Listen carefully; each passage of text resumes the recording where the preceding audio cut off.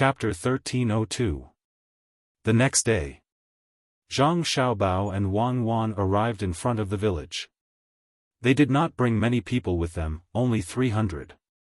100 would participate in the hunt, and the other 200 would be guards. Of course, this did not include Zhang Xiaobao and Wang Wan. After all, they were only children. Unlike Zhang Xiaobao and Wang Wan, who were strong fighters, they had more guards, 500 people. However, they did not participate in the hunt. They invited the local children to play at Dianqi Lake. Fan also got up early. He slept very soundly last night, unlike before when he was always worried that the people surnamed Meng would suddenly attack or that the people of the 6th Zhao would launch a sneak attack. Fan was not worried at all when he slept with the Tang Empire's strongest protection team nearby. He did not believe that Xiaobao and Cuckoo would be able to breach the defense in this area. Therefore, he made an exception and drank a little more local wine. He fell asleep in a daze. Even the men he brought drank with him and lay down to rest comfortably. He did not even ask them to be on guard. Xiaobao and Cuckoo's camp were not far away. What was there to be afraid of? As soon as they met today, Zhang Xiaobao said to Fan with a smile, "It looks like you had a good rest last night. Your eyes are bright. Hey, with you guys here, when Xiaobei and the others went back yesterday, they would definitely mention me. Not to mention in my brother's tribe, even if I was in the enemy's camp, you would not let me be in any danger. You took advantage of me, ah." Fan was not reserved and laughed and talked with Zhang Xiaobao. Quan Moa next to them finally understood why Fan, who had never drunk before, drank so much last night. It was because the Zhang Xiaobao and Wang family between the clouds and the water were camping not far away. How confident was he? This only explained one thing. The Zhang Xiaobao and Wang family were so arrogant that wherever they were, they represented stability. Otherwise, how could Fan dare not to let people be on guard? Quan Mo subconsciously lowered his head. He didn't have the confidence to let the people of his tribe go out and bring some people to camp nearby. When the time came, the people of his tribe would feel relieved. Quan Mo asked Fan in disbelief, "What if I had attacked you last night? I'll hear a series of bangs, and when I wake up in the morning, I won't see you alive anymore. Actually, I regret it very much. I shouldn't have stayed here with you. The best place for me to stay is next to their tent. That way, they won't have to worry about me." Fan said to Quan Mo with a smile. He knew that Quan Mo was joking. Moreover, he was not on guard against Quan Mo. He was on guard against other people. "What do you mean?" Quan Mo was confused. "Nothing. Last night, when Xiaobao and Cuckoo found out that I was staying in your village, they sent people to hide in the dark to protect us. They worked hard all night, so I regret it very much. I shouldn't have done that. When I go back, I will donate the profit this time. Otherwise, I will feel uneasy." Fan said with certainty. His eyes began to look around. Suddenly, he stopped and pointed to a place. He said to Quan Mo, "Look over there. Xiaobao and Cuckoo's snipers have been watching for more than 2 hours." Quan Mo looked in the direction Fan pointed. Sure enough, a group of people came out of his village yawning. He didn't know when they came in. Where are they hiding? Do you know them? They sent people to protect you?" Quan Mo asked in surprise. Fan shook his head. "I don't know them, but I am from the Tang Empire. Yesterday, I was a little selfish and implicated Xiaobao and Cuckoo's people. My purpose was to tell you why I was so protective of them. Now you know, right? With them by my side, I am absolutely safe." Quan Mo felt an inexplicable envy in his heart. If he were Fan, perhaps he would also protect Xiaobao and Cuckoo. In order to protect someone who belonged to them, they hid them in the village. The sticks they are holding, spears. You will know in a moment. As a brother, I advise you not to always think that your tribe's martial arts are powerful. You still don't believe it, Fan Fan said helplessly. When Zhang Xiaobao heard them talk, he stepped forward and directly gave Quan Mo a hug. Then, he took 2 steps back and said with a smile, I have heard of Chief Quan Mo's wisdom. Today, I see that hearing about you is not as good as meeting you in person. Quan Mo was not stupid. He knew that this was just a formality. He was unhappy and asked, You don't believe in my ability to protect Boss Fan? Yes. Zhang Xiaobao's one-word answer was even more straightforward. He continued, I am indeed worried about you. Fan Fan is a citizen of the great Tang. If I didn't come, I wouldn't be able to say anything. But since I am here, all citizens of the great Tang are under my protection. In any land, I can walk around and do whatever I want. Do you dare? Not to mention other places, even here at Dynasty Lake, are you not worried that the Meng tribe will suddenly attack? I am strong in 2 ways. To people, the strong will always be strong. To the heavens, the strong will always be stronger. Do you dare to say that? All the Tang people know that Cuckoo and I have never backed down from natural disasters. To people, we can communicate, but we will not accept any threats or intimidation. Do you not agree? Zhang Xiaobao had already seen Quan Mo's character. If you tried to reason with him, it would be useless. Besides strength, there was also sincerity. Quan Mo's breathing quickened. He was indeed stimulated by Zhang Xiaobao's words. He wanted to use the method of a warrior to challenge this person who was not as old as him. But he stared at Zhang Xiaobao and gave up. He knew that he could not beat the person in front of him. Although this person stood there casually, there did not seem to be any flaws in his body. Especially his exposed arms and the rolled-up trouser legs that exposed his calves. The flesh inside was in strips, which looked very obvious, and not in pieces. There was also the bulging flesh on his neck. It looked relaxed, but it proved that he had a strong resistance to beatings. Quan Mo even had the thought that if he made a move, he would be defeated in the blink of an eye. Because he was also a hunter, when he looked at this person, he felt that he was facing a lone wolf or a tiger that was not big but very aggressive. Then he looked at the woman next to him who was called Cuckoo by Fan Fan. Why did her position make him feel so uncomfortable?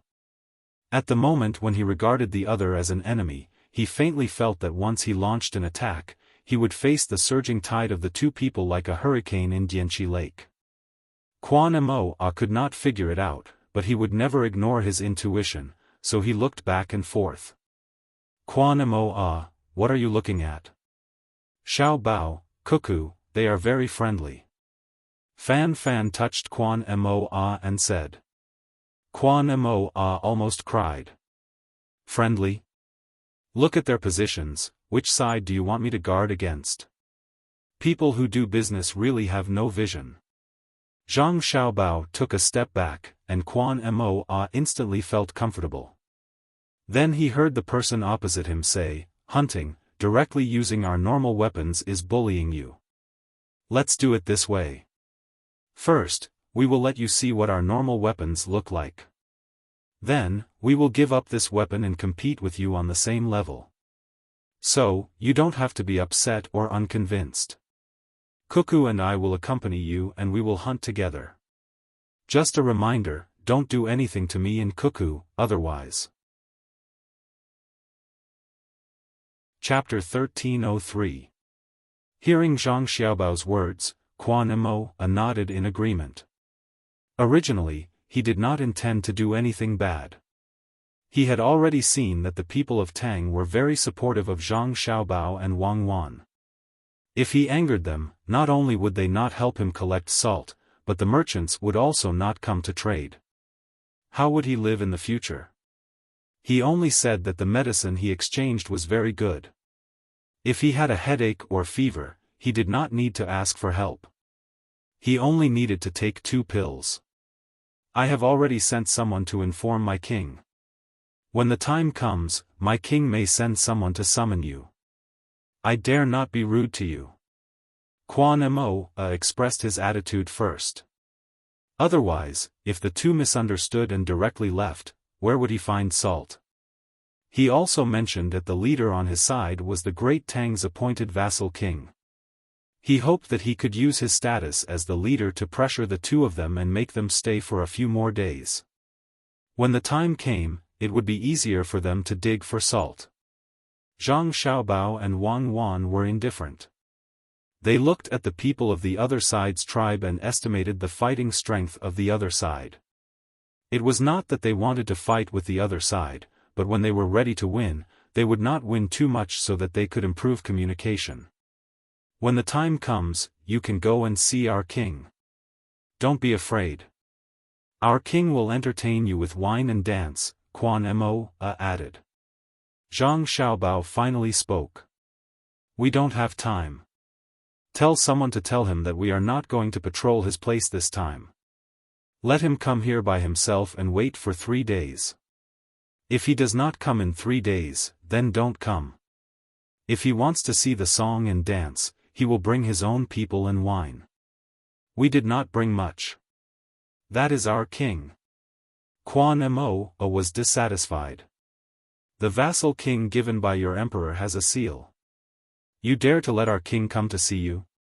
Before Zhang Xiaobao could explain, the merchant Fan Fan came over.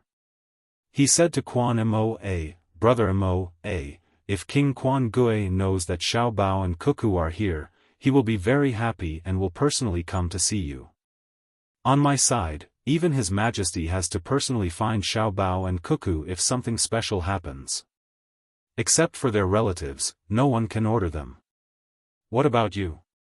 They sent people to protect you. If Fan Fan had not lied to him, this Xiaobao or Cuckoo was definitely a heaven-like existence in the great Tang. Without waiting for Fan Fan to answer, Quan Mo asked Zhang Xiaobao, can you see your emperor as you please? It's not casual. In Chang'an, we try our best not to go there when the court is in session. We also don't disturb Her Majesty when she sleeps. The former is because my father is an official in the imperial court. If we go over, it won't be good for us to stand there. If we stand too high up, we will press down on my father, and the etiquette will be disrupted. If we stand too low up, the other officials will be afraid. The latter is because he's resting. It's not good to disturb him, right? What if he's pampering someone, right? Zhang Xiaobao explained, winking at Quan Mo at the end. It was easy to get closer to a man when talking about men. Quan Mo did not feel that their relationship was close at all. Instead, it felt even more distant.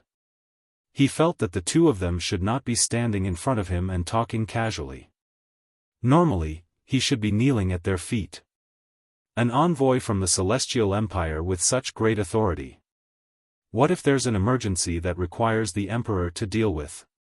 Is pampering a woman more important, or are national affairs more important? Quan Mo asked carefully. Fan Fan continued, if there's no emergency that requires your majesty to deal with, as long as Xiaobao and Cuckoo stay in the capital, they will make the decision for themselves. There's no need for your majesty to worry about them. Your majesty can pamper them as you wish. Also, as for what you asked me just now, I didn't order them. They sent troops to protect me because I'm a Tang citizen. However, I can actually ask them to do something, and they usually won't refuse. Isn't that right, Xiaobao? Yes, but there's a prerequisite, Zhang Xiaobao admitted frankly. I know. I can't do anything that will harm the great Tang. Fan Fan was satisfied. He knew that Xiaobao only needed to say a few words today. If he asked again, Xiaobao would not refuse. There was no need for witnesses or a contract. Xiaobao's words were more reliable than any guarantee. Brother Fan, didn't you say that no one can order them around? Quan Mo was confused. I said that if they have nothing to do, officials can't order them around. I didn't say anything about ordinary people.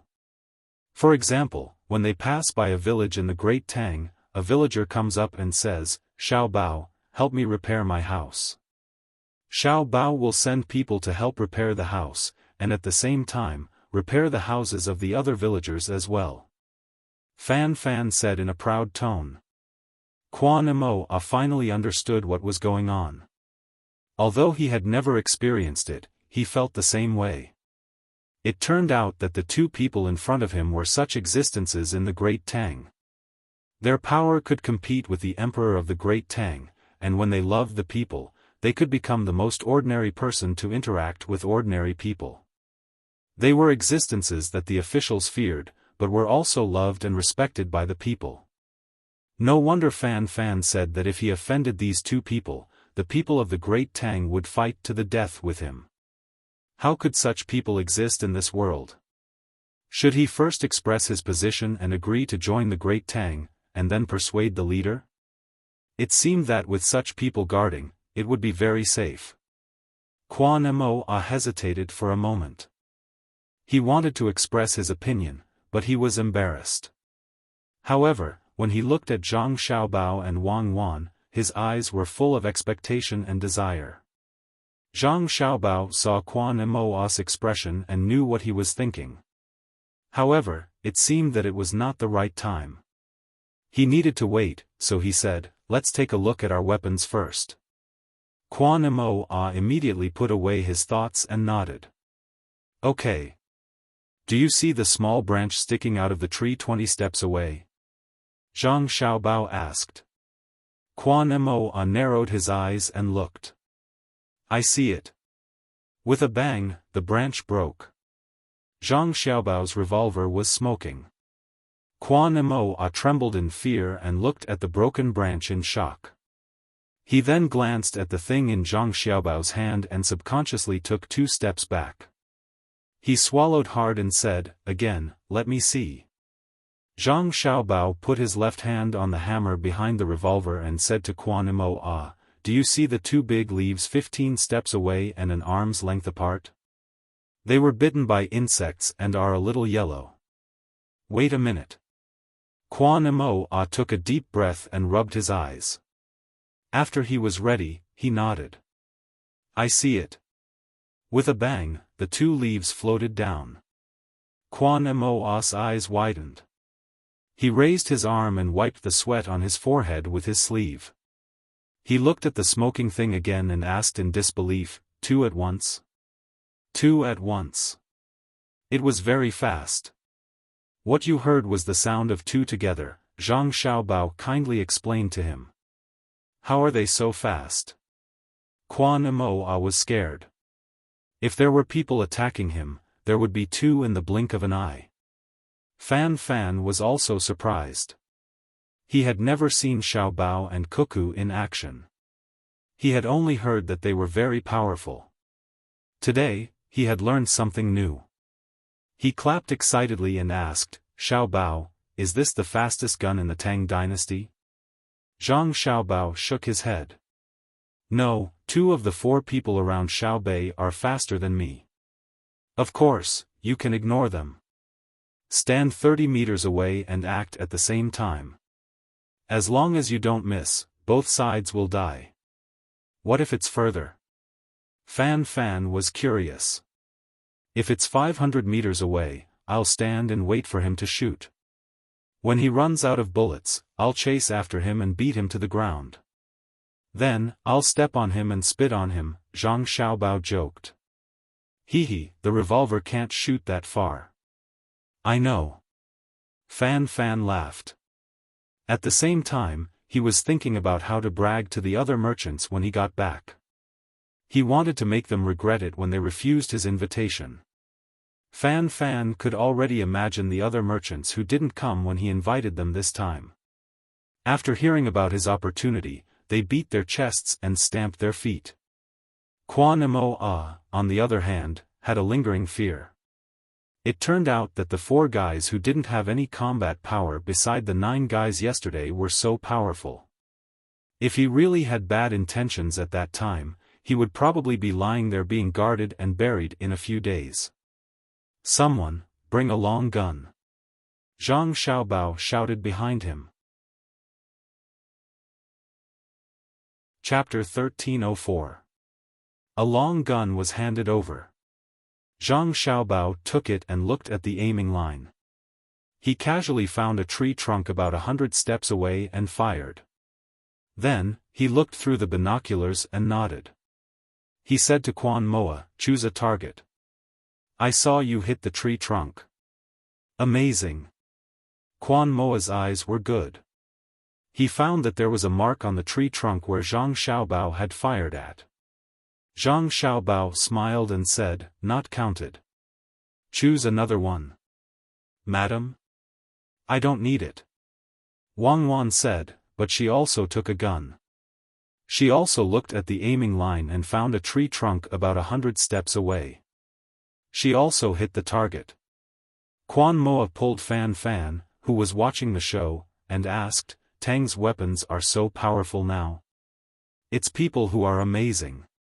Not only are Xiaobao and Cuckoo good at using them, but you don't know, they were the ones who invented the guns, and many other things. They are the treasures that the heavens have given us. I warn you, don't think about them. Let's not talk about whether you can keep them. Even if you do, they won't do anything for you. There is only one word for you.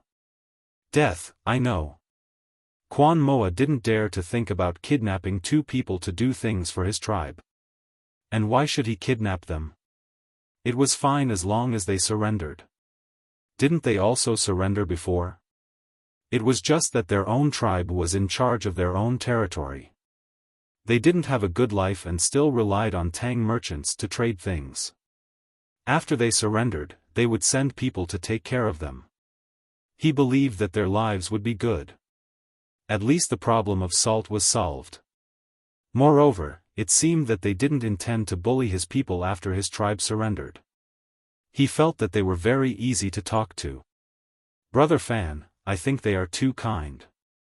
They will suffer a lot in the future. If other tribes are not like us and they are good to others, they may be in danger if others plot against them." Quan Moa kindly reminded Fan Fan. Fan Fan was stunned and looked at Quan Moa in surprise. After a while, he whispered, "Kind? Suffer losses? That's right. Look at Xiaobao. He's always so gentle. When he threatens people, he's not aggressive. Although he looks like he can fight, he can't beat a group of people by himself. And Cuckoo. She's so beautiful, especially when she smiles. I'm old now. Otherwise, I'd have to chase after her." Quan Mo began to change his identity psychologically. He now regarded himself as a Tang citizen, so he kindly advised him. Fan Fan pointed at Quan Mo. "You. Brother Mo, if you think so, then you are wrong, very wrong. My mother, how can it be like this? Previously, when I said that they were kind, that expression of yours. That's not the same thing. You're saying that they're kind because they can't fight. I think they're very good at fighting, so they're not kind. The kindness I speak of is from the heart. They can fight, but they're not willing to fight. You're from the great Tang, how could you not understand?" Quan Mo followed Zhang Xiaobao and Wang Wan to the depths of the mountain while whispering to Fan Fan. As for Zhang Xiaobao's words just now about letting him choose a target, he automatically ignored it. He was not familiar with this kind of weapon at all. How could he choose? Zhang Xiaobao and Wang Wan did not urge him. They were checking the guns to see how the inner courtyard usually maintained and how the practice was.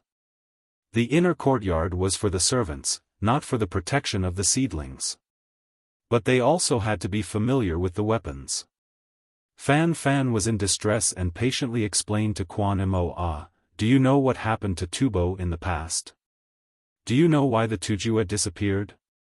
It's not that they disappeared, but they scattered.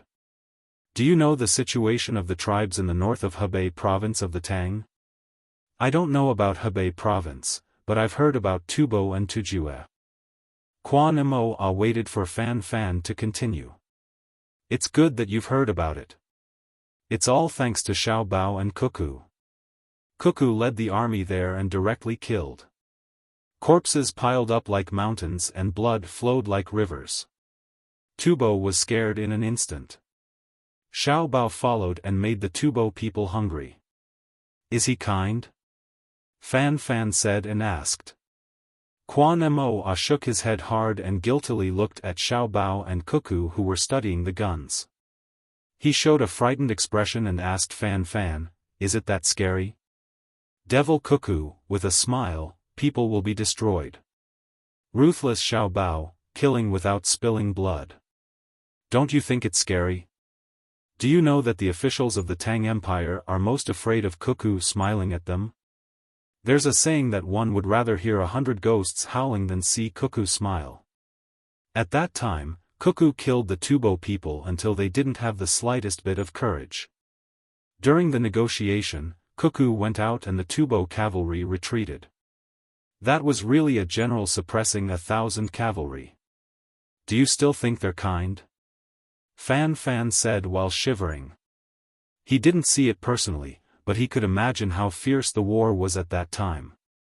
After shivering, he laughed again and said, but the Tang Empire is not afraid.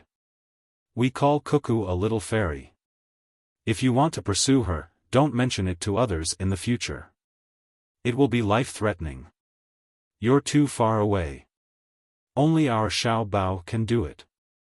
Xiao Bao belongs to Cuckoo, and Cuckoo belongs to Xiao Bao. My family has set up a longevity tablet. When I'm at home, I personally burn incense and pray. When I'm not at home, there are people who guarantee that the incense will continue. To say something disgraceful, now that His Majesty is dead, I'm just sad. After all, he was a good emperor. If Xiao Bao and Cuckoo. Look at my mouth, it's so cheap. I won't say it. Fan Fan slapped himself at the end of his words. Quan Moa figured out everything in an instant and no longer had doubts in his heart. He said to Fan Fan, I understand. It's because of Cuckoo and Xiao Bao that you can do business safely. Yes, everyone in the Tang Empire is grateful to them. So 3 years ago, their caravan between the clouds and the water came to set the price, and we followed it. We can't not follow it. Xiao Bao's dignity can't be challenged. Otherwise, the consequences will be terrible. This is fear. But when we choose to follow it, it's not fear first, but respect first. Fan Fan mentioned the past and told Quan Moa that their tribe should be grateful to Xiao Bao. Quan Moa decided that he had to find an opportunity to express his opinion. Otherwise, when Xiao Bao and Cuckoo left, he would lose such a good opportunity. But there was something he couldn't figure out, so he asked Fan Fan, since they are so powerful, why don't they just use force to subdue us? Are long things and short things guns? It's easy for them to subdue us. Because you speak the same words as us and use the same language. Xiao Bao and Cuckoo have always regarded you as one of their own and couldn't do it. And the 6 Zhao in the West participated in the conspiracy of the Jiangnan society. The 2 of them should give them a chance and cherish it. Don't push them too far. Their retreat is not cowardice. In fact, Xiao Bao and Cuckoo have always compromised with the Tang Empire. Xiao Bao's ability is something that only businessmen can imagine. Have you heard of the top list of billionaires? Fan Fan asked. He didn't want Quan Moa's tribe to disappoint Xiao Bao and Cuckoo. Quan Moa nodded. The businessmen who came here said that you can't get in at all. I know. It said that it's very powerful. Everyone on the list has a lot of things and money. Yes, I can't get in. I have too little money, and I can't make more profit when I operate. The top 3 were all taught by Xiao Bao, and Xiao Bao is above the list, like an eagle in the sky. Fan Fan's heart was full of infinite yearning. Quan Moa got to know Xiao Bao again. Following Fan Fan's words, he looked up at the sky. There was indeed an eagle in the sky. It was so white, like a cloud. If one didn't look carefully, they wouldn't be able to tell that it was an eagle. So his eyes lit up and he first discussed with Fan Fan. How about letting them hit that eagle? Hit you? Fan Fan felt that Quan Moa had become stupid after seeing the people from the Zhang family and Wang family. He said angrily to Quan Moa, "That's Shui Yun, General Shui Yun. He's an official of the Tang Empire. Not to mention that he can't fly so high, even if he can, who dares to hit him? Who is willing to hit him? If Shui Yun gets tired of flying one day and lands in my house, I will kill the smallest lamb and feed it to Shui Yun. My lambs are raised to be roasted whole. The white eagle in the sky is a general." Quan Moa felt that it was unbelievable. Yes, Shui Yun participated in the war against Tubo. He helped to deliver information, helped to kill people, and also stopped the Tubo's eagles from flying. He's very powerful. Without him, the war with Tubo would have been delayed. His evaluation was, endless blade of Guan Shan, throwing head to death on the battlefield, Ling Tian, who dares to fly, guarding 1,000 miles with one eagle alone. At that time, there were less than 10 eagles raised by Tubo facing Shui Yun, and they didn't dare to fly. Tell me, how arrogant is the white eagle you see now? Most importantly, he can help to deliver information from the capital to Tubo, flying back and forth. Can you bear to kill him? When Fan Fan was talking to Quan Moa, he didn't forget to wave at Shui Yun. Shui Yun gave him face and slid down, landing on a nearby branch. It chirped at Fan Fan, flapped its wings, and landed on the gun on Zhang Xiaobao's arm. It rubbed its head against Zhang Xiaobao's face, appearing very intimate. Where did your family go? Zhang Xiaobao also rubbed his head against Shui Yun's neck and asked. Quack, quack. Shui Yun chirped twice and turned to look at Dianqi Lake. Oh, they're catching fish in the water? Tell them to throw the fish they caught into the tent. I'll cut them into thin slices for you at night, add a little salt, and some yellow rice wine. Zhang Xiaobao gestured with one hand and said to Shui Yun. Quack. As long as one was a normal person, they would be able to hear the joy in Shui Yun's voice. Then, Shui Yun flew away with the help of Zhang Xiaobao's gun. Fan Fan's eyes moved. Quan Moa directly prostrated himself on the ground, bowed to Bai Ying, and then kowtowed to Zhang Xiaobao. At this moment, he was completely convinced. That was an eagle, they could actually communicate like this. Xiaobao, tell him to come back. I want to take a look again. Fan Fan pleaded. Quan Moa was also looking forward to it. After today's hunting, come back with me. I'll let you take a look at Shui Yun and show me your hometown. If I can believe you, you can also guarantee that every time you meet Shui Yun, you will personally slaughter the cows and sheep. If there's no problem, I can give you a horizontal map of Shui Yun's family supply point. In the future, Shui Yun's family can go to your place if they want to eat. After all, their family's mission is very important.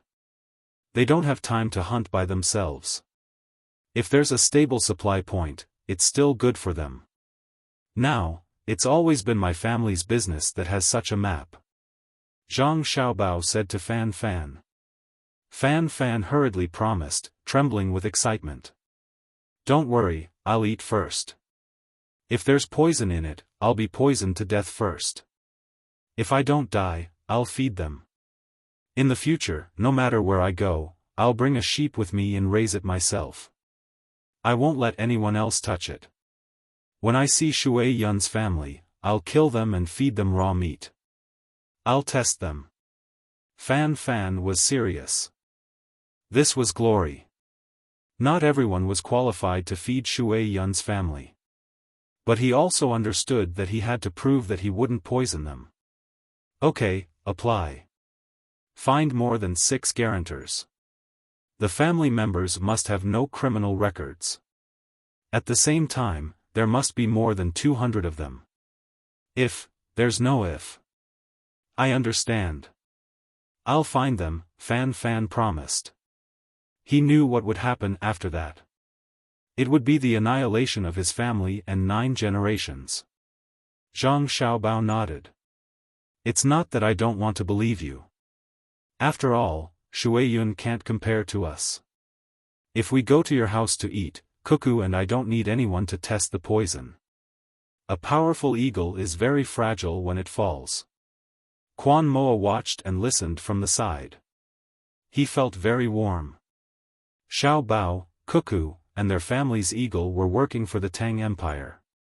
The Tang Empire's people were trying their best to help them. The more Quan Moa thought about it, the more comfortable he felt. He felt that as long as he belonged to the Tang Empire, he wouldn't have to worry about being bullied in the future. So he found a reason to ask, can Shuiyun catch birds? Zhang Xiaobao thought about it and replied, Shuiyun's family can catch birds, but not for eating, but for practicing. Their normal source of food is raw meat provided by us with a little salt and yellow wine.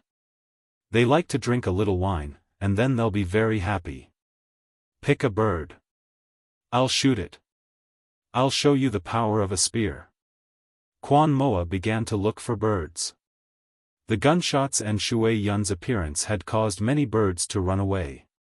Now, some of them had returned. He pointed to a bird on the treetop and said, shoot it. A sparrow, right? Oh, yes.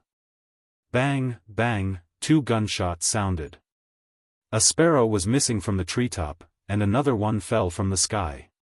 Zhang Xiaobao and Wang Wan put away their spears at the same time. Chapter 1305.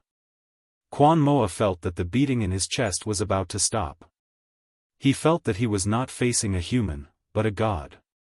From Fan Fan's words, he knew that Xiao Bao was very good at making money, and he could use this method to attack a group of people. Cuckoo, on the other hand, could command a battle and participate in it personally. These 2 people could obtain absolute power in Tang, which meant that they were also very good at political struggles. Then why was his martial power so strong? From the way they stood before, it could be seen that they were used to attacking the enemy together. They looked less than 20 years old. How could this be? Fan Fan did not think much about it. In his opinion, what he saw was too normal. Xiao Bao and Cuckoo were very powerful. The barking of dogs came from the other side. 2 of the hunting dogs that Xiao Bao and Wang Wan brought back the sparrows. Both of their heads were smashed. The dogs put the sparrows down and squatted aside, very obedient. However, Quan Mo could see that these 2 dogs were not honest, but a kind of calmness. The dogs' eyes were narrowed, but it did not mean that they had no spirit, so he enviously asked, do the dogs you brought dare to fight with the tigers here? It's not about whether they dare or not. Just like the soldiers of Tang, when they are needed, they will go. They never consider how strong the enemy is. Wang Wan smiled and said, if there is a need, I can also sacrifice myself, Fan Fan said. Quan Moa did not doubt Fan Fan's words. He already knew that the strength of Tang was in the bones, and all of this was brought about by Xiao Bao and Cuckoo. Bring the grenade launcher. Zhang Xiaobao ordered the people behind him. The grenade launcher was a grenade launcher with primer. It made it easier for soldiers to throw grenades, and it could be thrown further than a person.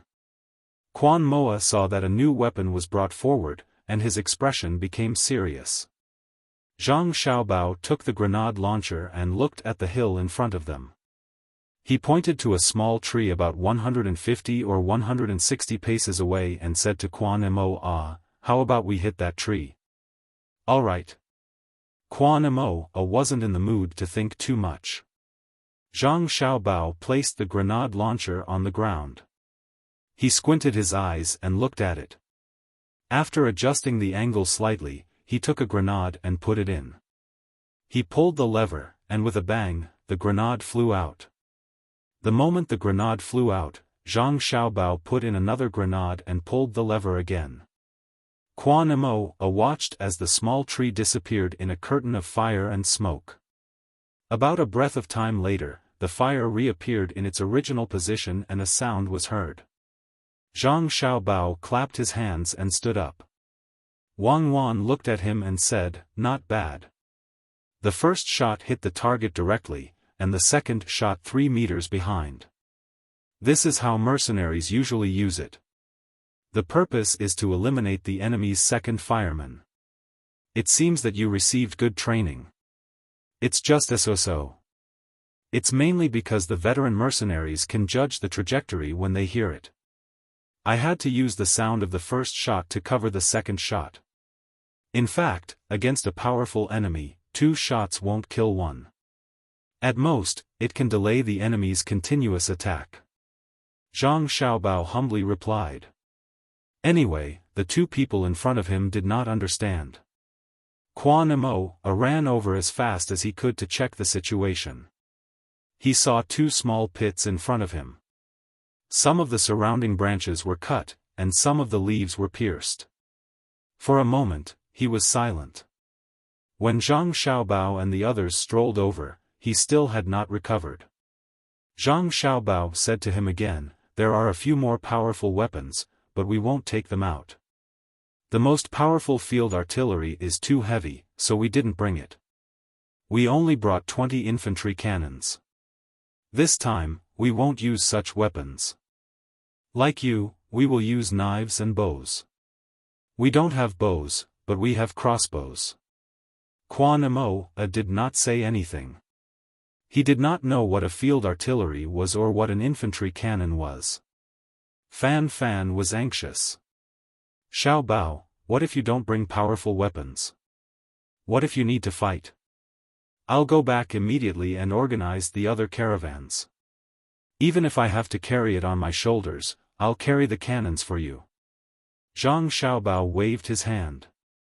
"No need. The other 3 fronts are equipped with field artillery to train the soldiers. Do you think we need to use artillery to attack the enemy without any fortifications? My artillery has always been trained with live ammunition. The other field armies of the Tang Empire don't have so much money to spend, so they can only use it on the battlefield." Fan was relieved. He looked around and said, I'd better go back and wait. I don't know how to hunt. I'll go to the place where we'll gather and prepare the charcoal. I'll wait for you to come back and eat." Fan turned and left. Zhang Xiaobao looked at Quan Mo and invited him, "Let's go together. We'll form a group of 3. As he spoke, Zhang Xiaobao picked up a crossbow and a single-edged serrated knife. Wang Wan looked at them and asked someone to bring over 10 triangular thorns. She handed them to Zhang Xiaobao and said, "Use these to run to the nearest prey. In fact, the javelin is more lethal."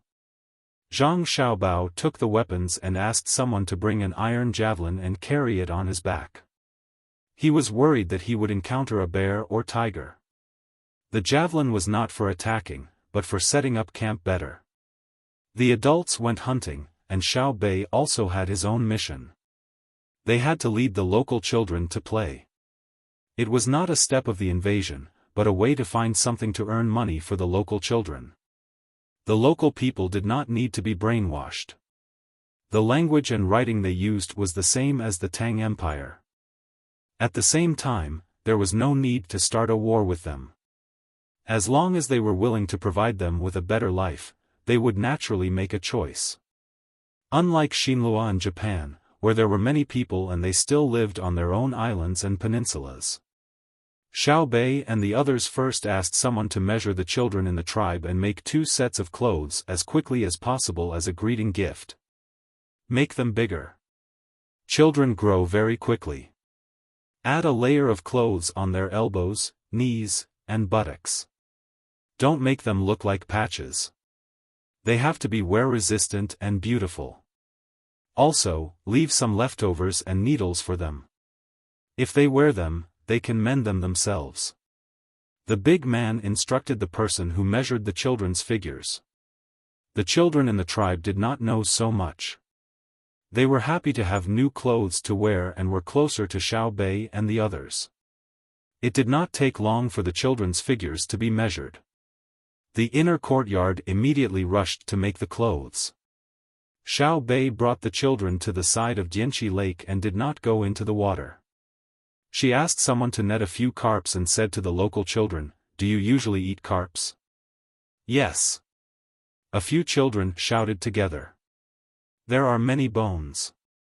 There were also children who pointed out the bad points of this fish. "I know there are many bones. How do you usually eat it?" Xiao Bei asked. "Boil it and add salt," someone answered. "Roast it and brush it with salt water. Eat it raw. It's not delicious." Xiao Bei and the others listened. When the children finished speaking, she said, "Don't eat it raw in the future. There will be invisible bugs that will drill into your body, drink your blood, and eat your flesh. If it's braised, you won't be able to prepare so many seasonings. I'll teach you a good way to eat it, steaming it. Put a grate in the pot and a plate on the grate. Put the cleaned carps in it and put some onions, ginger, and so on. Don't forget to add salt. Just like that, it's very fresh when steamed." "What's ginger?" a child asked. Xiao Bei was stunned and asked, "You don't have ginger here?" Seeing the children shake their heads, Xiao Bei raised her hand and gestured. All right. We'll have it in the future. I'll get someone to ship it over after it's cultivated. These merchants are really stupid. They don't know how to ship it over to sell if they don't have ginger locally. It's probably like what brother said in the story. Two shoe sellers ran to a place where the people there were barefoot. One felt that they couldn't sell because they didn't wear shoes. The other felt that he had struck a fortune because the people here didn't wear shoes, let alone make shoes. The locals don't eat ginger because they don't have it. It's hard to find wild ginger, let alone cultivated ones. If we get someone to send more ginger and teach the locals how to cultivate it, they'll love to eat it." Xiao Yuan added. Xiao Bei thought that they didn't have ginger, so she asked, "Where are the onions?" A child pointed to the mountain. "There are some there. There aren't many of them, but they grow in patches."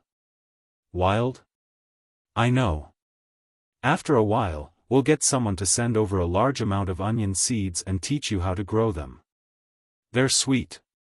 Xiao Bei decided to ask around to see what they were lacking. As long as they could be planted and raised, they would make up for it. "It's spicy." A child reminded Xiao Bei that the onions weren't sweet. Xiao Bei smiled at the child who spoke. "The wild ones are spicy. If they're cultivated, according to the season and species, there are sweet ones. There are many people who eat green onions in Hunan province. That kind of green onions isn't very spicy. Of course, before you get used to it, you can't eat too much. Otherwise, you'll get sick and have a bad stomach." "Can we eat it now?" the child asked. "Yes, we brought some. We'll steam some and braise some for you." Xiao Bei agreed. He instructed someone to prepare the carp so that the locals could get used to eating it. Otherwise, if it was just mutton, many people in other parts of Great Tang couldn't eat it. They should bring it over to exchange. Dianqi Lake was so big. It would be a pity if the aquaculture industry didn't develop. After Xiao Bei made the arrangements, someone began to clean up the carp in front of the children. They nailed the cap of a soda bottle to the bamboo and scraped off the scales of the carp. The children were dumbfounded. It was too fast.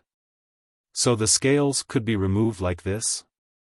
The carp was cut open with a knife, and the innards were taken out in an instant. One carp was finished. Xiao Bei explained, "Actually, you can take out the intestines from the gills. It's a little slower, and if you're not familiar with it, you can easily cut your hands. I won't show you. Don't try to learn it yourself. If you get infected, it'll be very troublesome and you'll die.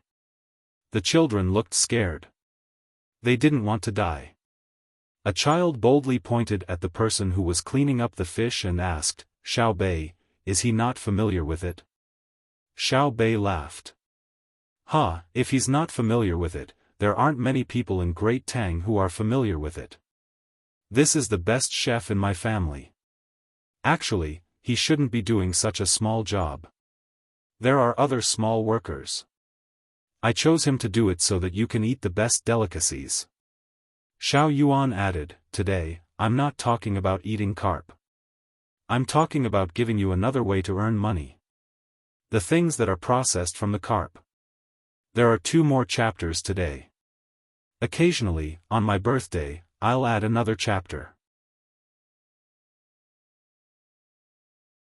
Chapter 1306. Let me say it, let me say it. The moment Xiao Yuan finished speaking, Xiao Nan interrupted. The children looked at Xiao Nan again. To them, it didn't matter who said it. Xiao Nan smiled and said, "You will have to study in the future. When we leave, we will leave behind 200 people to help develop the local area. We will also leave a few to teach. However, there are too many children and we can't teach all of them. We need other people from the Tang Empire to be your teachers. There is a problem. Teachers are also people and have to eat. We can't expect them to be virtuous enough to contribute for free. We have to give them money. In the past, we gave them meat, which is called tuition.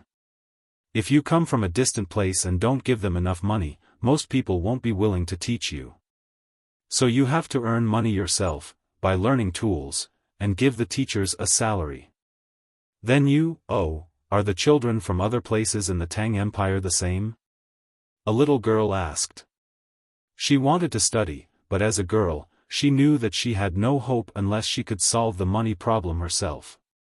Hearing her question, Xiao Nan showed a sad expression.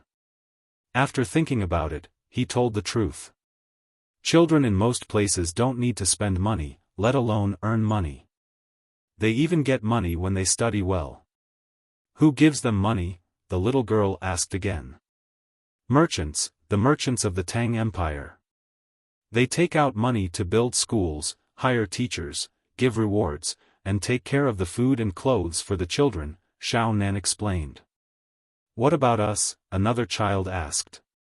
Danan continued, "You don't have to earn money yourself. We will pay for all the expenses.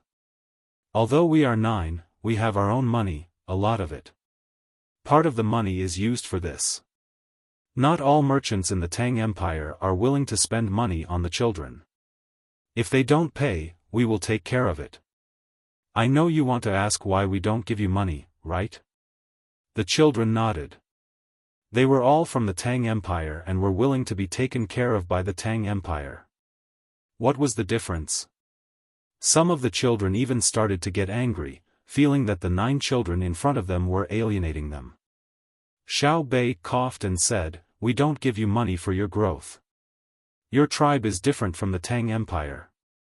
It's not that you are stupid, but that you are inexperienced and can't outsmart others. There are older children. Do you remember the price you paid when you exchanged goods with them 3 years ago? Very cheap, isn't it? Then my family's caravan came over and raised the price. You realized that you were at a disadvantage before, right? Yes, they are too bad. It turns out that a caddy of monkey head mushrooms can be exchanged for so many things. They only gave us a little bit in the past. You guys are really good. You guys set the price, and then the merchants all exchanged according to this price. No one dares to use the previous price. Are they afraid of you guys?" A 13 or 14-year-old boy, or perhaps a young man, angrily said a few words, and then asked the doubts in his heart. He also understood that it was impossible for a caravan to come and say the price, and all the other merchants would do as the caravan said. Especially after the caravan between the clouds and the water never came again, but the price was still the same. If the merchants suddenly became better, then why did they keep the price so low before? Xiao Bei nodded proudly. Yes, they're afraid of us. More accurately, they're afraid of my brother. My brother said that if all the merchants of Great Tang were to take out 1 out of 10 of their stocks and give it away for free, the merchants of Great Tang would have to give it away for free. They wouldn't even dare to lie about their stocks. That's what he meant. My brother wouldn't let people give things away for free. Even if my brother is penniless, he just needs to shout and ask for money, and within a day, someone will give him tens of millions of strings of coins. You won't understand if I tell you. Anyway, it's a lot of money. If you buy food, you won't be able to finish it even if you eat for a lifetime. The children in the tribe all opened their mouths and eyes wide, as if they were listening to a fairy tale. Why? A child asked. Xiao Bei waved his hand. It's a long story. You'll know in the future. Then, you'll be proud of being a citizen of Great Tang. Now, I'm going to talk about why we don't give you money. To be honest, a little is enough for you to study and live a life. But at that time, you won't understand the local things and will be at a disadvantage when you grow up. We can't protect you forever, right? If you lose out on the contract, you won't be able to reason it out. If you get angry and use violence to solve the problem, you'll only harm yourself. If we let you work now, you'll be familiar with your local specialties, advantages, and shortcomings.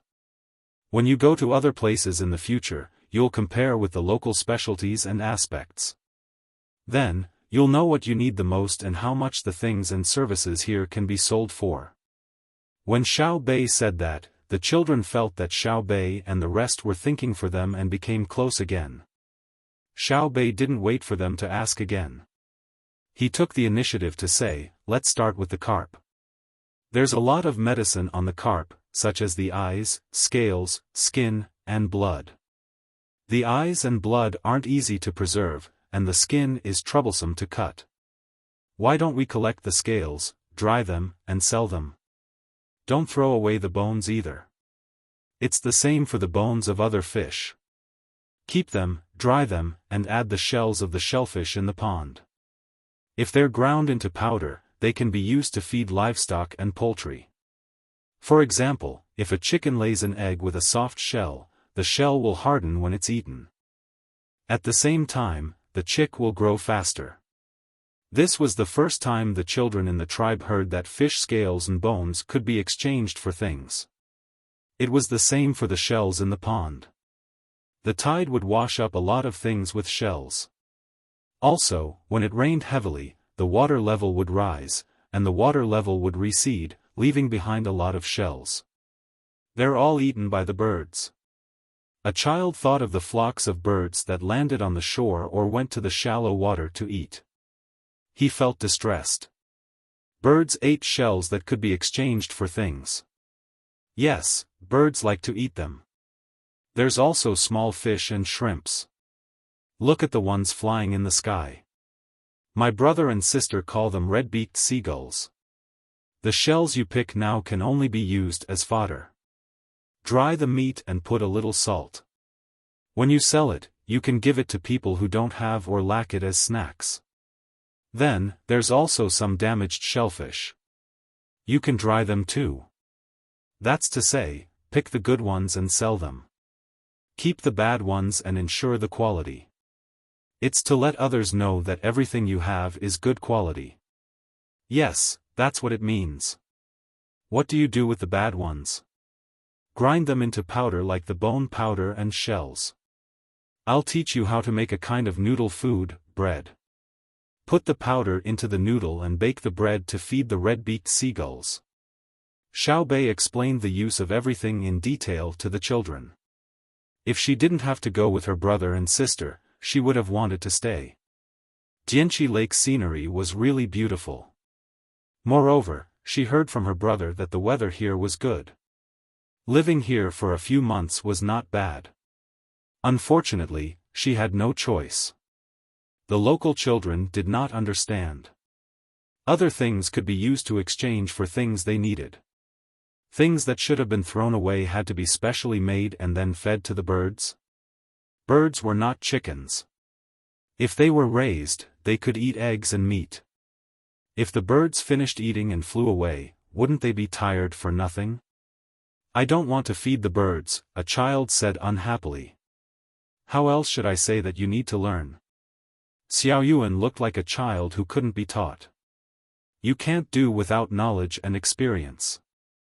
Now, you only see the things in front of you and don't think about the future. Dianqi Lake, what a beautiful lake. We are now building dams and digging canals. In the future, we will build pavilions and corridors in the shallow water areas. There can be boats on the lake, barbecues on the shore, and restaurants. Our Tang people are getting richer and richer. Our productivity is catching up. In other words, we produce a lot of things and can't use them all up. The technology of road construction is improving. In the future, there will be many slaves. Everyone doesn't need to do things every day. The rich people can come out to see the scenery and customs of various places and taste the delicacies of every place. In the future, there will be many people coming to Dianqi Lake. We just need to advertise.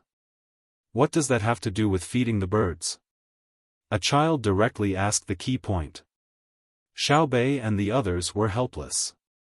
In the future, when people come to play, can you feed the birds?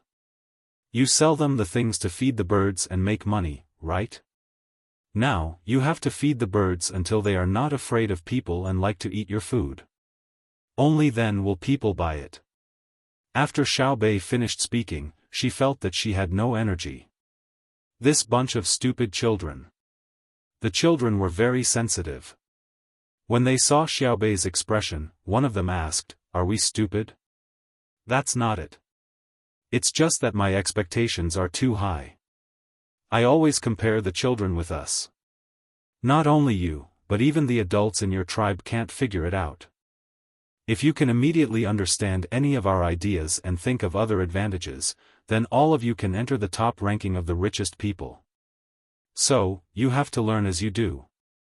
Other than the things in the water, there are also all kinds of mushrooms and mountain vegetables in the mountains. When you have time, go and pick them. Dry them in the sun or in the shade. They can all be sold for money. When you pick them, you have to be careful not to be bitten by snakes and insects. You are not allowed to enter the mountains that are too deep. Xiaobei first comforted the other party. She admitted that the content of what she was saying now was not something the children could understand. Many adults were confused when they heard it.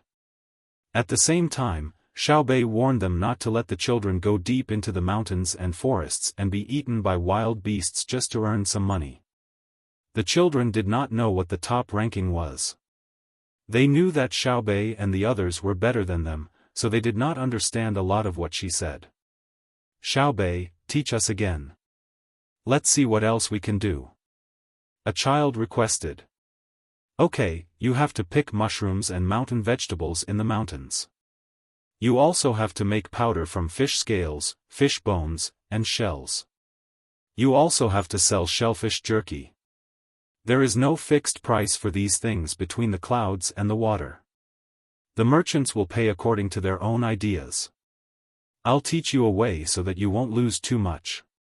Yes, don't lose, not take advantage of others. You won't be able to take advantage of others unless we do it ourselves.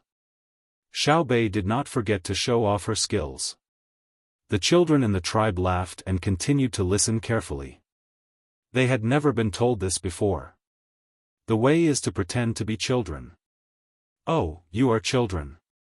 You, yes, you. Stand up. You look cuter. Brother always says that we are cute. Xiaobei pointed at a girl in the crowd. She looked to be around 6 or 7 years old. Like Xiaobei, she had long eyelashes and a small face. Xiaobei had observed her before. Her habitual expression was Weiwei. She pouted her lips a little and stared at him curiously. It made people want to kiss her when they saw her. You're calling me? The little girl who was pointed at by Xiaobei bit her lip and looked left and right. She lowered her head slightly, but her eyes were looking up. She was indeed cute. Chapter 1307. Take a step forward and learn from me. I'll teach you how to say it. Little Bei was very satisfied with the girl's behavior. The girl timidly took a step forward. Little Bei took out a mirror from her bag and looked at herself. Then, she said, "It's like this. I take a bamboo tube of fish bone powder and go to a merchant who comes to my tribe to trade. I say, 'Uncle, do you want powder that can be fed to fish?' I grab a handful and sprinkle it into the water. Fish eat it. Also, my chicks love to eat it more than fish. Uncle, do you have fish and chicks at home? I'm willing to give you some. You can feed them at home. They like to eat it. Can you come and buy my powder? I'll exchange it for sugar candy. See? Learn from me. Remember, you have to look up and blink your eyes when you talk to them. Don't laugh or cry. Look a little dazed. You're naturally dazed. When he gives you a price, you write it down. When other caravans come to your side, you can ask them. You can sell to whoever offers the highest price. That way, you won't lose as much." The boys in the tribe stared at Little Bei, their eyes shining. They did not know if the deal would work, but they knew that Little Bei was very cute. "Little Bei, you're acting cute," Little Yuan said. "I'm selling powder, okay? This is the only advantage a child has. If I don't take advantage of it, I'll be letting myself down," Little Bei retorted. Quan Mo's son looked at Little Bei and wanted to invite her to stay in the village, but he recalled his father's words and did not dare to say it. Instead, he asked, "Little Bei, do you usually do business like this?" "I don't. Do I need to act cute?" Little Bei curled her lips. "If I were to sell local specialties, would directly tell the merchant that you give me a price and come up with a detailed sales plan. What will you use to ensure sales volume? How will you stabilize the loyalty of the buyer group? Also, how much profit do you pursue? What percentage of advertising investment are you willing to provide? How is it different?" Quan Mo's son asked. "Because I'm Zhang Xiaobei. With the 9 of us combined, our marketing wisdom is stronger than the merchants who come. At the same time, we have more resources to use. Do you understand? If you want others to respect you, you have to become strong first. The more you know about a certain industry, the less people in the same industry dare to bully you. We no longer need to rely on our identities as brothers and sisters. We can sit on equal footing with ordinary merchants, and if we add on our status as great Tang patrol emissaries, we can mobilize many resources. For example, in the war between the Tang Empire and Duoshi this time, through the Candy House chain of partners, it is convenient for us to support the war indirectly. Our words determine the direction of millions of strings of money. This was why they were allowed to earn their own money. The children in the capital enjoyed the funds provided by the merchants to study. Not only did they not accept the charity of others, but they also formed a kind of charity to the merchants who took the money. Everyone fought to give them money. It's because of where they are, as well as their knowledge and status. If you need merchants to invest here, you're purely accepting charity. I hope that you can be more self-reliant.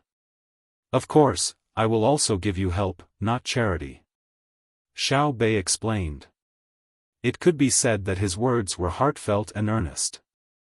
After that, she took out a stack of money from her bag, counted out 100 notes, and handed them to the tribe leader, Quan Mo's son.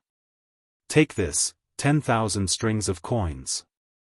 Each note is 100 strings of coins. The purchasing power, oh, how many things can you buy with this? Just take one note and buy enough salt from the merchants to feed your entire tribe for 3 years, and it's the kind of salt that you eat with all your might under the circumstances of a 9-fold difference. If you want to use it all to buy salt, your tribe can eat for 300 years. This money is for you. When the tribe is in trouble and needs money, you can use it, but you are not allowed to use it to buy luxury goods. If I find out who bought luxury goods, I will make him lose his life. Our money is not so easy to cheat. Xiao Bei first introduced the purchasing power and then threatened. The children in the tribe had no concept of buying other things, but when it came to salt, it was much more intuitive. The stack of money in front of them could buy the salt that the tribe ate for 300 years.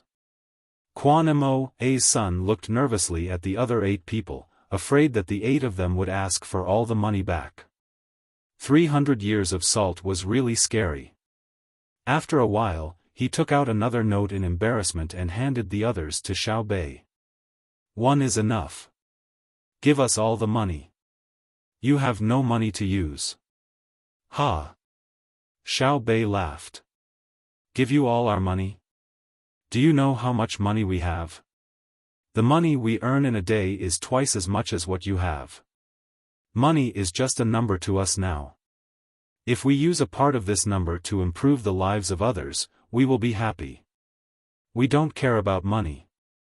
We only care about how others use it. Why do you think we need a lot of money? We eat and wear at home.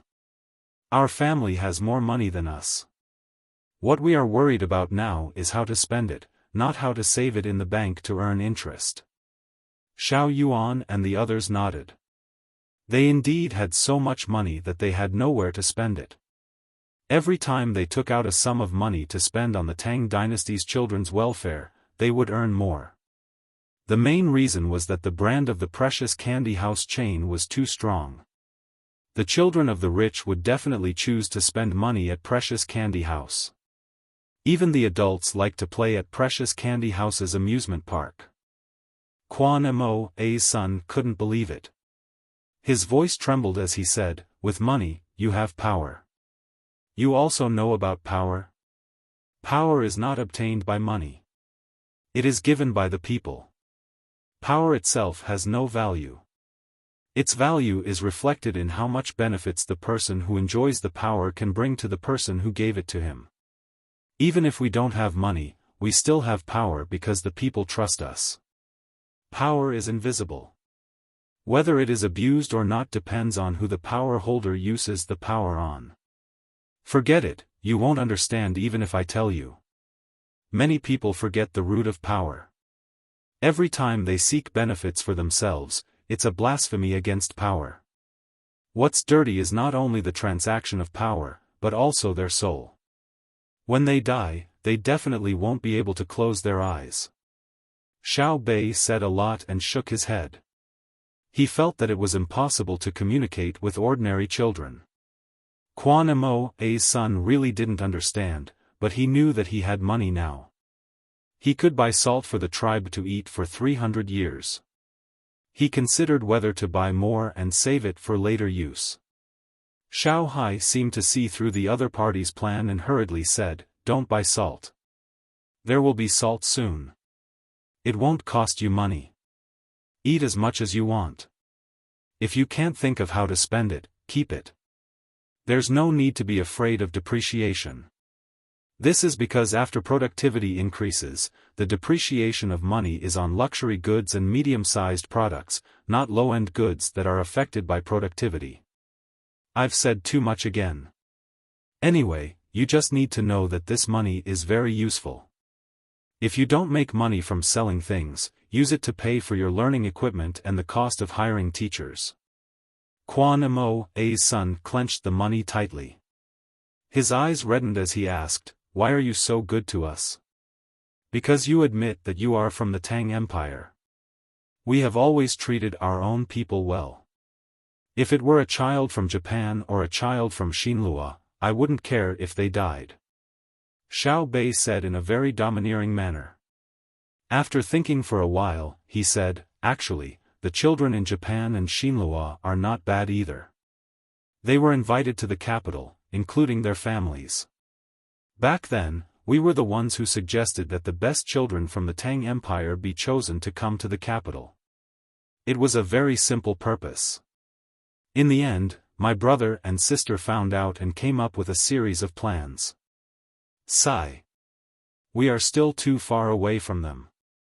Every time we feel that we are powerful, my brother and sister will use the actual situation to let us understand that we are still very ignorant. Yes, ignorant. The children in the tribe were speechless. Xiao Bei, are your brother and sister much more powerful than you? Quan Mo, A's son asked. Generally. You don't understand at all how difficult the negotiations between us and them were. When we tried our best to think of something to take advantage of them, they easily offset it. This is the result of them only defending and not attacking. Otherwise, why do you think the merchants who came to trade with you listened to my family's caravan between the clouds and the water? What they are afraid of is not my family's power, but my brother's methods. Economic problems must be solved by economic means. This is called Jianghu matters end in Jianghu. This kind of confidence is the root of their fear. Are you confused again? You will understand in the future. The more you know, the more you will realize your ignorance. Xiao Bei looked very wronged. He pouted and said. The children in the tribe were also afraid. They had thought that Xiao Bei and the others were the most powerful. They had never thought that they would also be bullied. Quan Mo, A's son gently rubbed the money with his hand. He was still worried and asked, "We took your money. What do you need us to do? For example, tell the adults to quickly become Tang people." There's no need. Xiao Gang said bluntly, if you don't tell the adults, we will still give you the money because you told us that you admit that you are Tang people. If you want to repay us, when you have a lot of power, remember to do good things for the people of Tang. When you have money, remember to provide a stable learning environment for the other children. Passing on the torch is the foundation of a nation and a country. What we do for you today is what you need to do for others tomorrow. When we leave, there will be a local contact station that sends telegrams to us if anything happens. Now we will teach you how to turn shells into powder.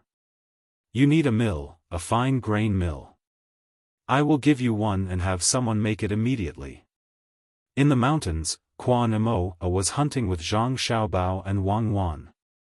He thought that the two of them were powerful in martial arts and knowledge, but they were not familiar with the local situation and would not be very successful in hunting.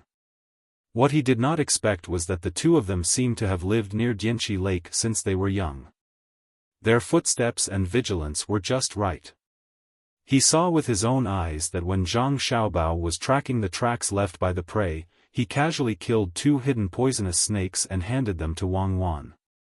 Then, Wang Wan took care of them and put them in her backpack. They were now chasing a tiger, so there were only 3 of them. Quan Mo was very nervous. He did not expect Zhang Xiaobao and Wang Wan to be so bold.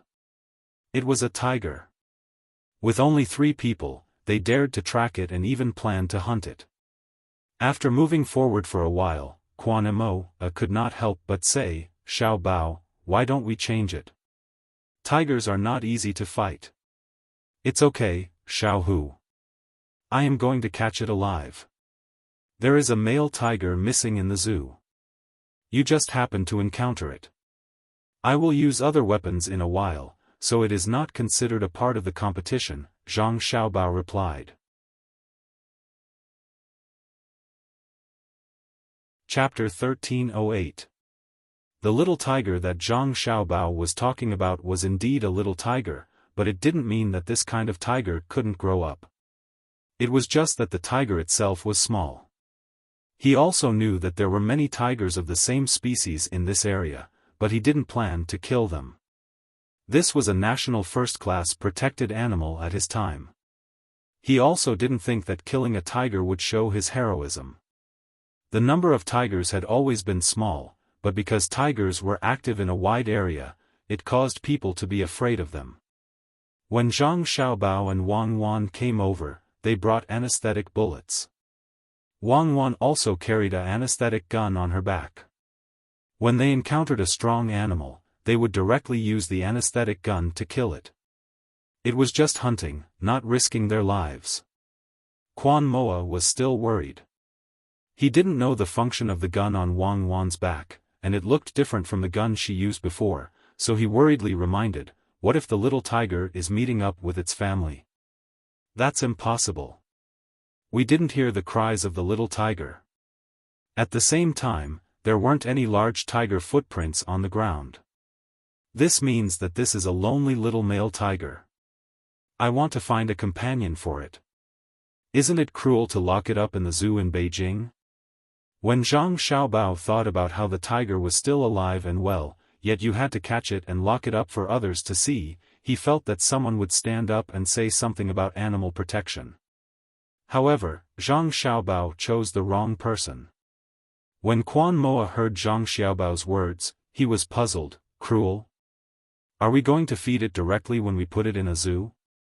Yes, it's not good to let it come out and find its own food. What if it eats people? As long as we catch it, it won't be able to come out of the cage. Zhang Xiaobao squatted down and carefully observed the grass under his feet. Isn't that good? It doesn't have to work hard to catch prey. It can eat and sleep when it wants. It's already good that we didn't kill it, but we still feed it meat. Life is really good. Quan Moa suddenly felt that if he became a tiger and was caught, he would have food and drink. His life would be very good. Zhang Xiaobao felt that he couldn't communicate with Quan Moa. Freedom. No one would want to be locked up in a cage. He would rather live a poor life than be unable to leave the cage and be surrounded by people at the same time. Wang Wan chuckled and said, "Don't worry about what the tiger thinks. Let's catch it first, catch it, and then go back." The children who often go to the zoo say that one less tiger is not extinct. Only those who have nothing to do will consider the feelings of the tiger. People are tired of living. Why should we care about the tiger if we don't care about the people? That makes sense. Maybe it's because they want to flaunt their kindness and find a bunch of excuses to overthrow the nature of the world's law of the jungle. If everyone was really so kind, the world would be at peace long ago, and no one in Africa would starve to death. Anyway, I'll eat whatever I want, even if it's a panda, as long as I have the money. As for what other people think, I don't care. I always feel that this so-called kindness to animals is hypocritical. This kind of person is only using animals to show their kindness. In fact, they don't even think about their own kind from the perspective of kindness. Is that so? Zhang Xiaobao lowered his head and carefully sniffed the smell of a pile of feces. He nodded and changed direction to chase. Quan Mo felt disgusted. He didn't expect that this person, who had absolute status in the Tang Empire, would actually do something like sniffing other people's feces. He resisted the urge to vomit and followed Zhang Xiaobao. When Wang Wan passed by the feces, she also bent down to smell it and got up to chase. She didn't care about being disgusted. She was a tyrant flower. In some ways, she was the same kind of person as Xiaobao. In her eyes, there were only tasks and goals, and there was no sense of self. So what if she smelled tiger feces? If there was a need, so what if she tasted human feces? At least she could make a simple judgment whether the other party had diabetes or not. At that moment, she was just a tool. It wasn't like she hadn't practiced sneaking in feces before. What was wrong with that? In the pursuit of life, other than being alive, everything else was empty. This little tiger is quite cautious, changing directions back and forth. Where is its home?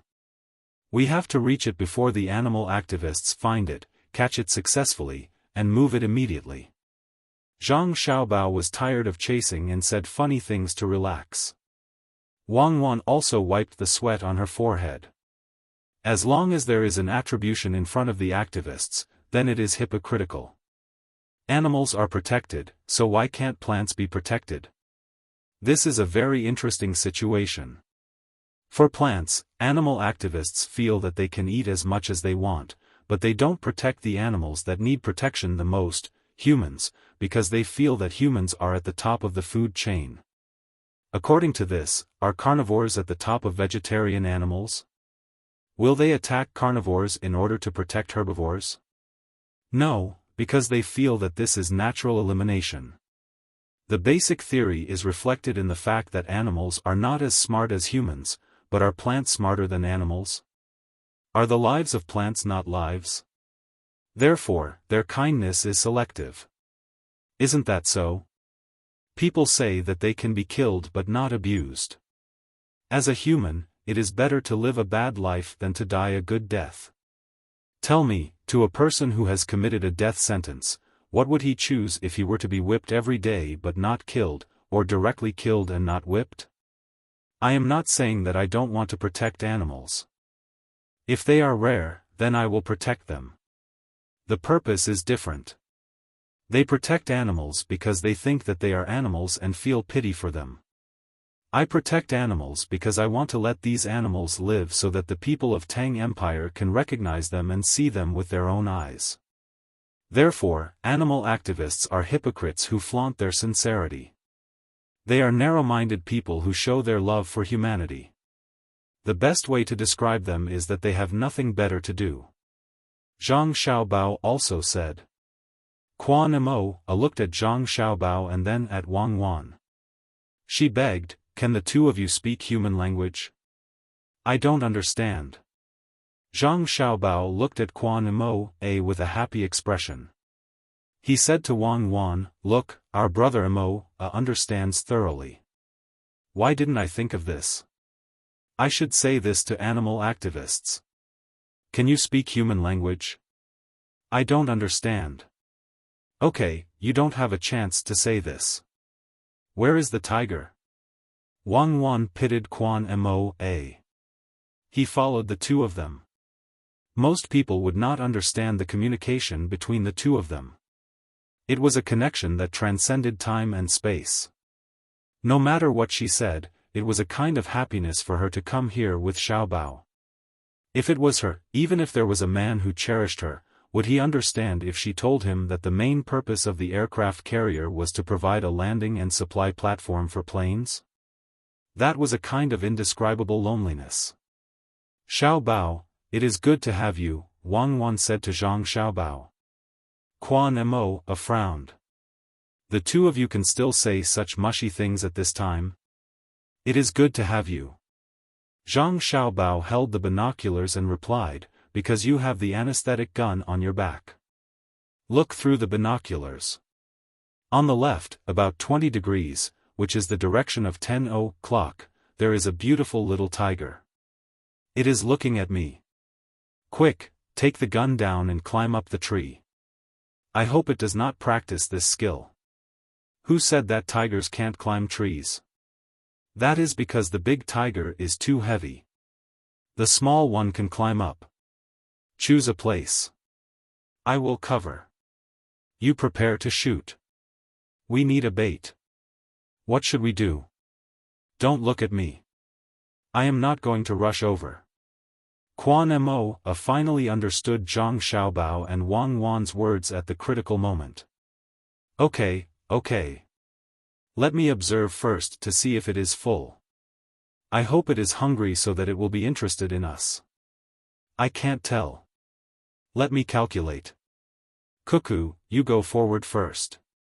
If the tiger runs over, you run to me. I will support you up the tree behind.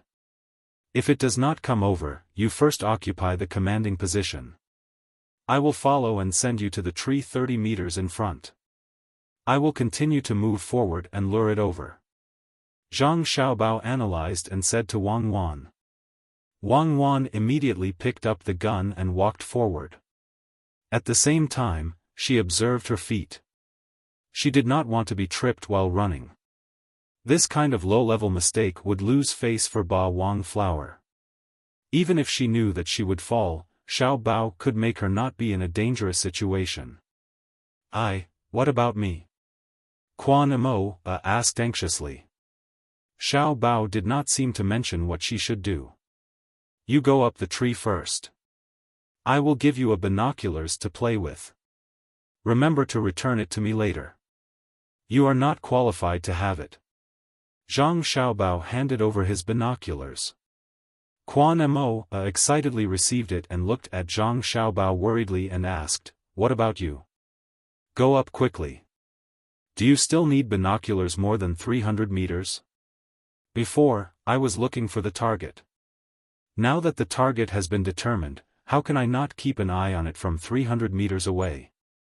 How can other people snipe from 800 meters to 1000 meters without a scope? Zhang Xiaobao urged. He took out a tri-edged thorn and approached Wang Wan. Wang Wan had already climbed up and squatted at a height of more than 4 meters. She used a tree branch to block herself and held the tranquilizer gun horizontally. Zhang Xiaobao came to the tree where Wang Wan was and threw away all the tri-edged thorns except for the one in his hand.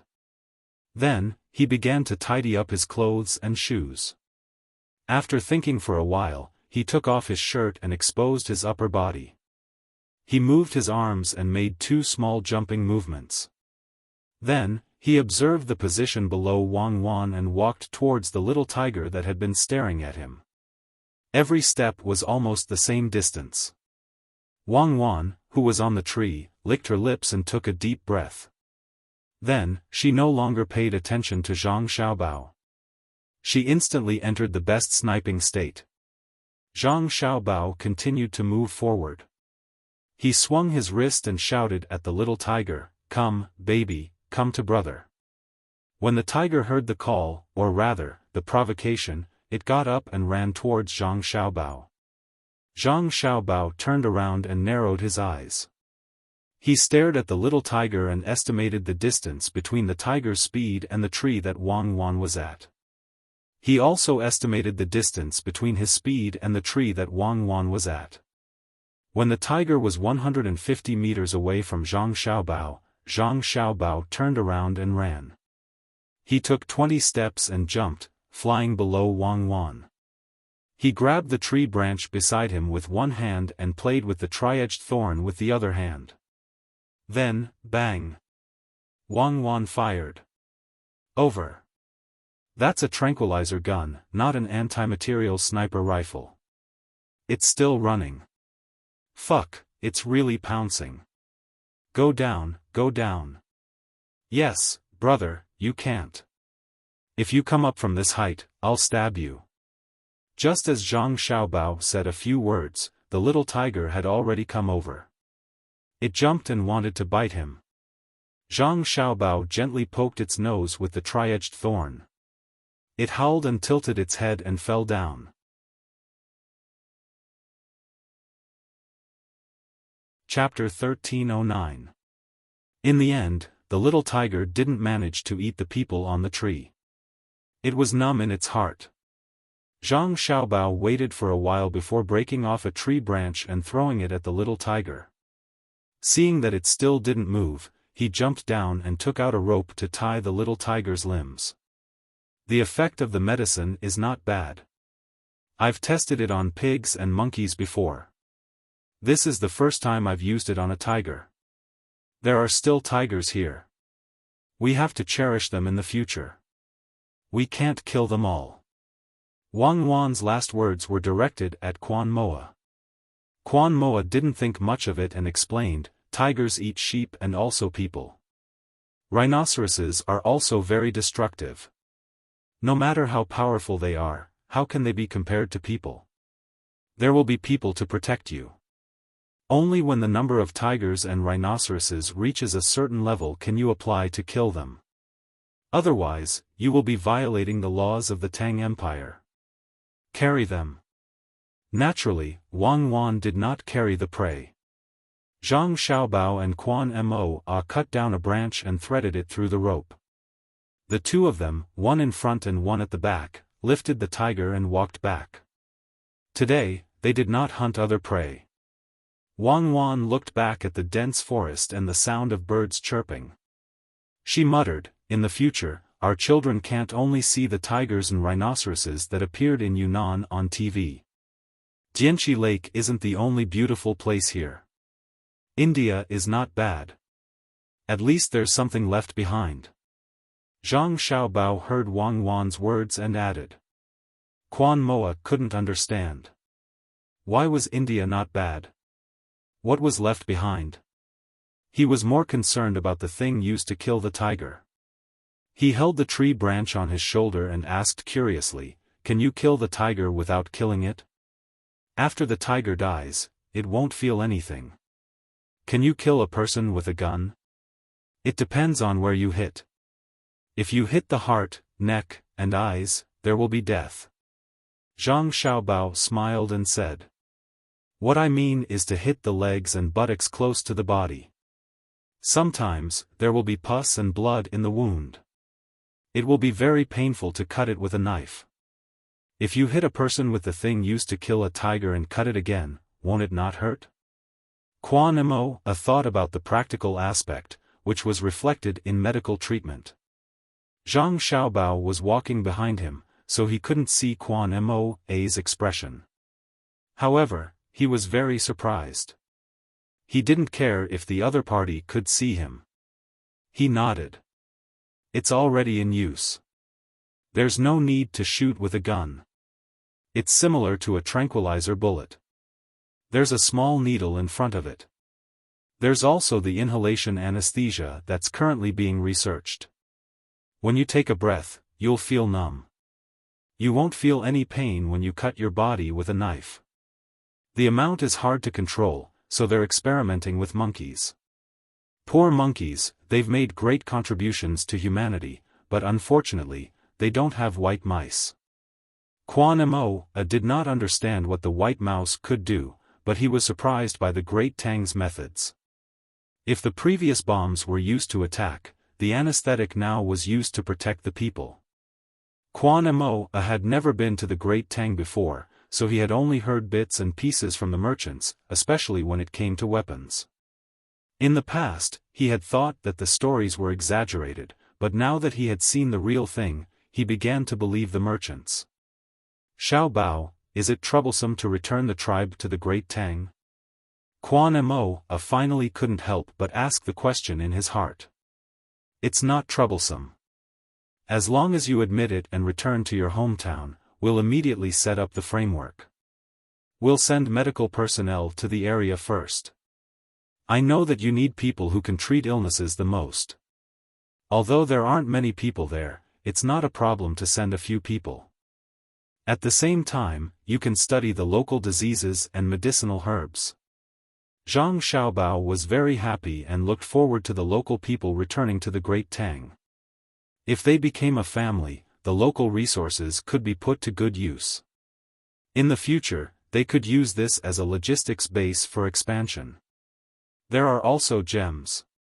Zhang Xiaobao thought of the local specialties and said. "Yes, I'll give you some when we go back." Quan Mo thought that Zhang Xiaobao wanted some. Zhang Xiaobao quickly replied, "No, I'm just saying. You can't mine too hard, especially destructive ones. In order to get a gem, you'll destroy more gems. The wealth underground should be left to future generations as much as possible. If we want to use gems, we can snatch them from other countries." "Oh, I mean exchange." Quan Mo couldn't follow Zhang Xiaobao's train of thought.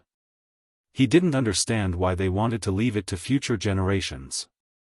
There were many gems in the ground, and they could be dug up as much as they wanted. If they wanted to exchange them from other places, they would have to pay something. But he didn't refute. Since they didn't want to dig, he wouldn't dig first. The only thing that worried him was that if he didn't take out the gems, how could he exchange for valuable things with other places in the Great Tang? As if guessing Quan Mo's thoughts, Wang Wan said to him, "Your wealth isn't just gems. For me and Xiaobao, your gems are nothing. As long as they have value, it's nothing more than a matter of money. Compared to gems, we care more about you. People are the most precious. You just have one less opportunity." Wait for our people to guide you. You don't have to worry about exchanging with other places in the future. You can form your own caravan. After hunting for more food, slaves will come over to help build the road. If there aren't enough slaves, we will spend money to hire Indians to work. There are also places like Shenla and other places. Don't spend money on others. We can fix it ourselves. Use the money on us. Quan Mo's thoughts were simple. Many people were like him. You have jobs that earn more money. For example, you can be a supervisor and see if other people are lazy when they are working. The money you get will be much more than the people who are working, Zhang Xiaobao explained. If we work and supervise, won't we get more money? Quan Mo said to Zhang Xiaobao. Do you have so many people? I need the road to be paved as soon as possible. It will be smooth and suitable for large groups of people to pass through quickly. I won't wait for you to fix it bit by bit. Your lives are not as good as those in the prosperous places of the Great Tang. It's not because you were born poor, but because of the inconvenience of transportation. Many resources can't be transported out, many resources can't be used, and the outside world needs your resources very much. A road is a hope. Those who haven't experienced it will never know. Zhang Xiaobao was trying to influence Quan Mo, hoping that he would change his mind as soon as possible. There was a wider world outside. Quan Mo acknowledged again. Although he didn't understand, he believed that Xiaobao wouldn't lie to him. Previously, he thought that Xiaobao and Cuckoo had more than 10,000 people, and that it would be easy for them to attack his tribe. There were no old or weak people in the group, and they would have more people who could fight if they attacked his tribe. Now, he understood that they didn't need to send too many people to attack his tribe. A few dozen people could kill his tribe. With such ability, why would they need to lie to him? Thinking about military force, Quan Mo recalled what the merchants had said. As long as the people of the Great Tang were bullied, the Great Tang would send troops to help them take revenge. Thinking that he would be a Great Tang person in the future, he wanted to ask clearly, so he said, what if the people of my tribe are bullied by the people of other tribes? Will you help?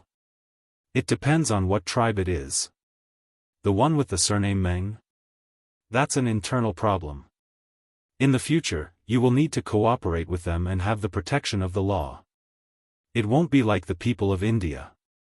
If they kill one of your people, we will immediately kill hundreds of people in India and even drag down the king of some small country. What about the 6 Zhao? Quan Mo asked again.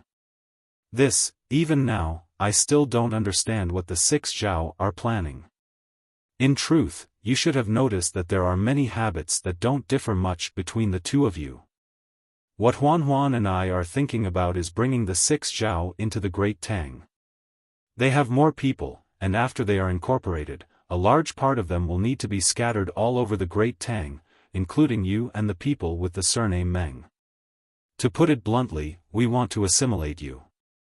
Otherwise, we will need more time to slowly influence you. We can't wait. Otherwise, it will be easy for us to rely on the local area as a place for logistics, and you will cause a fire in our backyard.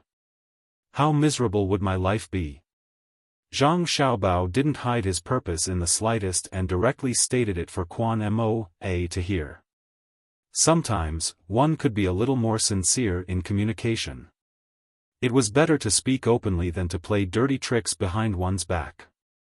Although Quan Mo didn't understand some of the words, he could guess the meaning. He nodded and said, I'm also very afraid that when I lead the warriors on the front lines to fight, there will be betrayals behind me.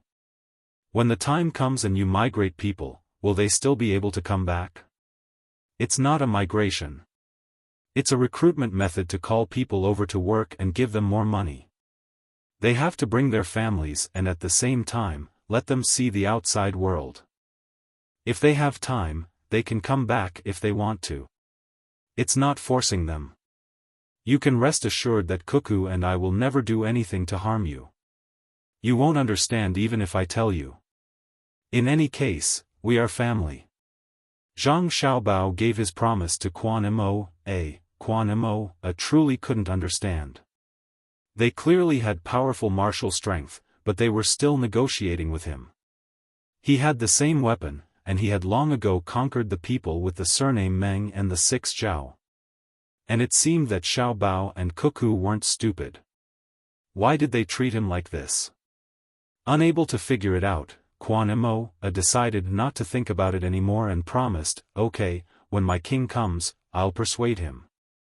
Okay, this time I'll give you 5 spears and a handgun, 1,000 bullets for the spear and 30 bullets for the handgun. We'll train you for a few days, and the bullets will be on us. As for the small cannon, I won't give it to you. It's not easy to use it, and it'll be bad if it explodes. Consider it a benefit for you. Zhang Xiaobao mentioned the matter of weapons. This was something that Quan Mo really wanted, but he didn't mention it before. If it were him, he felt that he wouldn't have agreed. He didn't expect Xiaobao to be so easy to talk to. He didn't even ask for it and already gave it to him. Considering that he would have weapons to protect his tribe in the future, Quan Mo was happy at first, but then he asked Zhang Xiaobao suspiciously, "Aren't you afraid that we'll shoot you with weapons? We're a family. If you really shoot at us, don't blame me and Cuckoo for being ruthless," Zhang Xiaobao said frankly. "I'm just asking. We're a family." Quan Mo was relieved. He believed that he would get the weapons, not Xiaobao's casual words. Wang Wan suggested, "Xiaobao, let's give them some money. Give them a few thousand strings of coins, enough for them to buy things with merchants, such as advanced farming tools. I see that their plows are all made of wood. No, Xiaobei and the others will definitely give it to us. I know the little guys too well. They never run out of money. They always find a reason to give it to others and use it on their children. Fortunately, our education didn't fail. They only care about the children of the Tang Empire. They don't care about the children of other countries." When Zhang Xiaobao talked about his younger siblings, the smile on his face became brighter. The corners of Wang Wan's mouth also curled up. Every time she thought of her younger siblings, she felt very happy. Quan Mo also liked Xiaobei and the others very much. At a glance, he felt that they were better than other children. Moreover, they were also good-looking. He hoped that when he had children in the future, they would be like Xiaobei and the others. So he asked, "Xiaobao, are the children taught in the Tang Empire the same as Xiaobei and the others? Do they have money?"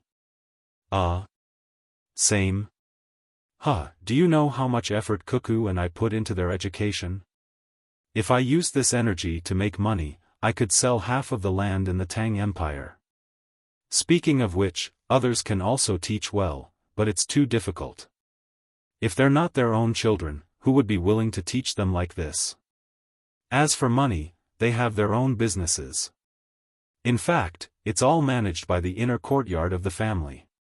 They just came up with ideas, but Cuckoo and I support them. They get less than 6 million strings of coins a year, and more in the future.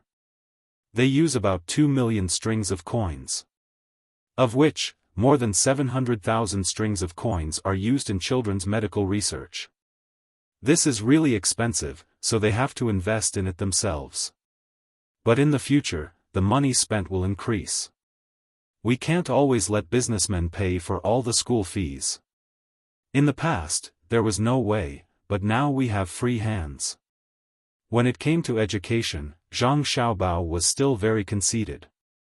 He and Wang Wan taught their younger siblings with knowledge that was beyond this era, and the results were quite good. Quan Mo was not most concerned about education, but money. He was not like his son, who did not know much about the Tang Empire's money. He knew how many things could be bought with the Tang Empire's money. When he found out that the 9 children could earn millions of strings of coins a year, he even had the thought of robbing them. Even if he only robbed half of the money they earned every year, it was enough for the people in the tribe to enjoy for several lifetimes. You don't want their money? Quan Mo did not understand. It wasn't easy for them to find a way to make money. How can we take it and use it? In fact, they put the money in the bank, and I use it. Besides, the family doesn't lack their money. Zhang Xiaobao said with a smile. That money? How much money do you have? Quan Mo was even more surprised. Not much. It's a little less than the Tang Empire's national treasury, and we spend a lot of it.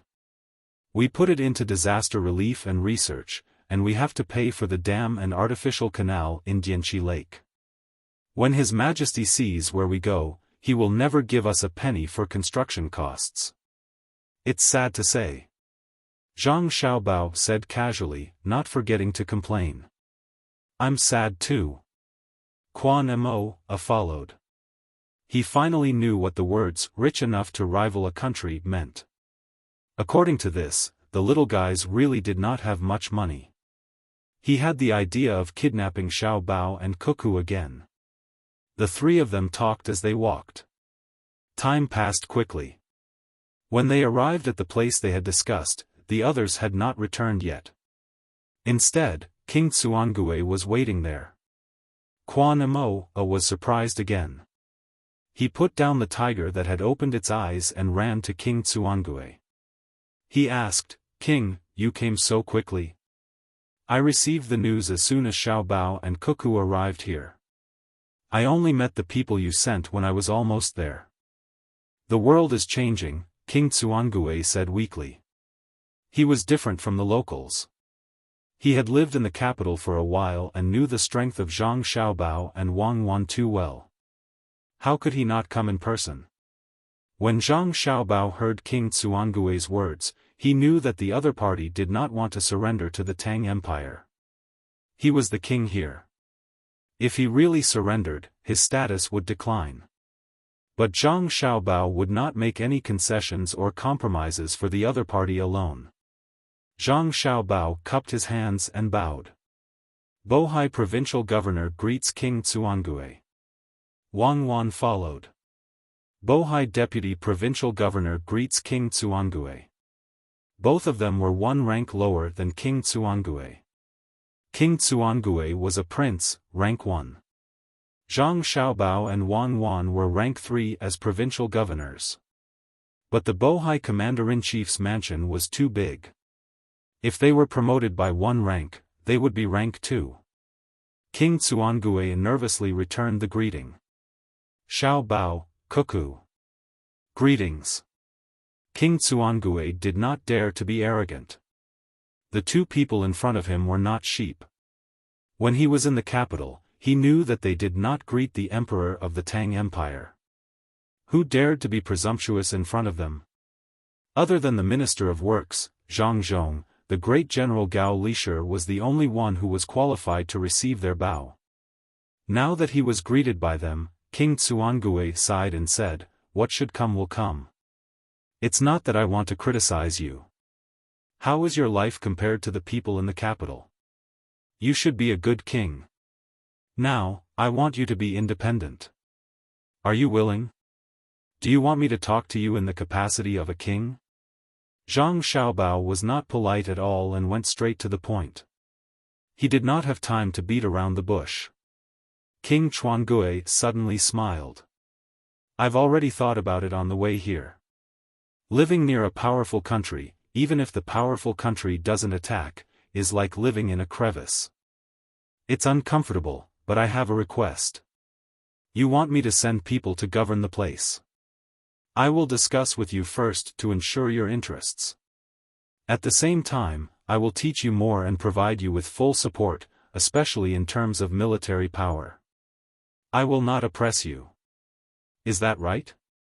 Zhang Xiaobao did not wait for King Xuangue to finish and continued. "Xiao Bao is indeed Xiao Bao. I have learned a lot. Everyone says that you are good at scheming. Now that I hear you, I am relieved." King Xuangue looked at Zhang Xiaobao and bowed again. Zhang Xiaobao accepted it calmly. Wang Wan also stepped forward and accepted it. King Tsuangue smiled. Quanmoa was confused. What were they talking about? King, you. Quanmoa asked. Since Xiao Bao can speak for me, it means that his plan is better and better than mine. When it comes to building a place, I am far behind Xiao Bao. They have accepted my Bao, so naturally, they will sincerely work for the Tsuangue clan. They can seize the power of the great Tang but not seize it. Why should I care about the power in name? Have you seen their weapons? You have not been to the great Tang and have not seen how they live. With a powerful country nearby, whether my Tsuangue clan returns or not will not affect them much. But it will affect us greatly. I do not want to be attacked by them from afar. We will not have any power to resist. King Tsuangue said to Quanmoa. Quanmoa sighed. He had seen those weapons, but he also felt sad for his king. After all, he had to give up power and be happy for his clan. With the support of Xiao Bao and Cuckoo, their lives would be better in the future. He was very conflicted.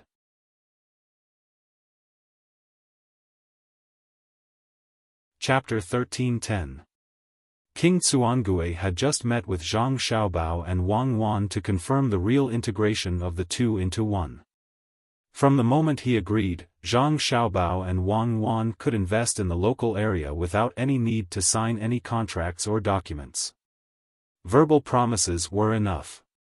At the same time, Zhang Xiaobao and Wang Wan also took on the responsibility of making the local people live a better life after receiving King Tsuangue's gift. At this time, people began to come back from hunting. Each group was made up of people from the Zhang Xiaobao and Wang families and the local people. They interfered with each other a little, but didn't deliberately cause trouble. The warriors in the tribe thought that they were more familiar with the terrain than the Tang people. At the same time, they knew the local trees and wild animals, so they could have a big advantage. When the competition started, they found that the opponent was also familiar with everything they were familiar with. Moreover, the opponent moved faster than them, attacked more accurately, and was more powerful. Large and small animals were carried back. The rest of the people in the tribe all came out and planned to hold a big bonfire banquet. They also contributed the local sweet wine. Zhang Xiaobao took out strong wine. When they checked the game, they found that the prey of Zhang Xiaobao and Wang families was only a dozen more than the prey of the warriors in the tribe, and the size was not much different. The only difference was the place where the wild animals were attacked. Most of the attacks by Zhang Xiaobao and Wang families were fatal. There was only a small wound on a wild boar. It was pierced directly from the neck to the heart by a tri-edged thorn, and then it bled to death. The people in the tribe were all shocked. That was a wild boar. Who killed it? Wild boars had teeth. Zhang Xiaobao looked at the wound and also had a lingering fear. He scolded Zhang Dufeng of the No. 1 protection team, who asked you to take the risk. It's just a hunt, not a hand-to-hand fight with the enemy. Is it worth risking your life? Zhang Dufeng, who was scolded, lowered his head and didn't say anything. He just rubbed one arm.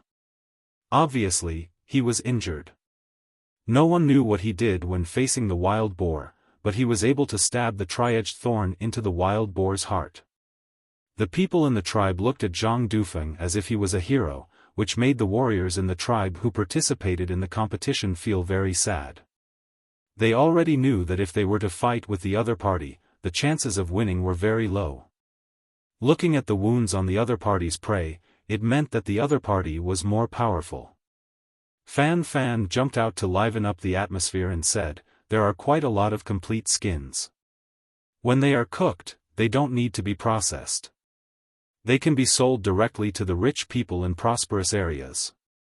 They will like to collect them. I'll buy them all." No one said anything, so he had to add, "Let's exchange, I'll exchange the goods I brought with you. It's all on Brother Mo's tribe. After all, I hunted in your place, and you even provided a place to barbecue. I think it's fine." Zhang Xiaobao agreed. We don't need leather, and we don't lack the goods that Boss Fan brought. Just give us a few pieces of meat that we can't eat. Quan Mo was not pretentious. His tribe really needed things, especially now that the autumn harvest season had not yet arrived. The previous stock of food was almost used up, and it was a time of shortage. There was a great demand for goods brought by merchants. It was better than eating wild vegetables every day. Fan Fan was very happy, as if he had won the lottery. He had already thought about it. He would give a very high price in exchange for the leather and wild boar teeth. After leaving, he would go directly to the capital and hold an auction there. He would reveal the source of the leather, which represented the honor of Zhang Xiaobao and Wang family. He believed that many rich people would rush to raise the price. When the prey was put on the grill, the children of the tribe, Xiaobei, and the other 9 people also came back from the river. The children burped one by one. Obviously, they were full from eating fish. Xiaobei did not forget to remind Quan Mo's children. When spring comes next year, you go up the mountain to pick tea leaves. I will help you package them and sell them at a high price. We can't do it in China. There are too many places with tea leaves, so we have to sell them outside. People outside like to drink tea leaves? Quan Mo's son asked. It's not a matter of liking. It's that they admire the Tang Empire. If the Tang people say that this thing is good, they think it's good. For example, if I say that it's comfortable to wear, when they wear it, they will definitely agree with me. It's comfortable, especially the feeling of the rough linen on the body. It's very comfortable. Xiaobei gave an example. The children thought that others were really stupid. When they saw that there was a bonfire barbecue, they all began to regret it. They had eaten too much just now. Xiaobei and the other 9 people were happy. They only ate 1 fish together. After tasting it, they stopped and gave more fish to the local children to eat. Quan Mo's son saw his father in the crowd and immediately ran over. He carefully took out a stack of money from his arms and handed it to his father. He said, "Dad, this money is 10,000 strings of cash. Xiaobei gave it to our children." You. When Quan Mo heard that it was 10,000 strings of cash, he reached out to grab it. He suddenly stopped and said to his son, "Since it's for you, keep it well. Don't use it recklessly. When the merchants come to buy things, tell me." Quan Mo was very jealous of the 10,000 strings of cash from the Tang Empire. He hoped that he could hold it in his hands. However, when he suddenly remembered what Zhang Xiaobao and Wang Wan had said in the forest just now, he felt that he was too stingy to take the money in front of others. You want money given to children by children? His son seemed to have become more sensible. He said to his father, "Dad, we want to take out a part of it first and let the knowledgeable people of the Tang Empire come over to be our teachers. We'll make some money ourselves and give it to our teachers in the future. There's no need for that. We've brought a very good teacher for you. His name is Tan Sikong. You just need to give him a place to live, make the same clothes for him, and eat the same food for him. You don't need to give him any extra money." Xiaobei thought of a person. He looked around and didn't see him. He sent someone to call him. Quan Mo showed a troubled expression. If a teacher comes to teach the children, it's not right to not give him the best things. It's right. He made a mistake. He'll be punished to teach the children. Otherwise, we'll arrange a mine for him to dig. If he dares to not teach you properly, the people left behind by my family will teach him a lesson. Xiaobei finally arranged for Tan Sikong to come down. There was no place that was more remote than this place. Tubo was better than the local area. It was just right to punish Tan Sikong. When the whole deer was roasted until it was glistening with oil, Tan Sikong was brought to the bonfire party. He seemed to be in good spirits. The clothes on his body were changed into good cloth, and his face was healthy and rosy. This showed that no one deliberately mistreated him while he was traveling with the group. Everyone gave him whatever they had. Tan Sikong already knew that he would be teaching in the local area. When he arrived, he directly went to Xiaobei and didn't look for Zhang Xiaobao and Wang Wan. Along the way, he could tell that Zhang Xiaobao and Wang Wan were supportive of most of the decisions made by the 9 children. Since he was caught by Xiaobei and the others, they naturally had to take care of him. In the future, you have to stay and teach the local children well. 2 years. After 2 years, we'll see how the local children learn. If they learn well, you can go wherever you want. We won't restrict you anymore. Do you agree?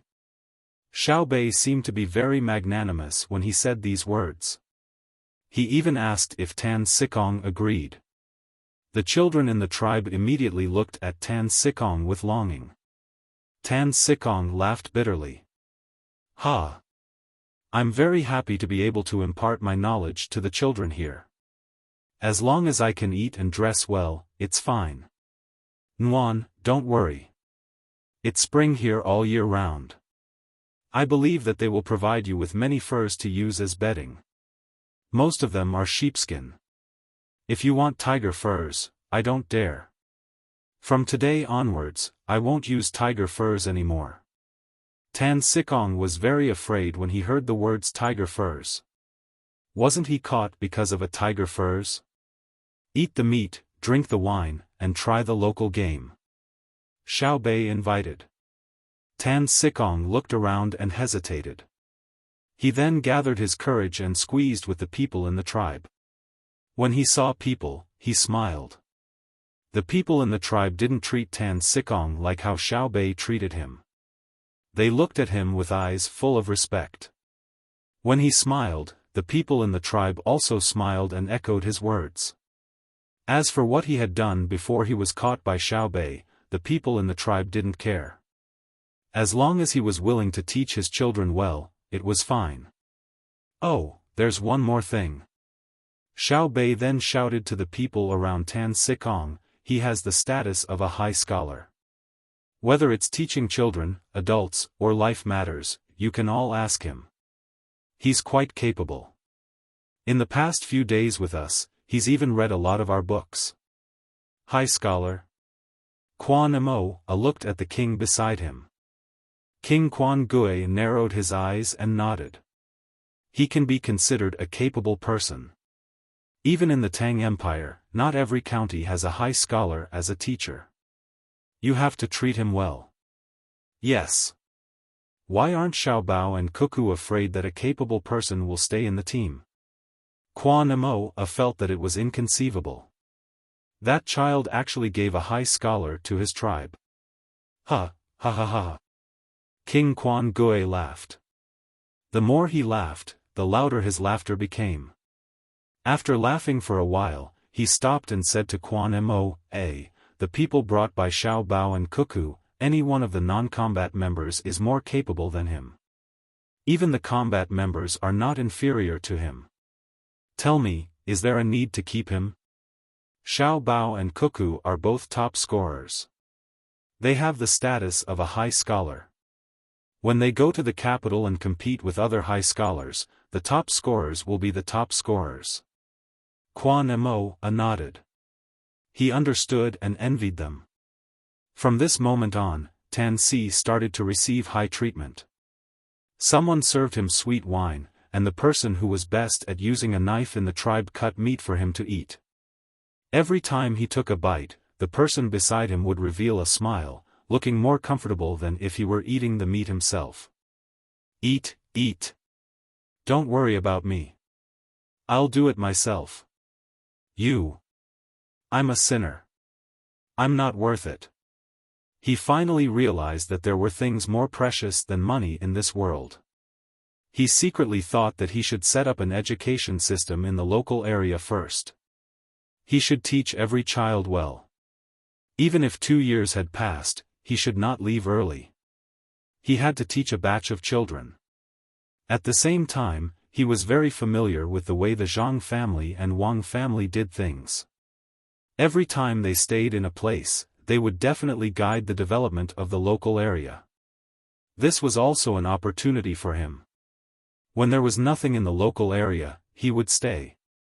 When the local area developed, his contributions would not be small.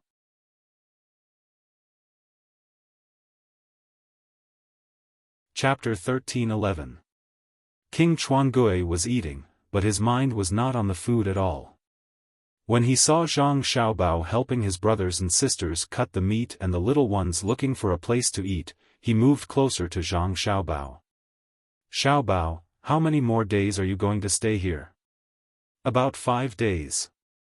5 days is enough to wait for Zhenla's reaction. You can use this time to check the dam and the artificial river. When we leave, we will leave behind 200 people to help you manage the place, as well as the corresponding weapons and ammunition.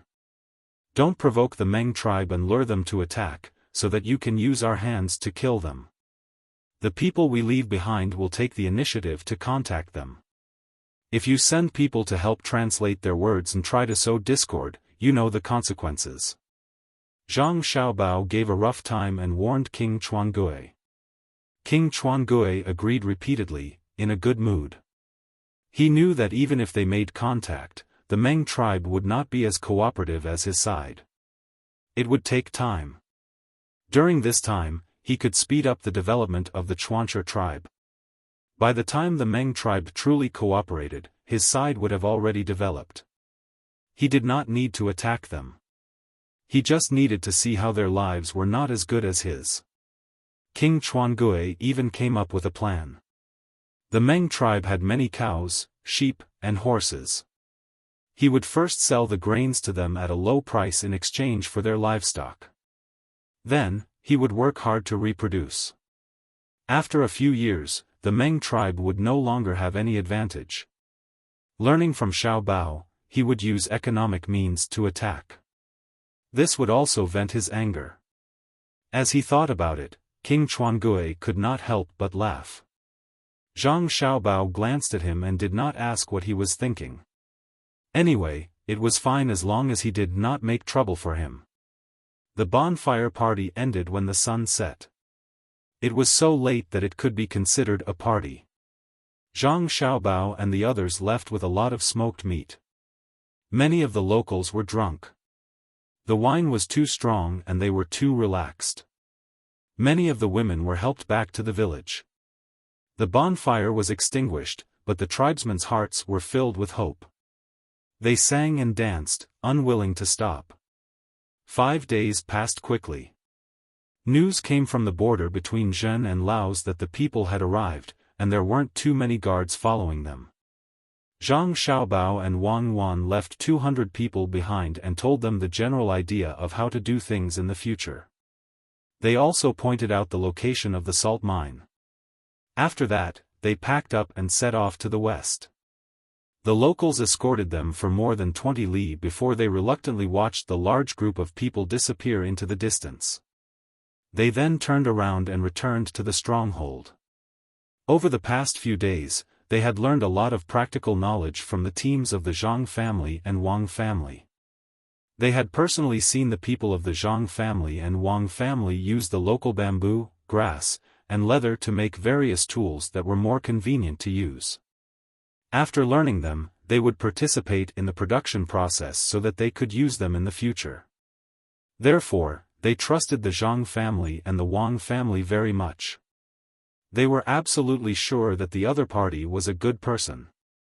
Quan Mo complained to Fan Fan, saying that when the caravan came, they should have a lot of tools, but they didn't teach him. Fan Fan admitted that they had an agreement with the other caravans that they couldn't help the tribesmen too much.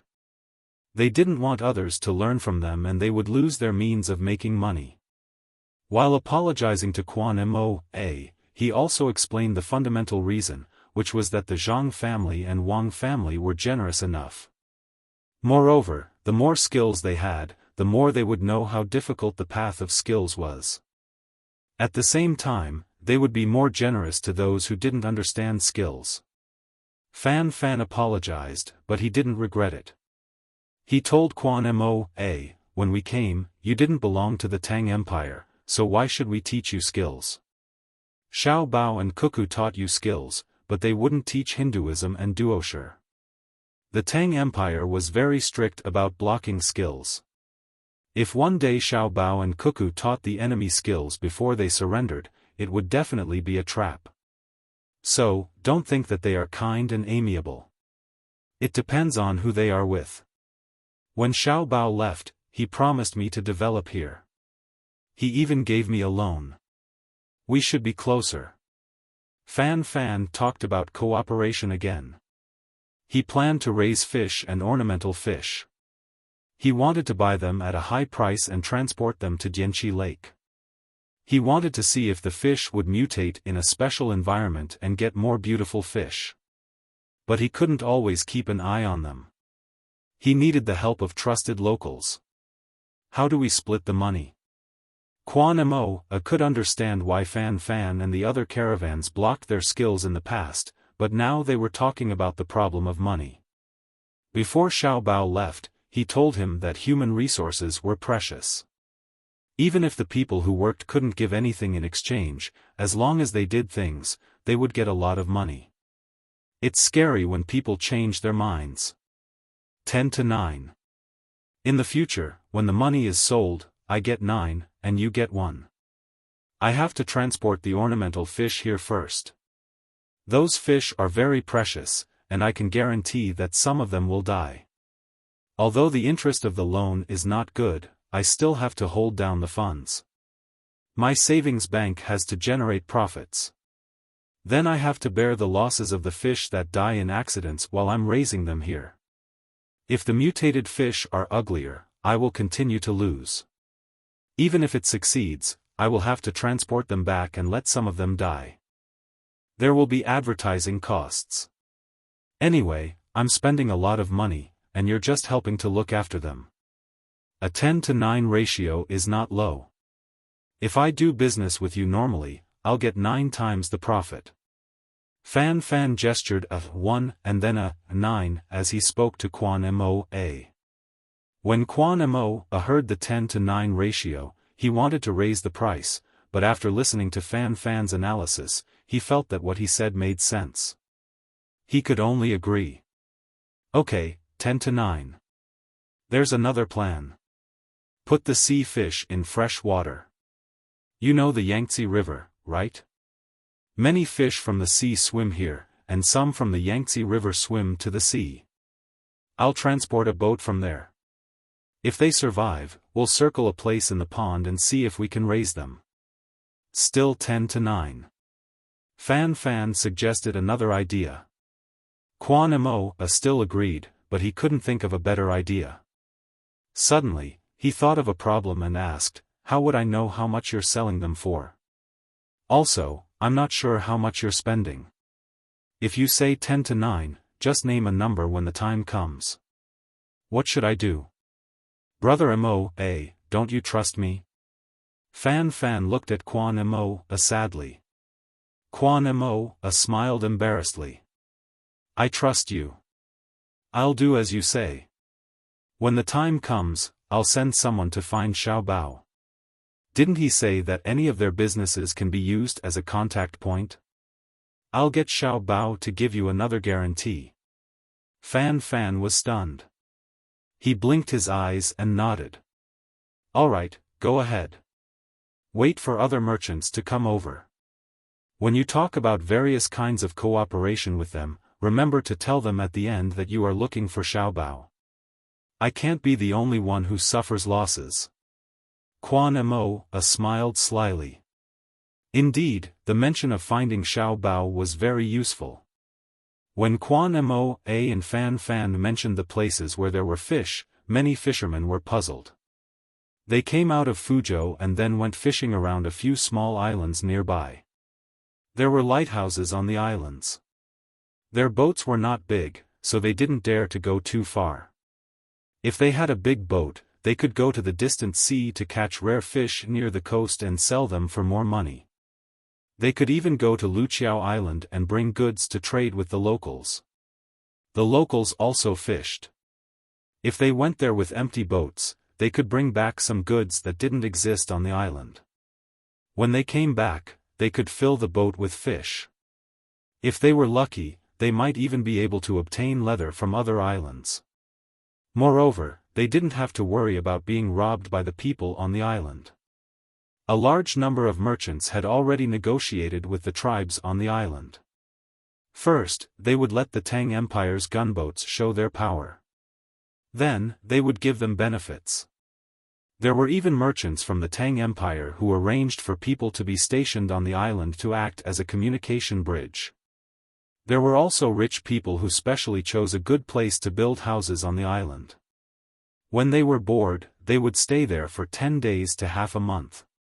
The people on the island liked silk, vegetable oil, canned food, smoked chicken, roast duck, and so on. If they cooked a pot of wontons for the people on the island, they might be able to get fish and iron ore as a gift. More interestingly, there were merchants who brought seeds to the island and asked the people on the island to help them plant them.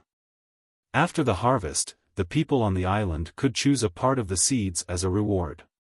They could also exchange other things. The people on the small fishing boat didn't have a good idea. If they risked it, they could get there, but it was not worth it. In the past few days, what made them puzzled was that the Tang Empire's ships had obviously increased. Usually, there was an armed boat 3 times the size of their fishing boat in a fishing area. There were usually a dozen people on the boat, and they all had spears. But since 2 days ago, there were 2 ships in each area. They could clearly see that there were machine guns on the ships. At the same time, they could see a patrol boat cruising by from time to time. The most puzzling thing was that there were hot air balloons flying in the sky. The people on the balloons were using binoculars to scan the sea. Occasionally, due to the height, they would find that the water in a certain area was different from other areas. They would also throw some oil paper with pencil writing on it. There were fishing boats that picked up the large schools of fish in the sea.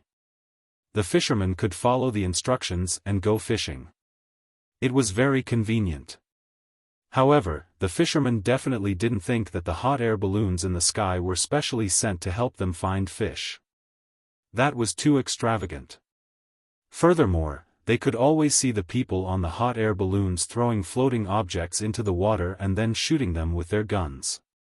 It was obvious that they were training. The fishermen were a little nervous, but they weren't afraid. As long as the imperial court didn't stop them from fishing, it meant that the imperial court had a way to protect them. If something big really happened, they would not let them go out to sea and hide first. Today, a group of fishing boats from Fuzhou was once again guided by the people on the hot air balloons. About 10 li to the southeast, the light reflected by the water was abnormal. They could try to go and check it out. The fishermen immediately became excited. Every time they said that, there would be schools of fish. Hence, the fleet changed direction and headed in that direction. The hot air balloons also followed in the sky. Sure enough, when they reached the place, the fishermen found that there were really a lot of fish. They just casually cast their nets. Just as they were happily catching fish, a fisherman looked up at the hot air balloon and suddenly found that the balloon was becoming smaller and smaller. He hurriedly shouted, "Don't worry about the fish. It's coming down. Is there a leak? Save people." The group of fishing boats changed direction and estimated the landing point of the hot air balloon. They paddled over with all their might. When they were still more than 100 meters away, the hot air balloon finally entered the sea. After a while, 4 people's heads popped out and swam towards the fishing boats. 2 patrol boats also approached. "Brother, what's wrong?" After pulling the 4 people up, the people on the boat asked with concern. "I don't know where it leaked and fell down. Bad luck. Everything fell into the sea.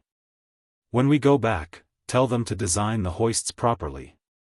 We'll be fine." A person explained helplessly. "Brother, you came here to find fish for us?" Another person asked. "What fish? That's just on the way. We're looking for the boats of many people. We didn't find them anywhere else, but we suspect that they're in the Liuqiu area. That's why we have to strengthen the patrols in Quanzhou and here. Let's not talk about it anymore. Transfer us to the guard boat. You guys continue fishing. The person on the hot air balloon wiped the seawater on his face and said gloomily.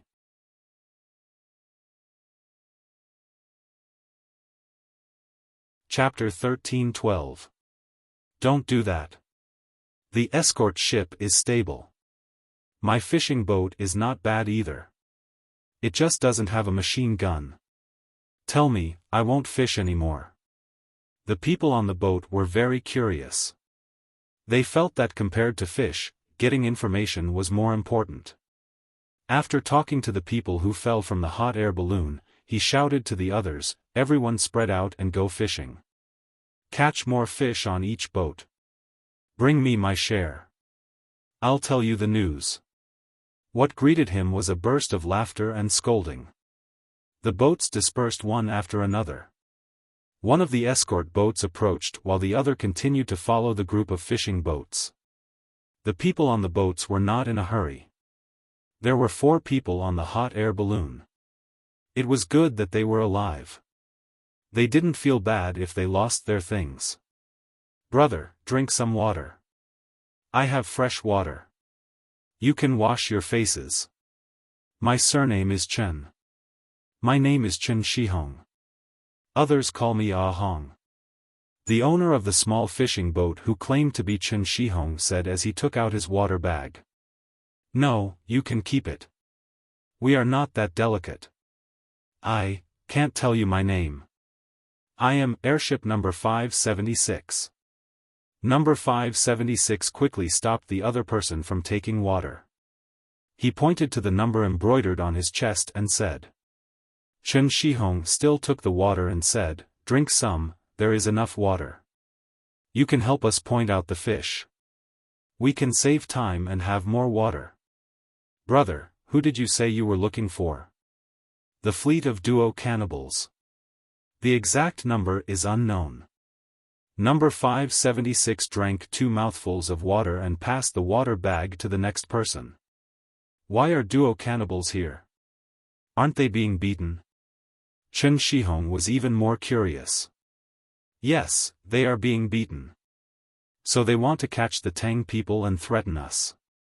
Chen Shihong suddenly realized, no wonder the Tang Empire's escort ships increased and you guys appeared. Damn duo cannibals. They can't beat us so they only know how to scheme. Bah!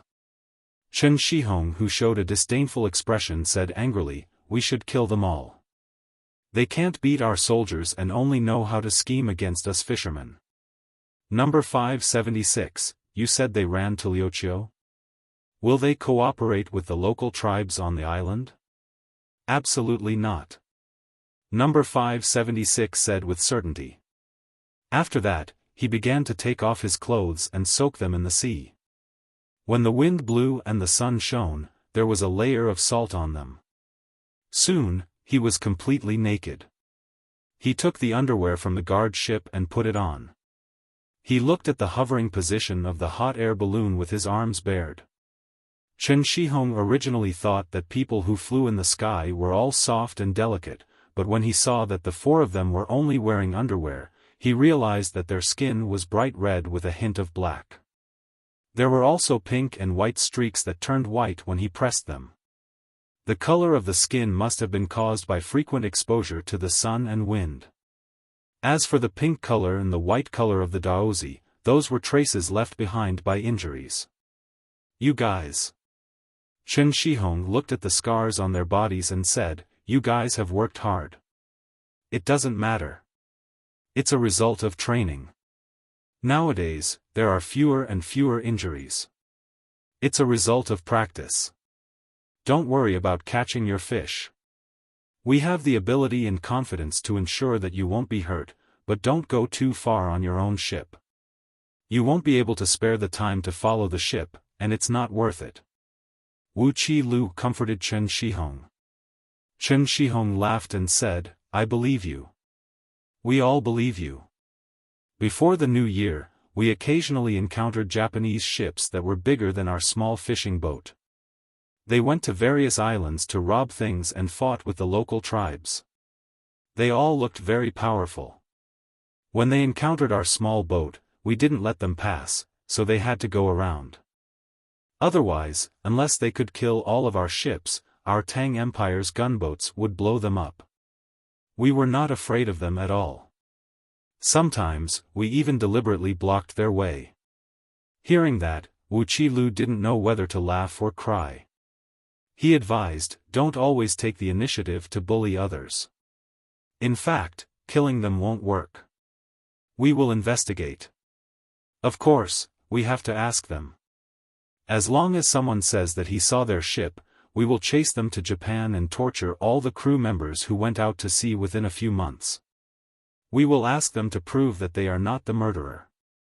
If they can't prove it, we will count them as the murderer. Is that so? Chen Shihong really didn't know that his great Tang Empire would be so unreasonable. After thinking for a while, he said, no wonder they are afraid of us. I guess when our ship was close to them, we overturned our ship. They are more afraid than us, right? Yes, because we don't believe in this kind of coincidence. It looks like bullying, but we can guarantee that you won't be bullied. Young master and young lady only care about your own people. Wuxia smiled. Chen Shihong straightened his chest and felt very proud. It was not like when he went out to sea with his father when he was a child. He was always afraid of encountering Japanese or Xinhua ships. He was worried that he would be at a disadvantage in a fight. After being happy for a while, Chen Shihong suddenly reacted. He looked at Wuxia and asked uncertainly, You are from the Zhang family and Wang family? Young master and young lady, we are Xiaobao and Cuckoo. Wuxia patted his forehead. It was a tacit admission. He accidentally said something wrong. Chen Shihong immediately became more affectionate. He looked at the hot air balloon floating on the sea and said, Do you need us to help you drag the balloon back? No, you see if there is anything that can be used. Cut it off yourself. Turn all the weapons and equipment into the sea. We will go back and change for new ones. You must not go down to fish. It is not worth it to sacrifice human lives. Wuxia was worried that they would dive to help fish, so he reminded them. It was dozens of meters deep. It was already difficult for people to dive down, not to mention carrying heavy weapons to float up. If one of them really died, not to mention that he would be punished when he returned, even his conscience would not be able to live with it. Chen Shihong really did have this plan before. If the national army's things fell, he should help to fish them up. After hearing what Wuxia said, he gave up. However, he was still very interested in the hot air balloon that did not sink. He rowed the boat over there and said, Okay, we will divide it. You should change for a new balloon. It will be dangerous to use the old one. If you fall to your death today, I don't want to fish here in the future. I advise you to go to the island and discuss with the local tribes. Tell them that there are many cannibals here. Don't collude with them. Wuxia nodded first and then explained to Chen Shihong, We have already negotiated with the people of Luqiao Island. If many cannibals really come to the island and they catch one of them, we are willing to exchange a set of glassware with them. Glass plates, glass bowls, and glass plates, a set of 16 pieces. Chen Shihong opened his mouth and tried to hold back his laughter. He swallowed 2 mouthfuls of saliva and sighed, Many cannibals should pray to their lord. Don't let them come to the island, and don't let them meet the people of Luqiao Island. Even I am tempted by the things you want to exchange. Chen Shihong was no longer worried this time. The native tribes of Luqiao Island were indeed much weaker than the Tang Empire in terms of military force. So after the Tang Empire showed the power of the gunboats, the chiefs of the tribes put away all kinds of thoughts of taking advantage of the Tang Empire. But the weapons of the cannibals seemed to be the same as the weapons of the tribes. If they really encountered the cannibals, they would be besieged and beaten to death. A human life was worth a set of glassware. After thinking for a while, Chen Shihong laughed and said to Wu Qilu, who was looking at him blankly, "Do the cannibals know how to use the Tang Empire's language to communicate with the chiefs of the tribes? Then they would say that they are willing to exchange things and cooperate with both sides." In the end, the locals, who they thought were very stupid, first agreed and then tricked them back to the village. They captured all of them and said to them, "You are so stupid to come here personally to give us benefits." I am dying of laughter. The people on the 2 boats also laughed. Maybe if the cannibals really came to the island, such a situation would happen. Most people would think that the people of Luqiao Island were stupid. In the past, they were indeed stupid and always suffered losses when exchanging goods. Especially in the previous dynasty, when they wanted to take advantage of others, they would turn around and capture them and bring many of them back. But now it was not like that. Now, the natives of Luqiao Island had been taught to be smart. Yes, taught. The merchants of the Tang Empire and the people sent by the imperial court patiently taught them. I couldn't figure it out in the past. Chen Shihong pointed in the direction of Luqiao Island and said, "Why didn't we seize the opportunity when we were strong?" Later, I found out that the terrain was complicated and the water was not suitable. Besides, the natives did not come to kill us. It was not worth it to spend too many resources to seize the island, right? Yes, and there is also the problem of who will occupy the island even if we seize it. Our Tang Empire's population is not enough. Otherwise, the young master would not encourage people to have children. Wu Qilu agreed. I don't understand why we need to teach them more knowledge. Chen Shihong asked. Because if we bully the other party when they are not knowledgeable and take advantage of the trade, when they know about it in the future, they will resent us. Since we don't want to destroy them, then we should integrate with them. This island is not bad. We are also planning to build a new port. In the past, people said to befriend those who are far away and attack those who are near. The young master and the young lady have divided the area around the Tang Empire. One part will be integrated, and the other part will be attacked economically. Only those who are far away will be invaded by military force. Oh, I mean support. Wu Qilu told Chen Shihong in detail about Zhang Xiaobao and Wang Wan's plan. Chen Shihong laughed again. So be it if they want to invade. We are not against it. Even if we quarrel with our own family, we can just attack other countries.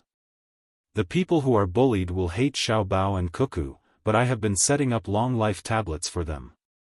Sometimes, when I go to the tombs, I will tell my ancestors that if someone who was killed by Xiaobao and Cuckoo turns into a ghost and comes back, I will ask the ancestors to help me get rid of them. Our Tang Empire has many people and even more ghosts. We are not afraid of foreign ghosts. The other people on the fishing boat nodded vigorously. One of them echoed, "The lives of other countries have nothing to do with me. I know that Xiaobao and Cuckoo want me to live more comfortably. Whoever dares to make things difficult for them, I will make them suffer." Okay, now they are fighting duo sure.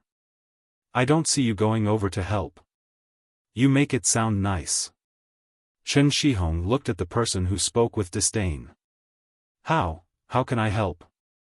Even if I go over to fight, they won't let me. Don't scold me, how can you help?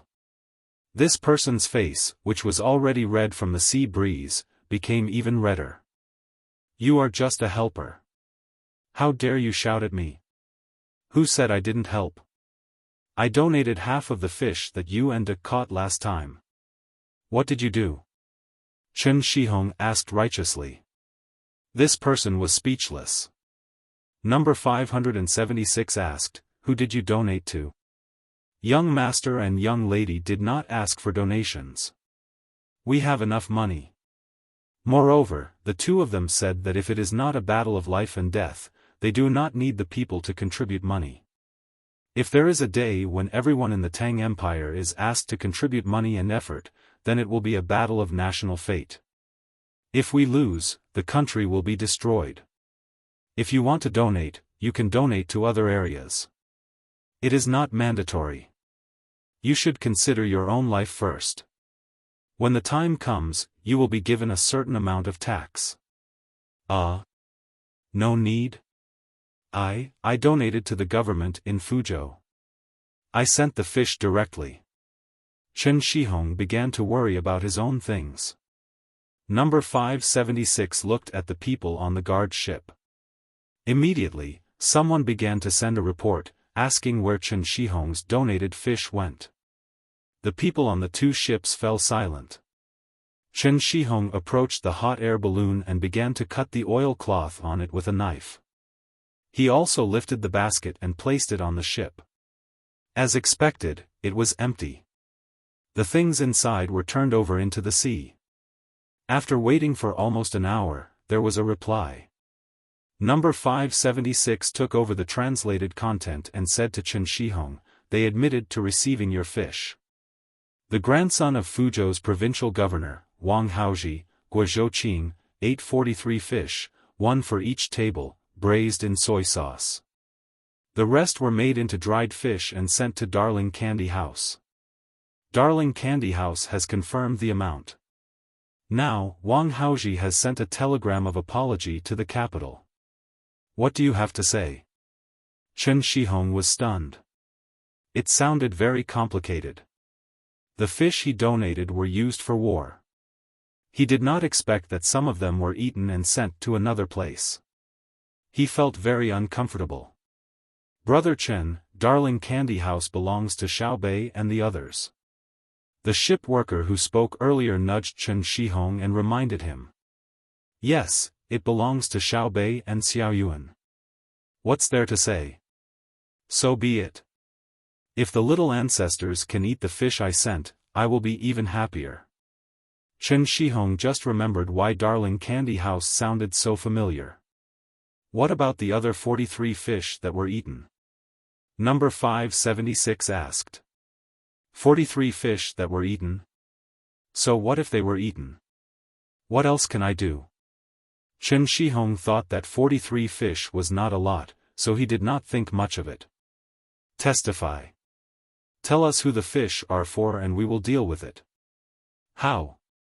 Let someone else take care of Fuzhou first. Wang Haoji will go to the capital for a joint trial by the Ministry of Justice, the Supreme Court, and the Censorate. Joint trial by the 3 courts? 43 fish? Forget it. If this really goes, even if Provincial Governor Wang doesn't die, he will lose a layer of skin. It's very serious, right? Yes, if our Xiaobei and the others follow any of them, Wang Haoji will directly send an edict.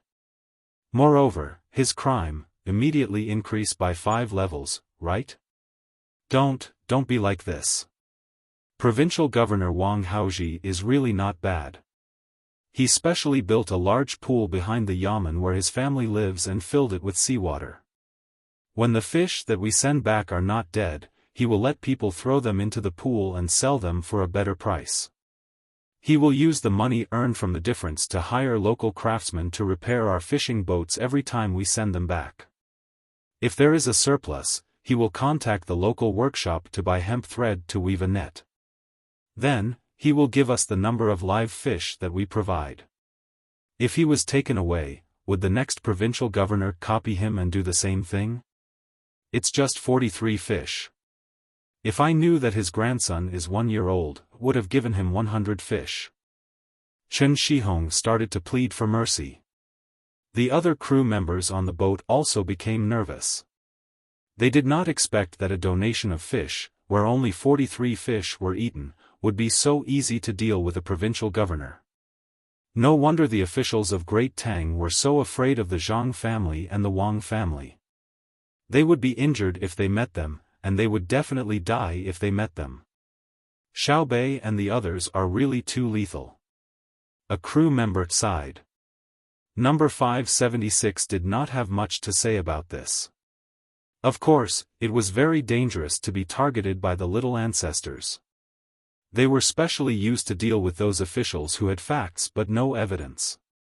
Because the evidence could be destroyed, but the truth was clear in everyone's heart. Judging an official based on evidence was a small crime, and the people would not be convinced. The little ancestors could make up for this. No matter how small the crime was, adding 5 levels was enough. As for privileges, some people would use their privileges for themselves, while others would use them for the sake of the common people. The privilege of benefiting the common people was not a privilege, but a privilege that was above the law. The law that was above the law referred to the truly fair and reasonable law. It referred to the law that the enforcers could not make any mistakes in enforcing the law. It was not the law that those who profited in the name of the law spoke of.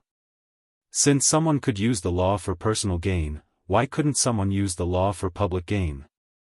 Number 576 knew that some old scholars were disgusted with the privilege of Xiaobei and the others, but he felt that it was right. Of course, he did not catch the people who were against it. The small group of people were just privately criticizing in a small circle. If they felt that they were right, they could stand on the street and shout, and see what the consequences would be. No. 576 showed a smile and said to the people on the guard boat, "Generator, Wang Haoji's crime is small, but his merit is big. In this year's assessment, his crime will be reduced by 1 level, and his merit will be increased by 2 levels. The most excellent will be the top." The people on the fishing boat were happy, but the people on the guard boat looked at him and did not do anything. Number 576 was stunned for a moment, and then he remembered something. He found a small piece of cloth from the clothes he took off and showed it to the people on the other side. The people on the 2 boats looked at it together. There was only one pattern on the cloth, a very cute cartoon. It was a rice seedling with long legs and a big head.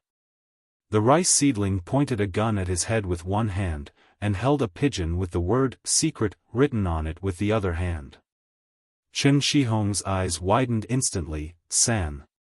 Sanshui County's Zhang Wang and Sanshui County's spy. As expected, you are everywhere. Good, with you here, we will be more at ease. Let's see who dares to deceive us. One of Chen Shihong's crew members also said happily, but I heard that in the previous dynasties, this kind of people were bad people. Why didn't I find that the spy of the Tang dynasty's Xiaobao and Cuckoo family was bad? It's just that this picture makes people sad.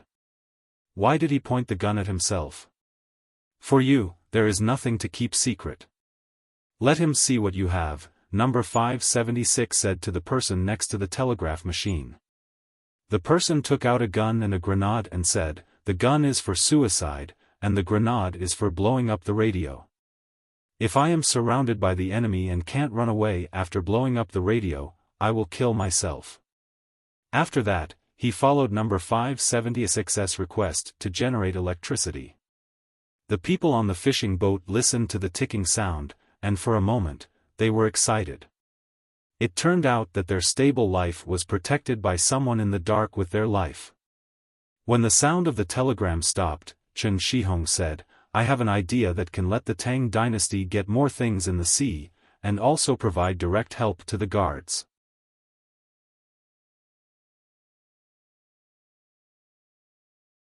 Chapter 13:13. Number 576 looked at Chen Shihong and nodded, "Please go ahead." Chen Shihong took a deep breath and said as if he was reporting, "I found that there are many boats that can be used for both sail and oar. They are 6 to 7 times bigger than my fishing boat. They are too small for the ocean, too slow for transporting goods, and even more laborious for catching fish. They are like chicken ribs. Am I right?" "Yes, there are. They have been thrown in remote places at the docks. Some are even used as temporary warehouses. Do you want to buy them to fish?" Number 576 asked. Chen Shihong shook his head hard. "No, if I have the money to buy that boat, I would rather rent a steam engine boat with a trawl behind it. But I can't afford it. I don't have the wood and coal to burn. I have to go far away to catch big fish and fish that can't be found in the coastal waters. I want to let that kind of boat follow our small fishing boat. When we catch fish, we send them to the big boat. Look, like the school of fish we encountered now, the small boat will be filled very quickly. For the school of fish, there is no reduction at all. If there is a school of fish that is not fast enough to catch fish, but with the help of a big boat, we can bring back more fish, right? Whether it is rowing or sailing, it requires manpower. A person on the guard boat interrupted. Chen Shihong smiled at the person. Yes, it needs people to do it. But comparing the gains and losses, it is worth it. They only need to row or sail, they don't need to know how to fish. That boat is not suitable for fishing either. It is neither big nor small, and it can't carry a trawl. Even if it is given to me, I will not catch fish, but transport. This brother, you only think of people and not skills. I can row and sail, but my main skill is fishing. There is also the fishing team over there. They also have the ability to catch fish. But generally speaking, we waste time on the way to and back. When the boat is full, even if there is fish, we can only watch. For example, this time, we took a day and a half to come here, and another day and a half to go back. If we were not instructed and found the school of fish immediately, we would need more than half a day to fill the boat. Now that we found the school of fish, we can fill the boat with fish in 2 hours. What a pity. If we have a big boat, we can chase after the school of fish. How many fish can we catch in 10 to 10 hours? When Chen Shihong said this, everyone began to ponder. Just as he mentioned, it would take 3 days to go back and forth, and it would take half a day to fill the boat, which was too inefficient. If it was near the sea, Xiaobao and Cuckoo were not allowed to set up nets. They could only do artificial farming and fishing, or as a tourist attraction, throw a few spinning nets on the boat to show the tourists. However, it was absolutely impossible for large-scale fishing fleets to sweep the area, or for steam-engine ships to traverse the area with trawling nets. Therefore, everyone had to be a long distance away from the coastline before they could enter the fishing area. If it had been someone else who had requested this, no one would have bothered. However, since it was Xiaobao and Cuckoo, they naturally had to obey. There had to be a very important reason. I'm willing to provide you with an interest-free loan so that you can buy a few of those useless boats. Number 57 felt that Chen Shihong's words were very reasonable. He could use some of the resources himself. Although it was not much, it was definitely not a problem to buy a few boats. As an intelligence officer, he understood that the main family's tax income decreased this year. It seemed that the main reason was that the main income had decreased. In fact, the real reason was that a large part of the funds had been used in the spy system, including the resources that each spy could control. There was also a large amount of overseas expenditure, which was directly deducted by the main family. However, the official account that would not be included in the tax collection could not be restricted by the little young master at all. Even if the cost accounting account book was handed over, the little young master could still get the money, and it would not be detected in the account book or theoretical deduction. The little young master would always have a way to deduct this part of the money, and at the same time, make others feel that it was normal. This was because the Ministry of Revenue could not audit all the transactions of the Zhang family and Wang family. Even if a dynamic rolling method was used to calculate, there would still be loopholes. Moreover, the main family's transactions were truly too many, including the direct withdrawal of shares and dividends and reinvestment.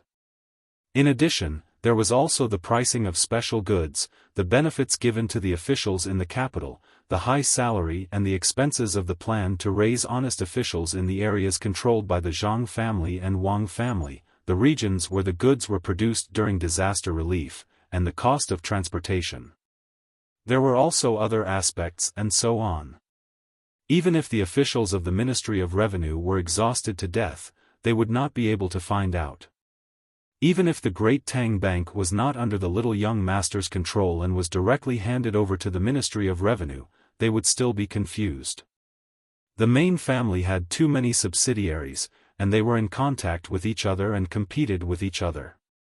If the price fluctuated slightly, even if it followed the fluctuation of the price of the same industry at that time to calculate the profit and the stop-loss point, it was still impossible to avoid the existence of artificial factors. This was the asymmetrical factor that the little young master spoke of between the theory of capital operation and the actual control of it, unless one could know the hearts of everyone who actively and passively entered the capital operation link. Number 576 felt that he could not in this lifetime, so he thought that anyone who said that the income of the Zhang family and Wang family had decreased in recent years and was happy about it were all fucking idiots. Playing with the little young master, they were far from being able to do so. While he was thinking, Chen Shihong and the others were also thinking that this spy seemed to have a bit of power. Not only could he influence the annual examination of the officials, he could also provide loans, the kind that had no interest. Chen Shihong could not feel any envy or jealousy towards number 576. Xiao Bao and Cuckoo had always been very strict in the selection of personnel. First of all, they had to have a heart that was loyal to the great Tang in any situation, and loyalty to the Zhang family and Wang family was secondary. But the more this was the case, the more loyal everyone was to Xiao Bao and Cuckoo. They even felt that the great Tang with Xiao Bao and Cuckoo was the real great Tang. After that, they had to undergo the screening of intelligence training, physical fitness, and combat awareness. Only then could they enter the next round of examination. After layers of examination, the people who stayed were definitely the elites of the elites. This could be seen from the wounds on his body and the charm of his personality in his speech that he had put in a lot of effort. Chen Shihong did not think that he could go through this process and persist, so he looked at number 576 again and found that he was still as calm as before. "If I were your enemy," Chen Shihong suddenly muttered, and even made an attacking posture to test the waters. "Then you would already be dead." Number 576 put his hand on the spinal cord behind Chen Shihong's neck and said with a smile. Chen Shihong trembled. He felt that there was a sharp object touching his skin. Is it a needle? The kind that is used to insert the spinal cord. I read in the newspaper that it is easy to dislocate the spinal cord if there is always a hand patting the neck of the child. If there is something inserted, the child will lose consciousness in a very short time. After saying this, Chen Shihong stared at him and said, "Take your hand away. I admit that you are strong, but I am not afraid of you.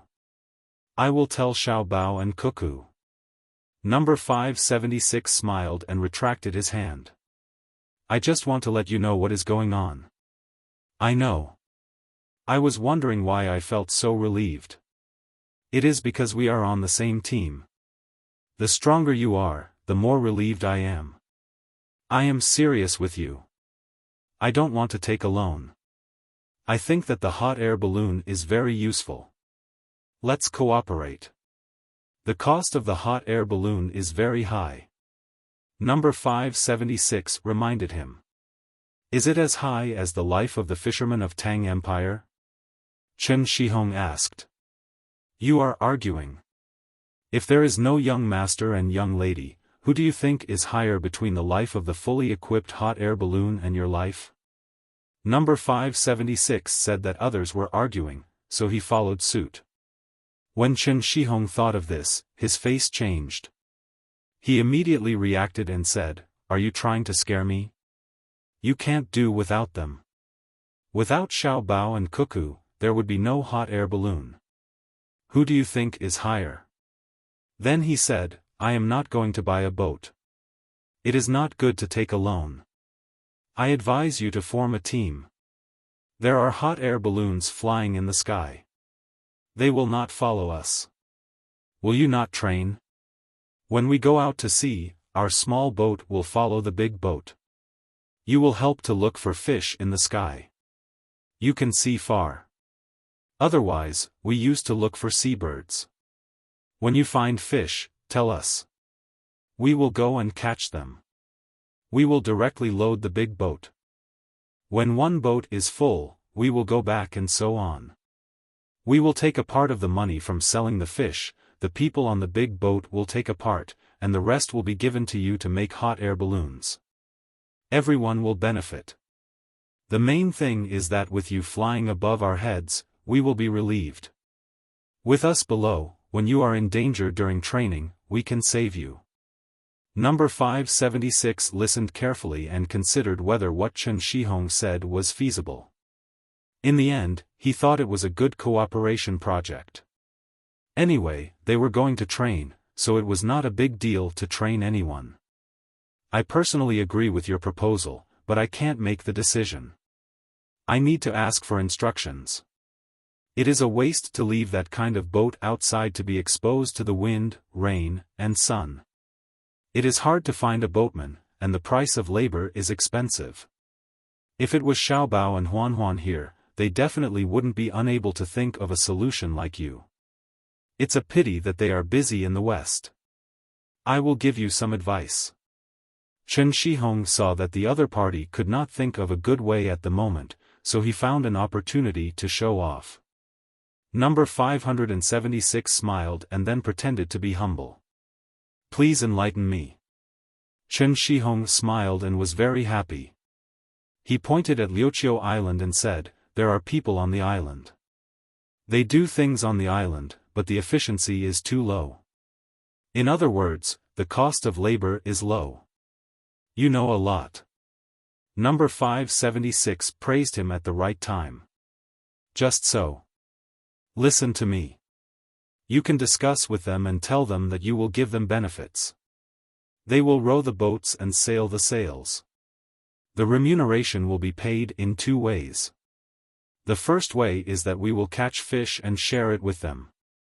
The second way is that after they work for a certain amount of time, we will give them the boats. They have their own simple smelting place, they can weave, they can farm, and they can catch fish. But they lack more skills, so they can't make such a big boat. Look at their boats, they are just hollowed out pieces of wood, and they row inside. When I see their boats, I feel sorry for the wood. Those are all good wood, and it is a waste to hollowed out pieces of wood to make boats. They don't dare to send their bamboo and wooden rafts far away from the sea. If you give them boats, they will like it. When Chen Shihong talked about the situation on the island, he showed a sad expression, as if the wood used by the other party was from his family. Number 576's eyes lit up. After thinking for a while, he felt that it was feasible.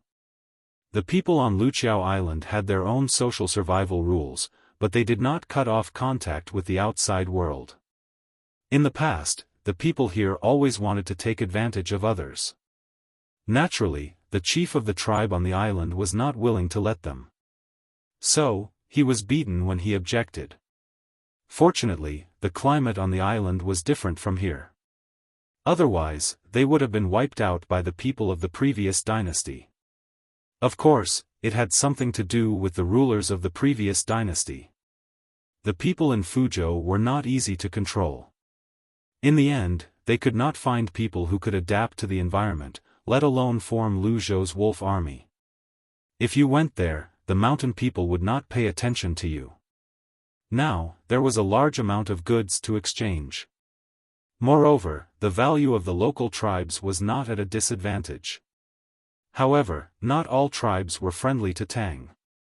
They were beaten by Tang before, and they were still holding a grudge. At the same time, they were also on guard. According to Chen Shihong, it would not only solve the problem of human resources, but it would also further promote the communication with the natives on the island. Some of the tribes who cooperated with Tang Dynasty would become rich first, and the other tribes would be tempted.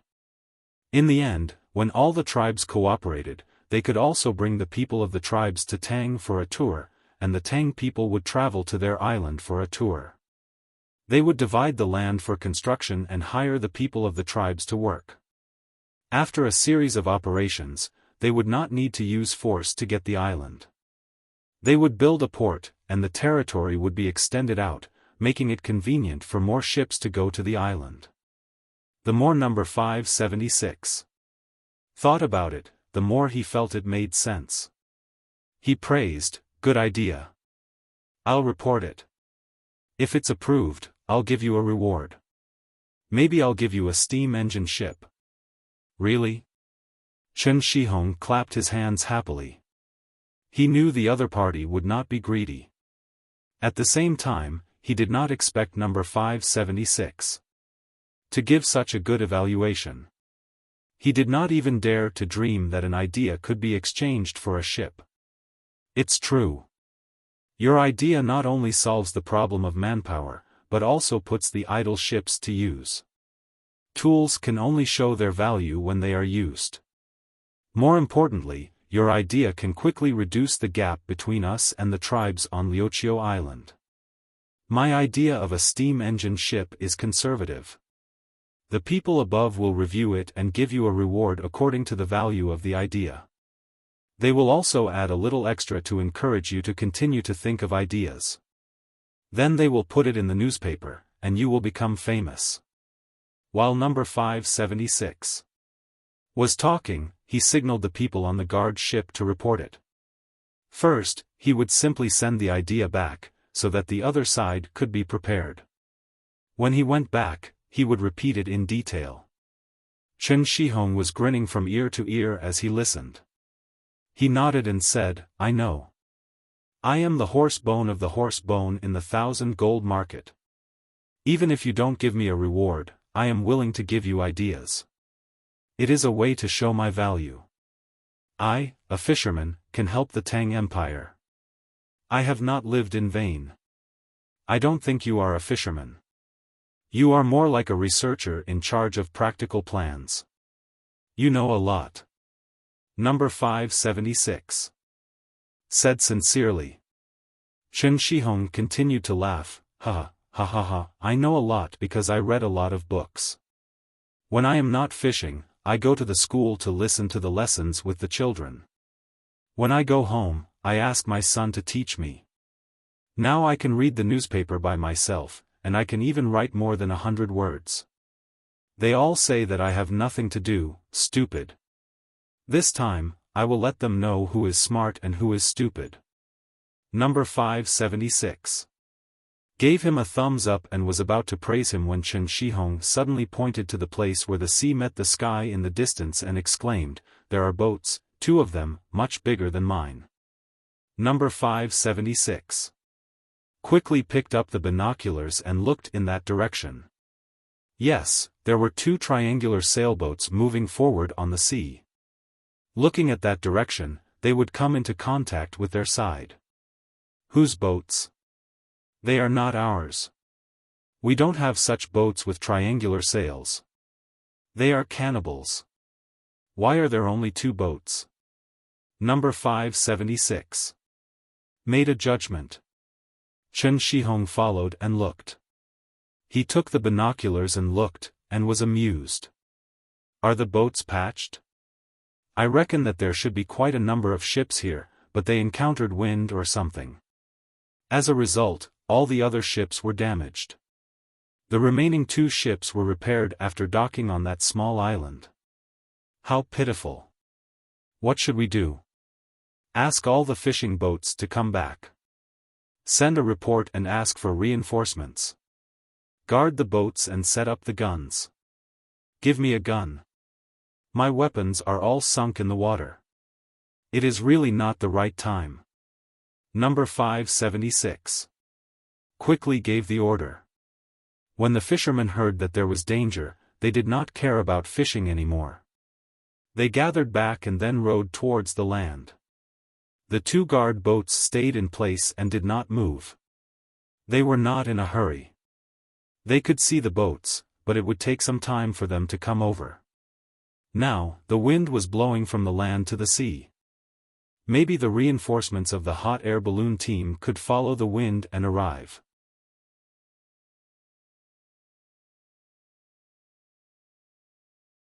Chapter 13-14 The Tang people on the fishing boats first saw the Duo people's boats.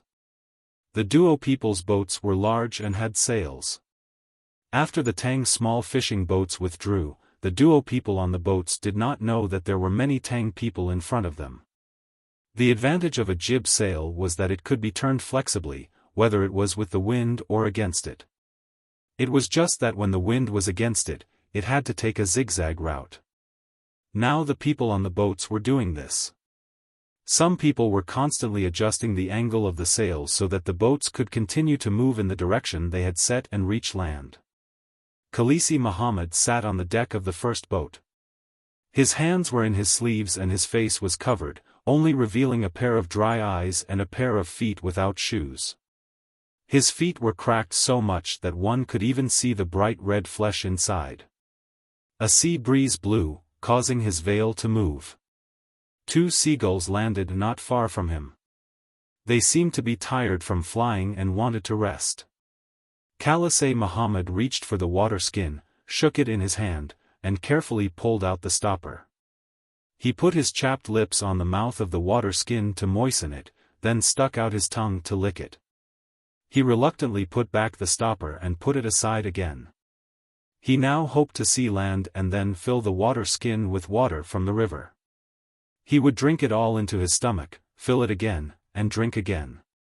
Only in this way could he keep away from the fear of hunger and thirst. He had been to the Tang Empire twice. The first time was 15 years ago, when he came to Quanzhou with other believers to preach to the locals. At that time, some people died on the road, but those who survived gave the great gift of Allah to the locals. Then he went back with the local silk and porcelain, which were all contributed by the believers of Quanzhou to Allah.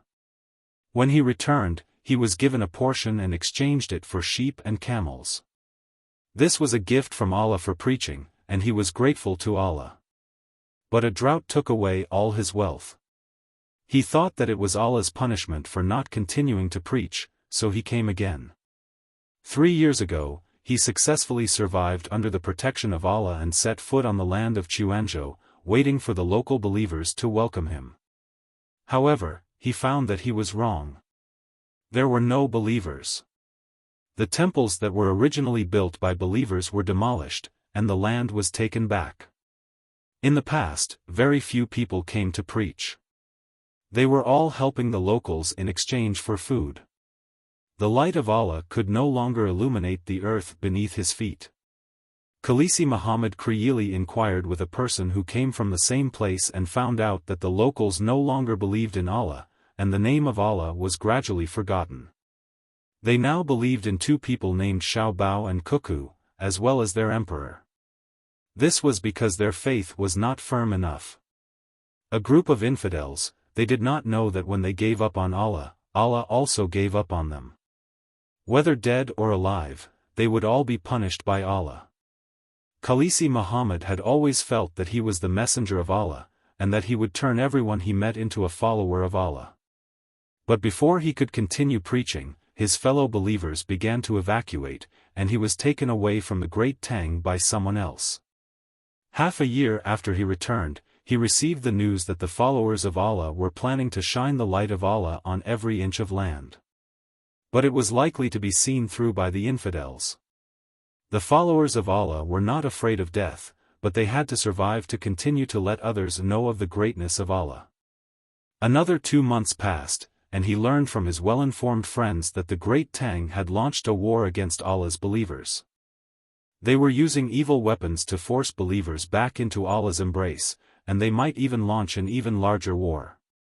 So he was sent out to lead a ship to the prosperous Hangzhou of the great Tang to capture people who did not believe in Allah, and launch a holy war against the infidels. When he came out, there were 40 ships, 60 people on each ship. They came from the sea, but they could not be discovered by the infidels' ships. Otherwise, the infidels would use evil weapons again to sink their ships. Khalisi Muhammad Kriyili wondered why he did not have such weapons. The Almighty Allah could not be worse than the infidels. It must be Allah's test. People who believed in Allah were not afraid of evil weapons. There are really many infidels' ships. Khaleesi murmured a hoarse voice in his throat, and reached out to touch the water bag, and finally resisted the desire to take another sip. He remembered the ship he saw not long after he went out to sea. The ship was fast, big, and had sails but no oars. Not only did it have the same jib sail as his ship, but it also had a horizontal sail. When the wind was favorable, they hung full sails, and when the wind was against, they lowered the sails, but their speed was faster than when they hung the sails. He heard that this was a thing called a steam engine, which was also made by the infidels and full of evil. The infidels' ships followed the outline of the land. Then his side could not continue to move forward according to the previous plan, otherwise they would be sunk by their gunships. The only way he could take was to go around. After going around and around, he encountered a strong wind, and the sea fell from the sky. One ship after another sank, and he did not know which wave knocked him unconscious. When he woke up, he was already on a small island, and there were other people, adding up to exactly 81, and the rest returned to the embrace of Allah. The wreckage of ships floated on the sea around the island, and only 2 ships were still intact. Everyone began to repair the ships and continue to move forward with the test of Allah. Even if there were only 81 people, even if there were only 2 ships left, the fire of the holy war would not be extinguished. Let the infidels know that Allah cannot be used to blaspheme, and dirty souls must be purified. But what about the land? What about the civilians of the infidels? Do you want to let the 81 people and 2 ships on your side fight against the enemy's fleet? In fact, Allah should send a more powerful fleet to the believers, and at the same time, there were sea supply rescue ships that patrolled every half a day. When he came back, he saw that the fishermen were not worried about encountering big storms. They did not go far, only around the range of the lighthouse. They had so many lighthouses, and he did not understand why they were built so close to each other.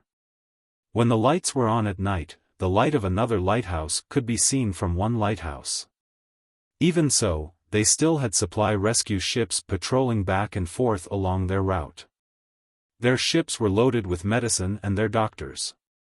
There were small boats on the big ships, with their canned food, fruits and vegetables, as well as changing clothes and countless fresh water. They accompanied their other ships, and the farthest one even followed the merchant fleet. When he went back, he specifically asked someone. The fresh water on the supply rescue ship was free of charge for the merchant fleet, and other things were not expensive. For their fishing boats, everything was free. He heard that he saw a pagan fishing boat was damaged by a whale. At that time, a supply ship passed by, rescued the people in the water, and then gave the fishermen a boat so that they could continue to fish. How could the sinful infidels be like this? That was what the believers of Allah should enjoy. There are boats, I see boats. The shouts of others interrupted Khaleesi's thoughts. He stood up and followed the eyes of others. Sure enough, there were boats, 2 small boats, undulating with the sea. If you did not look carefully, you would not find them at all. It's a fishing boat. Someone shouted happily. Khaleesi was also happy. They met a fishing boat, not far from the shore. First, they would catch the fishermen, then secretly go to their land and catch more people. In this way, the infidels would not dare to do anything to them. They believed in Xiaofan and Cuckoo, and they cared about their lives very much. The people on the 2 boats began to drink water. They did not need to save any more. There would be enough water for them to use soon. The people who drank water had strength in their bodies. They tried to adjust the sail, wanting to quickly contact the other fishing boat, catch their people, and complete their mission, Allah. When the many cannibals' boats were trying to get close to the escort ship, in order not to cause trouble to the escort ship, the fishermen who quickly returned to the land saw 4 boats in front of them. They were about the same size as their fishing boat, but their speed. Were they flying on the water? Come on, the many cannibals are going to meet them. Chen Shihong only had time to shout, and the 4 boats separated from the left and right sides of their fishing boat, leaving 4 clear traces of waves on the sea. He looked back again, and the 4 boats were 100 steps away. Chen Shihong was stunned. He looked at the others and saw that they were also stunned. He knew that he was not the only one who was dazzled. After a few seconds, Chen Shihong waved his fist. "Damn, this is my Tang Dynasty's boat?" His mother, "Crazy, this is crazy!" Chen Shihong shouted. When the others heard his movement, they came back to their senses and crazily shouted together to vent the shock, excitement, and pride in their hearts. "I dare say that I guarantee that this is my Tang Dynasty's new technology. It came from the Ministry of Works, which is Xiao Bao's father's place. It's so fast. If I knew that this kind of boat was coming, why would I run? I should have just stayed at the side and watched the show." Chen Shihong said regretfully. Just now, they were worried that they would be a burden to the escort boat, so they tried to leave. Before they set out, they had been told countless times that in the face of danger, if the rescue team did not send a signal to attack together, they should stay away from the danger and not cause trouble to the rescue boat. Especially in a naval battle, they should run as far as possible. They ran, but that was because they did not know that there would be another boat that was so fast. At that time, they were afraid that the many cannibals would not dare to touch the boats with guns, so they specifically looked for fishing boats like theirs. If someone was caught, the people on the escort boat would be afraid of taking action. But if there was a boat that came later, it did not seem to be a problem for them to stay there. The boat that came later would definitely have powerful weapons. I saw it. I saw that the boat that just flew past had small cannons. Why don't? A fisherman said what he saw and suggested at the same time. Everyone knew what he was going to say. Why don't we go back? Everyone looked at each other. They wanted to go back, but they were afraid that it would affect the soldiers on their side. If they went back and the soldiers were injured, not only would they feel uneasy, but they would also be criticized or even beaten up when they returned home. Why don't we wait a little longer? Maybe they need our help to capture the captives and those 2 boats. If they haven't sunk, we have to bring them back. Chen Shihong suggested.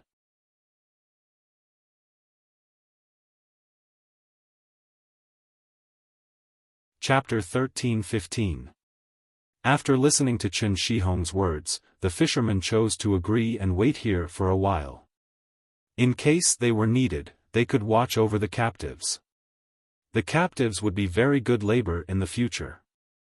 If there were dangerous jobs, they could let the captives do it. Fish. A fisherman pointed at the fish on the boat. Still care about the fish? I just want to see what the flying boat is. In the future, if we encounter danger, they will come faster. It's too magical. Another young man said happily. Although the boat was not his, as long as the Tang Empire had it, he would also benefit. The strength of his country made him work harder. When he encountered danger, there would be someone to help him at the fastest speed.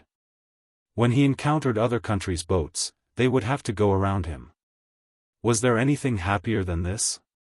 His fishing boat was a little small, but his Tang Empire was powerful enough. Especially Xiao Bao and Cuckoo, they would not reason with others. When they took revenge, they would be very ruthless. The others also piled up smiles on their faces. They hoped that they would have a chance to see it with their own eyes. Although they could not own it now, they might be able to buy or rent it in the future. Just like the steam engine boat, when it was first developed, ordinary people were not allowed to come into contact with it. Now, if they had money, they could rent one or even buy one to use for fishing and transportation. Every time my Tang Empire's military technology improves by a level, we will take out the inferior one from before and use it for civilian use. If one day we can use the boat that just passed by, it means that my Tang Empire is more powerful. I look forward to it. After Chen Shihong finished speaking, he drank 2 mouthfuls of water. For a moment, he felt so comfortable from inside out. Everyone waited on the sea here. When they heard the gunshot stop, they would go back. While waiting, something appeared in the sky. The buzzing sound was very loud. The fishermen looked up and were stunned again. They thought that it was a hot air balloon, but it looked different from the hot air balloons they had seen before. The hot air balloons in the past were round, but this one was like a fish with a bulging stomach. Moreover, it was much bigger than the hot air balloons they had seen before. There were fins, and the basket hanging below was also bigger than the hot air balloons. The most important thing was its speed. There were more than 10 hot air balloons following behind this thing, but the distance between them was obviously getting farther and farther. How many bullets can I put in the basket? Chen Shihong looked up, and the first thing that came to his mind was the loading of the bullets. I think so. Today, I saw 2 mysterious things. It's so satisfying. Look, there's a smiley face drawn in front of this thing. That mouth and eyes are so cute. If it were a shark, it would be awesome. Another person chimed in and commented. Cute? What's cute isn't what's in the picture, but how many deaths it can bring. The picture of the vigorous protection team is also cute. The flags of Cuckoo and Xiao Bao are also cute. It depends on who's looking at it. It's cute when we look at it, but the enemy will have nightmares when they see it. Someone refuted. I'm just saying. How can it be over so quickly? You can't feel it from the front, but when you get to the top of your head, a shadow will cover you and you will be able to run very far away. In the future, they will use this to patrol above our heads. Wishful thinking. It's good enough to have a hot air balloon. If it weren't for the cannibals coming over, there wouldn't be any hot air balloons. There's only a guard ship in charge of that sea area. We're just a bunch of fishermen. Do you expect the imperial court to send a gunship to follow you around? Don't be greedy. With a guard ship wandering around there, we can be at ease fishing. It's a waste to have too many things for us to use. Unless we're attacked, the imperial court will send troops over. But who dares? I'll lend them some courage. If I die, Cuckoo will make all of them die with me. Chen Shihong thought clearly. Can't I just say a few words? Stop. 2 hot air balloons have stopped. They're above our heads. Someone's coming down. The person who spoke just now was about to say a few words when he realized that the hot air balloons had stopped above his head. He changed the topic. 2 people came down from each hot air balloon. There were a total of 4 people with guns on their backs. One landed on Chen Shihong's ship, and another landed on each of the 3 ships beside it. Why did you come down? Chen Shihong was puzzled. To protect you. The person who came down said with a cold face. Welcome, welcome. Oh, thank you. What are the ships and the big hot air balloons that passed by? Chen Shihong pointed to the sky and asked. Military secrets. No comment. The person who came continued to answer with a cold face. Chen Shihong didn't care when he saw that the other party didn't give him face. Anyway, no matter how cold and indifferent you are, you still have to rush to the front when there's danger. How dare you let me take the front? But if only you could be more cheerful. Soldiers and civilians are one family. Xiao Bao and Cuckoo said so. Can't I ask around? What secrets can this thing have to reveal? Chen Shihong cursed in his heart. The 4 people who came down began to check their weapons. The guns on their backs were the kind that had a strong penetrating power. The stopping power was relatively small, and they were mainly used for long-distance shooting. The 4 people were very serious. They first took the guns apart to check, then reassembled them. The bullets were also pressed into the magazine one by one. They even took out a military knife and drew lines on 2 of the bullets. The nearby fishermen were all watching. No one made a sound. They had never touched a gun before. The older ones probably wouldn't have the opportunity in their lifetime. The younger ones were thinking about whether they should participate in the training when they go back and shoot a few guns to satisfy their craving. Will they attack us? A young man looked at the guns in the hands of the other person enviously and asked. I don't know. The person answered. The young man was depressed. He felt that he was far worse than the previous number 576. He was talking and laughing. He didn't owe you anything. Do you have to be so cold? Difference, this was the difference. Number 576 was the spy of the Zhang family and the Wang family. In terms of status, how many people could surpass him? He was very easy to talk to. At this time, another person came down from the lower hot air balloon. Everyone was stunned. It was actually a woman. She was very beautiful and carried a medical kit on her back. As soon as she came down, she smiled at everyone. When others saw her smile, some of them smiled back. Some of the young men lowered their heads, looking very embarrassed. Don't blame them. The four of them are new recruits. They have never been on the battlefield. They have only trained for 3 years. Usually, the instructor is strict, so they don't dare to joke around. They will be fine after they get familiar with it. The female medic smiled and explained to the crowd. She had seen the situation below from above, so she came down to explain. Otherwise, it would be wrong to be a soldier if they misunderstood when they were protecting people. The female medic had a good personality. When she said that, the expressions of the fishermen became much better. An old fisherman comforted them, kids, don't be afraid. If they really fight, you can put the gun on my shoulder. I will block their arrows for you. You can kill them all. Consider it as revenge for me. I have 1 foot in the coffin. I am not afraid of death. Uncle, it's good to hear you say that. But if there is really danger, you have to retreat. If you block them, they will die when they go back. If you don't die, they will lose a layer of skin when they go back. Why don't you thank Uncle? You are all like wood. The female medic smiled and said to the old fisherman. Then, she changed her expression and gave orders to the 4 people. Yes, Princess Tongbei. Uncle, I apologize. The person in front of Chen Shihong was still as cold as before. He apologized to the old fisherman who spoke just now. Everyone started not paying attention to his apology. Instead, they looked at the female medic. Princess?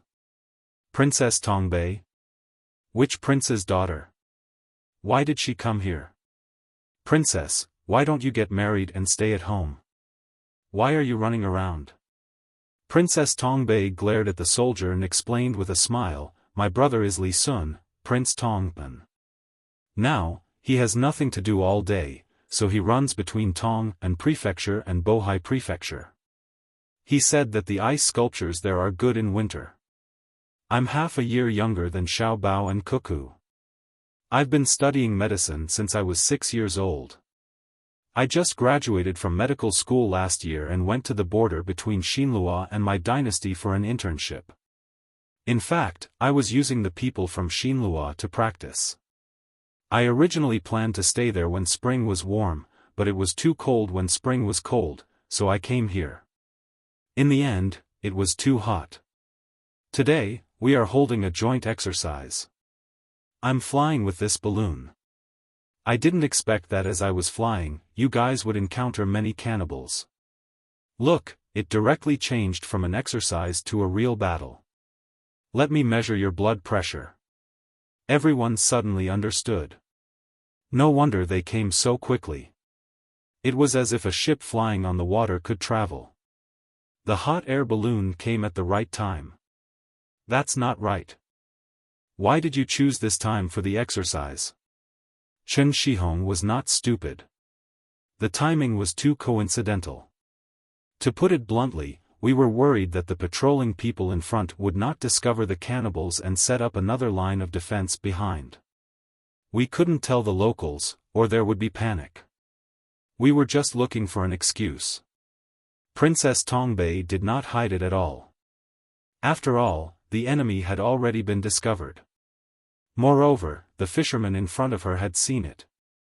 It didn't matter if she said it or not. The imperial court really thinks a lot for us. I came at a good time and have to live a few more years.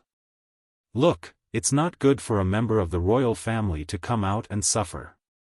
The old fisherman who had just said that he had one foot in the coffin now said that he wanted to live a few more years and even criticized Princess Tongbei.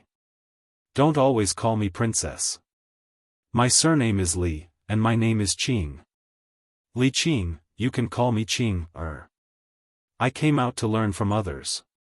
The current royal family is not sitting still and waiting for death. We have to learn skills.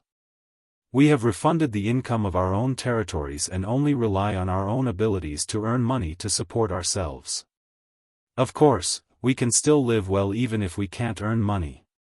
His Majesty has specially set up a fund for us to use. However, it's too embarrassing to count on His Majesty's money to support us. Now, it's popular for the royal family to come out and do things. Uncle, look, I'm out. When I go back to attend the party with them, I'll have something to say. How the fish are caught and why the seagulls are parked on the boat. If I don't come, I won't be able to get a word in when they say something. Princess Tongbei spoke to the old fisherman. Her amiable temperament immediately won the favor of everyone. Hearing the simple words coming out of her mouth, the fisherman's displeasure towards the cold soldiers immediately disappeared. One by one, they began to worry about Princess Li Qing. Chen Shihong frowned and asked with concern, Princess, when you practice medicine, does the medical center give you more money than your original territory? Of course. Not only do I practice medicine, but I also research medicine and sell it to Xinlua, Japan, and so on. How should I put it? In fact, those medicines still lack clinical experience, so it's not useful for you. However, Xinlua and Japan are not a problem. It's my ability to eat well, but it's their fate if they die. In fact, it's the same in Tang. The doctors have tried their best, but there will always be people who die. We are very sad, but there's nothing we can do. The technology is there, and not all diseases can be successfully treated. We'll be very happy if we cure a Tang person, but we'll be very regretful if one dies. If we want to be happy, we have to work hard. My income is not small, and it's all invested in medical research. My food and clothes are settled by Xiao Bao and Cuckoo's family business. The main reason is that it's convenient. Their family business is everywhere in Tang. In our circle, whoever earns less will be too ashamed to meet others. During the gathering, find a corner to sit and don't make a sound. Even the crown prince brother is the same. It has nothing to do with status. Whoever wants to use their status to pressure others will lose face when they say something to pressure others. And the most terrifying thing is that after you use your status to pressure others, if His Majesty finds out, you may lose your status. Occasionally, His Majesty will attend the gathering and talk about the battle between him and Xiao Bao and what victory he has achieved. In fact, we know that His Majesty always loses. He can't outsmart Xiao Bao. Li Qing covered her mouth and giggled. The fishermen laughed along. Their impression of the characters was revived by Li Qing's words. The gap in status still existed, but they seemed to be much closer to those people. While they were talking, the sound of cannons firing came from afar. They're fighting. It's definitely the sound of cannons. Guns don't make that sound, someone shouted. The 4 soldiers immediately raised their guns and looked in the direction of the sound without any expression on their faces. Li Qing quickly comforted them, don't be afraid, don't be afraid. They won't be able to hit us. The new diesel boat and airship are enough to deal with the enemies on 2 boats. The airship is very loaded. There are a few bombs in it. One is enough to destroy the wooden boat. When the telegram arrives, we'll go and help. I hope they don't blow up the boat. No one is afraid.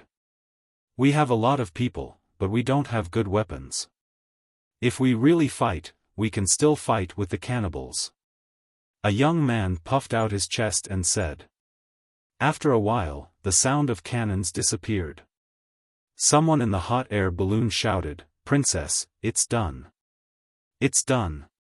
Let's go and take a look." Princess Li Qing didn't climb up.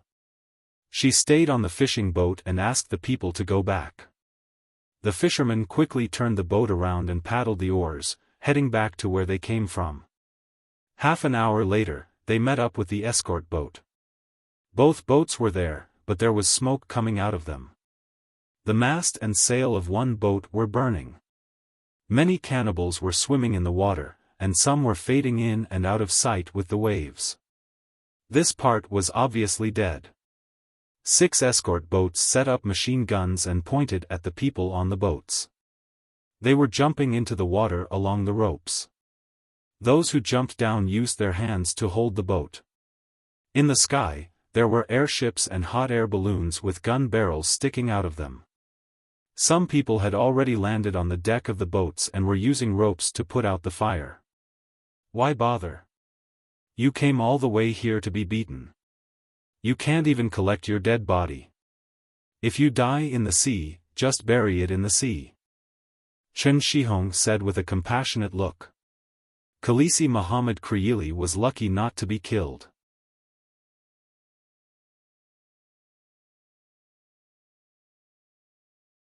Chapter 13-16. The duo eaters were captured one by one. 27 of them were killed, and the remaining 54 were taken captive. In fact, 19 of them were killed, and 8 of them were seriously injured. The medical team looked at the injuries and concluded that there was a chance to heal 5 of them, but they couldn't do anything about the remaining 3. However, although there was a chance to heal these 5 people, it didn't mean that they had to heal them. The reason was that it wasn't worth it. Only Tang Empire would go all out. The heavily injured ones who were not dead were shot and thrown into the sea. Among the remaining 54 people, there were some who were slightly injured. At first, they were still shouting, saying that it was painful and that they could not make it. When they found that the 8 heavily injured people had directly turned into corpses, they stopped shouting. They were afraid that they would be dealt with as well.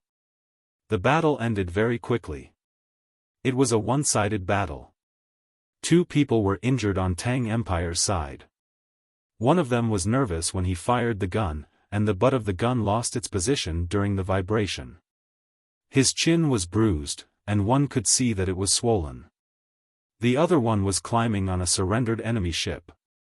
He accidentally put his hand between the rope and the ship's railing, and 3 of his fingers were swollen. These 2 injured people would be punished when they returned. Although they felt uncomfortable when they were injured, they would still be punished. Their injuries showed that their combat skills were not solid enough. If they were sent out to rescue, a small mistake would put the hostages in danger. The 2 injured people indeed had worried expressions. They sat next to each other and looked at each other. They were in the same boat, and didn't say a word. No one came to comfort them. It was just a punishment, and it wasn't a big deal. The fishermen who rushed over were very satisfied with the battle, but they weren't satisfied with the number of duo eaters. There were only 50 of them, and it was too little. If only there were 5,000 of them. The Fuzhou shipyard was expanding, and there were still some small hills and potholes behind it. Where are they? Only so few? Chen Shihong pulled one of the duo eaters who was tied up and asked. Fortunately, this person could understand Tang Empire's language and replied, "They died on the road." Storm. What a wastrel. Chen Shihong scolded and began to look at the 2 captive boats. He looked left and right and shook his head. There's no need. Go back and change it. Put it on the water beside the dock and use it as a restaurant on the water. The two boats will be next to each other. Put a plank on the top and use it as a catamaran. Chen Shihong's mind worked quickly, and he immediately found a good place for the other party's ship. The more he thought about it, the better he felt his idea was. After discussing with the other fishermen, everyone agreed to get the fish and let their families help cook on the boat, which could also increase their income. They could also provide a part of the fish they caught to the restaurant. Not only would they have more sales, but they could also save the cost of buying other people's fish from the restaurant. To the current group of fishermen, Chen Shihong was the most knowledgeable among them, and they were willing to listen to him. Chen Shihong then went to negotiate with number 576. He wanted to buy a ship, but he didn't want to take advantage of the guards. Number 576 originally planned to give the boat to them directly. The wood on the boat was not bad. It would be easy for them to dismantle and use it to build their own small fishing boat. Now that she heard that Chen Shihong wanted to buy it, and that he even had the intention to negotiate, her attitude changed. Are you sure you want to buy it and not ask for it? No. 576 asked for the last time. Chen Shihong nodded. He suddenly felt that he had heard number 576's words today, but he couldn't remember it at the moment. 500 strings of coins. Give me the money, and the boat is yours. Number 576 gave a price. Rob? 200 strings of coins is enough to build a new one, including the mast and the sail. Look at that one, the mast is gone. If we didn't deal with it in time, the boat would be gone too. The sail on the other boat is also broken. Later on, we still have to cut the mast. The wood is good, and it's more than enough to make the beam of 2 rooms. Now it's a second-hand boat, so we have to buy it back. At most, 120 strings of coins. 100 strings of coins, yes, more than that, you have to take it back to play with yourself. Chen Shihong almost offered 120 strings of coins, but fortunately, he reacted quickly enough. 100 strings of coins for you, but in the future when we eat at your restaurant on the water, you have to give us a 20% discount, and it will always be like that. Number 576 bargained with additional conditions. No, it's expensive. You have been eating here, and you are taking advantage of me. 50 strings of coins, I will give you a 5% discount in the future, but you can't order expensive dishes. Chen Shihong was thinking about the price. Number 576 shook her head and said with a smile, when it comes to doing business, you are too far behind. Don't mention young Master Xiao Bao, even Xiao Bei and the rest are better than you. If it were Xiao Bei and the rest, they would immediately agree. Why? Chen Shihong couldn't figure it out. Because you will also profit from the 20% discount.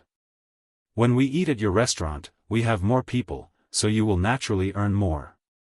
At the same time, it will also give publicity. When others see the soldiers stationed in Fuzhou eating at your restaurant, they will think that the food in your restaurant is good. If you continue to bargain, I will sell the boat to others for 150 strings of coins, and we will have a 20% discount when eating there. I believe many people will rush to buy it. Number 576 was a little disappointed. Although the fisherman opposite her was smarter than other fishermen, there was a limit to his intelligence. He didn't consider the problem comprehensively enough. Chen Shihong slapped his thigh hard. Oh, I remember. No wonder we are so familiar. The newspaper reported that between adults and children, if the child asks for something, you will give it if you can. If you can't, you will explain clearly. If you negotiate with the child, you have to accompany the child to negotiate even if it's just a copper coin. Let the child understand that family is family, and an agreement is an agreement. Just like when Xiao Bei and the rest negotiated with Xiao Bao and Cuckoo. I have learned another skill. When I go back, I will do the same for my children and nurture them. But there is a problem. Number 576 looked at Chen Shihong and motioned for him to continue. The problem is that we can't take out 100 strings of coins in cash. We are building a new house, and life is better now. It's not like before, where we can only take out the money saved by several generations to build a house for the children who are about to get married. It's easy for us to make money. We can tear down all the small houses in the past and build a 2-story building. We can add a big yard, grow vegetables in the front yard, and rear pigs in the backyard. The seaweed washed up by the sea can be used to feed the pigs. The money can be used to hire people and buy materials. If it's not enough to buy a boat, there is still the cost of opening a restaurant. Chen Shihong showed an awkward expression. However, there was a hint of happiness between his eyebrows. It seemed that he was looking forward to the new house. Congratulations, congratulations. Number 576 cupped his hands and was happy. Chen Shihong smiled shyly, thank you. I want to say thank you. The longevity tablets of Xiaobao and Cuckoo will never be removed. Who is good and who is bad, we know in our hearts. If other officials have money, we will be suspicious. If Xiaobao and Cuckoo have money, we think it's normal. We don't care about the rule that officials can't do business. Thank you. Number 576 also thanked him. He was praising his master's family. Then he gave an idea: you can tow the 2 boats back, and then use the 2 boats to get a loan from the bank. The people in your family who run the restaurant are women and older, right? In their name, the bank will give a very low loan interest. If you have people in your family who are not very healthy, the loan interest given by the bank will even be lower than the interest of your savings. There is also the government's tax reduction policy. 2 boats can get a loan of 100 strings of coins from the bank. Chen Shihong didn't believe it. The bank usually estimated the price of things very low. No. Number 576 shook his head. But you can give a loan of 100 strings of coins to the restaurant of 2 boats. If you use the restaurant to get a loan, it's a project. If you use the boat to get a loan, it's a physical mortgage. According to the risk ratio of investment return, the risk of the former is less than the latter. The bank will evaluate it. I've learned something new. People often say that any one of the people from the Zhang family and Wang family is very powerful. Today, I agree with this saying. If you use this idea to deceive people, your 2 families will definitely be invincible. Chen Shihong said gratefully. Number 576 was still smiling and said, the highest level of deceit is not how to deceive, nor who to deceive, but to not deceive anywhere. My wife said since she was very young that there are no deceivers in this world. Everyone is good, Ha ha ha, I've heard. It is said that Cuckoo was laughing at that time. A maid said that there was a deceiver on the other side of the bridge. In the end, Cuckoo said how could it be possible? Good people, they are all good people. Go, bring Xiaobao here. Ha ha ha, I can't help but laugh when I think of it. I did as you said. Will the bank think that we are not honest? Chen Shihong laughed happily for a while, then turned back to the topic and became serious. Number 576 said with certainty, go. This is not deceit, because deceit does not make one invincible. The real invincible is benevolence. The imperial court has a policy of supporting people. Benevolence leads to people's hearts. Chen Shihong happily continued to discuss with the others. After that, they decided to send people to watch over the area while the other fishing boats brought the captives back. When they arrived at the seaside, they would hire a big boat to help pull the 2 boats back. It would be too slow if they dragged the boats themselves, so everyone agreed. Chen Shihong told number 576 what they had discussed. Number 576 proposed to use 4 new boats to help pull the 2 boats back directly. There was no charge, and they could see how the new boat's power system was. When the fishermen heard this, they were happy. They were happy not because they could save money, but because they could see the boats that flew on the water before. Li Qing, the princess of Tang Bay, introduced the boats to the fishermen like a tour guide. I don't know how many new boats the Ministry of Works has built in total. I only know that they sent 4 to Fuzhou and 4 to Quanzhou. Luzhou might have more, but they didn't tell me. As a princess, I don't have the power to ask.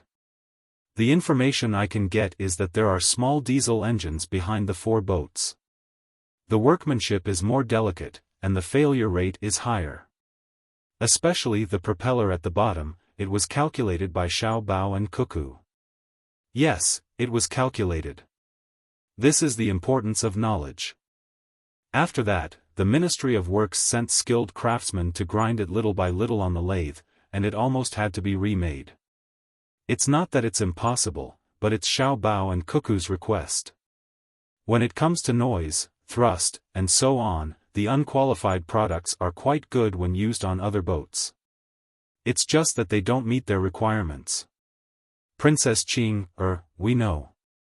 It's said that Xiaobao and Cuckoo want to build our own Tang heavy industry. The requirements for craftsmen are very high. With a casual look and touch, they can find the difference of 0.2 mm. The most simple training class is to graduate.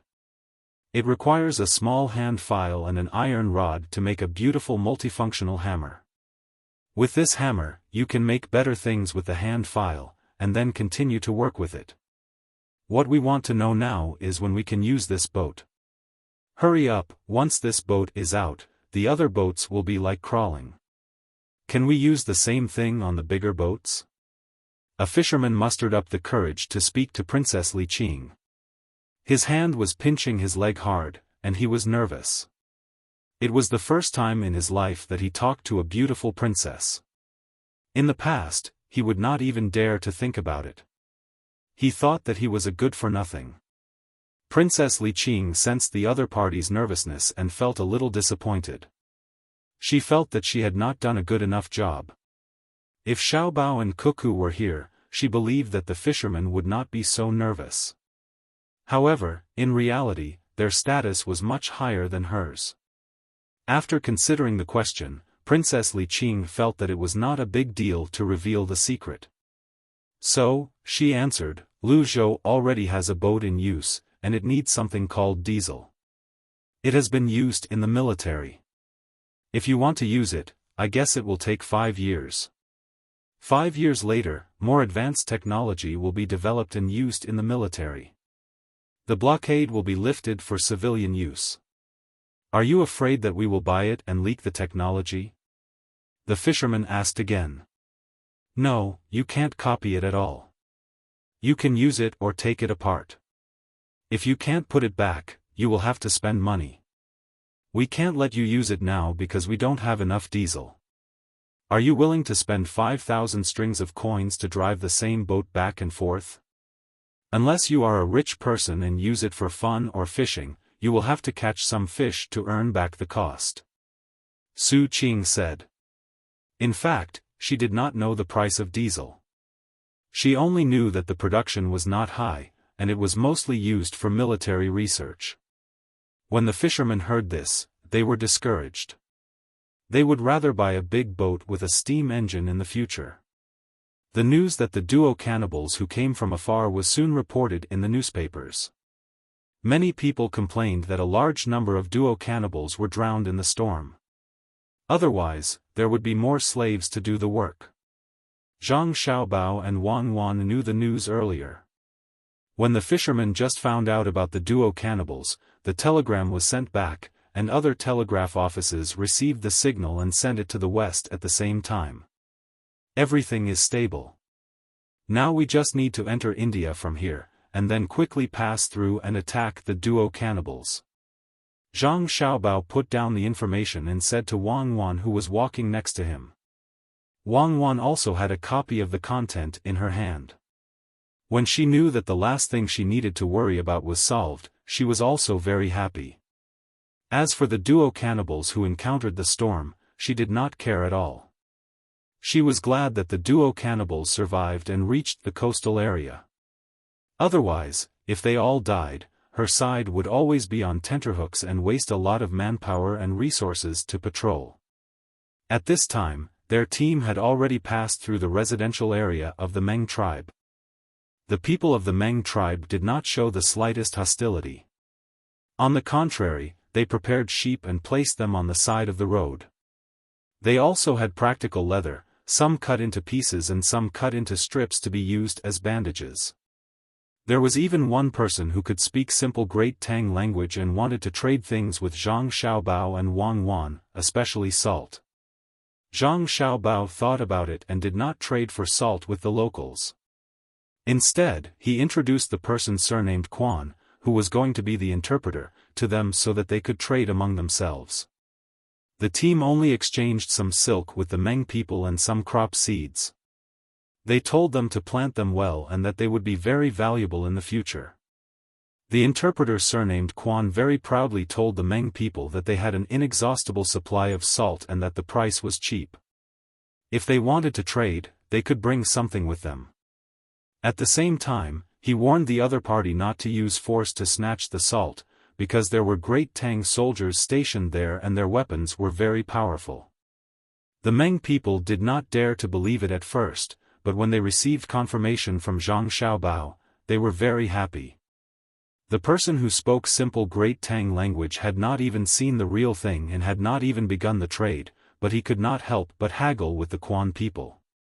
He pointed at a sheep and said, "1 sheep for 1 leather bag of salt." Zhang Xiaobao looked at the sheep. Its wool weight was around 40 jin, which was not considered small. That leather pouch could probably hold about 10 caddies of water, but the salt pouch was much heavier. It could hold about 20 caddies. The Quan person shook his head with a smile. The Meng person said again, "This." He gestured to half of the bag. The Quan person still smiled and shook his head. The Meng person thought about it and then lowered his hand to about 1/10 of the water bag. He then looked at the Quan person. This was after considering that the other party had said that there was a lot of salt. Otherwise, he would have been willing to bring another sheep with the same amount of salt. The Quan person picked up half of the sheepskin and said to the Meng person, "This sheepskin can be exchanged for a bit of salt." The Meng person was angry. He thought that the other party was lying to him. How could a bit of sheepskin be exchanged for a full bag of salt? The Quan person quickly said in the other party's language, "It's true. There is a lot of salt. You can dig it up. Some of it can be eaten directly, and some of it needs to be processed. It's not worth much. I also want to sell it to you at a high price, but I'm afraid that Xiaobao and Cuckoo will be angry. If you don't believe me, you can bring a few people back with me. I'll let you see with your own eyes how much salt there is. No matter how much you eat, you won't be able to finish it. It's just that you'll have to walk back and carry a lot of it. We're not afraid of the weight. We'll call someone to go with you right away." The Meng person was still worried before he was sure, but he chose to go and take a look. The matter was resolved. After that, Zhang Xiaobao and Wang Wan sent a telegram to confirm it through the people who stayed behind. The Meng person was very happy and said that he was willing to consider joining the Tang Empire, provided that he would not be a slave after joining. Now we should speed up and continue to the west, through the territory of the 6 Zhao, and then turn northwest.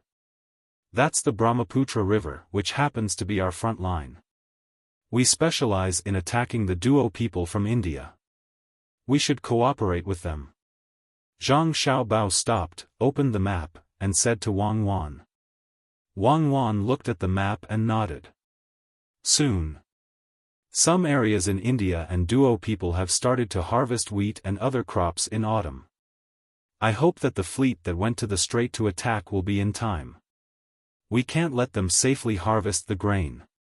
Let's hurry up and ask the small countries in India why they are helping the Duo people.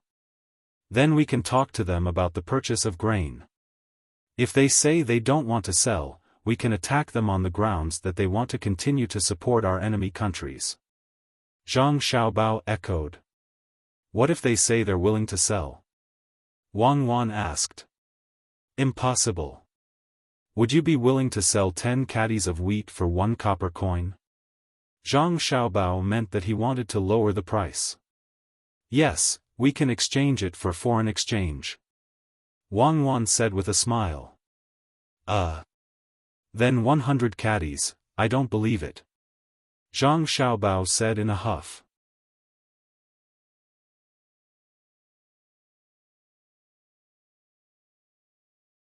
Chapter 13-17. Zhang Xiaobao completely agreed with Wang Wan's words.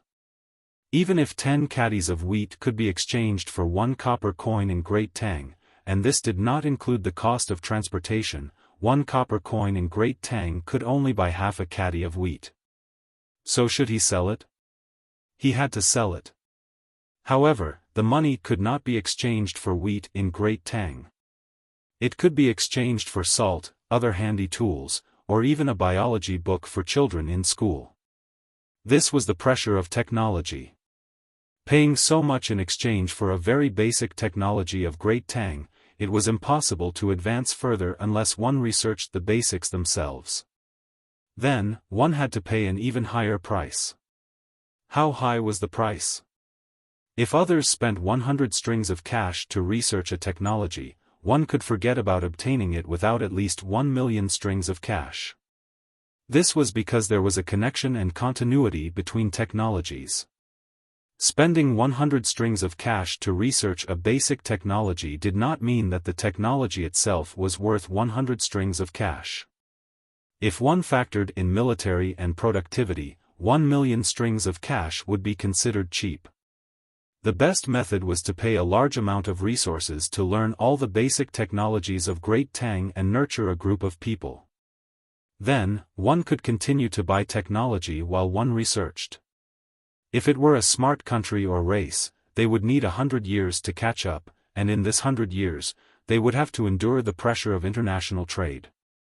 In order to establish a world forest, one had to use the strength of one's nation.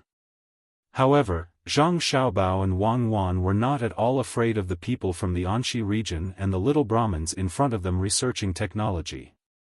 They only restricted Japan and would not give them any chance. That nation was also very smart.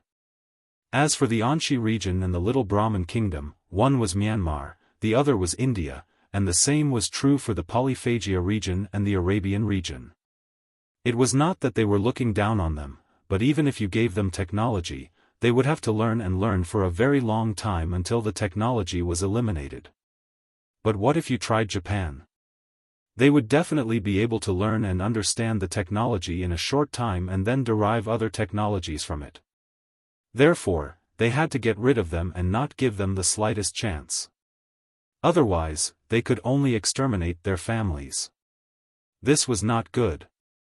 It did not match the spirit of Yan Huang and could not show the charm of Wuxia. All areas with Chinese people must have Chinatowns and Chinatowns. We are the only ethnic group in the world with this ability. Even the smart Jews can't do it. This shows that we are the most tenacious, the most adaptable, and the most tolerant. I am willing to tolerate, but I will never allow threats to exist. I agree to include all races in the world into the Chinese nation, but I will not coexist with them as countries. 6 Zhao, your last chance.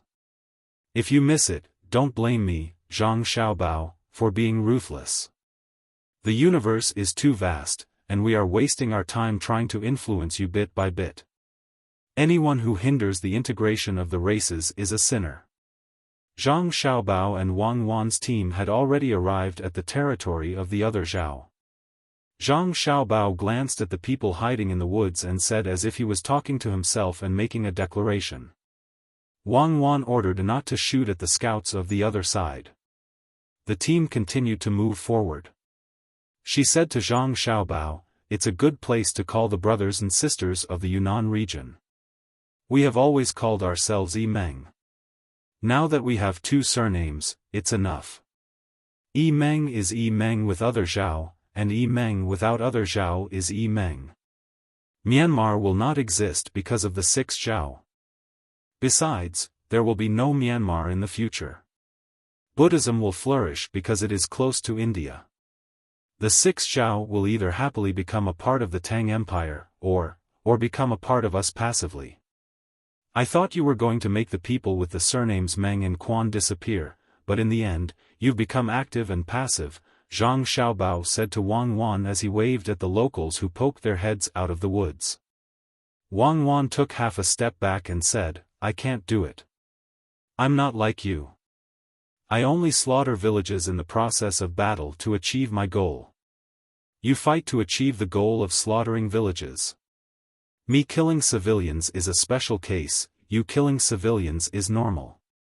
That's why soldiers are cute, and conspirators are shameful. This time, the number of people who die in the war is definitely far less than the number of people who die because of your economic means. No wonder you were captured and didn't die. A person like you is worth an army. I don't dare. I can't compare to Grandpa Qian. That's why I like to sing Swallows Fly Twice. Without him, I don't even know what Swallows Fly Twice is. The kind me can't be a politician. A politician can not only ignore the lives of others, but is even willing to use the lives of his own people as a bargaining chip. I'm far from that. My heart is too weak. I've always respected the song of loving my love with no regrets. That's the song in the old TV series. There's another song in this TV series that I like very much. It's written specifically for the female lead. Zhang Xiaobao said and waved to the person hiding behind the tree again. That guy was not brave enough to come out. Wang Wan sighed. From the beginning to the end, you've been spouting nonsense. In the beginning, you said that you were kind, but in the end, you said something about writing a song for the female lead. I'm writing a song for the author, San Mao, okay? San Mao from the Vagabond? Are you coming out or not? If you don't come out, I'll shoot.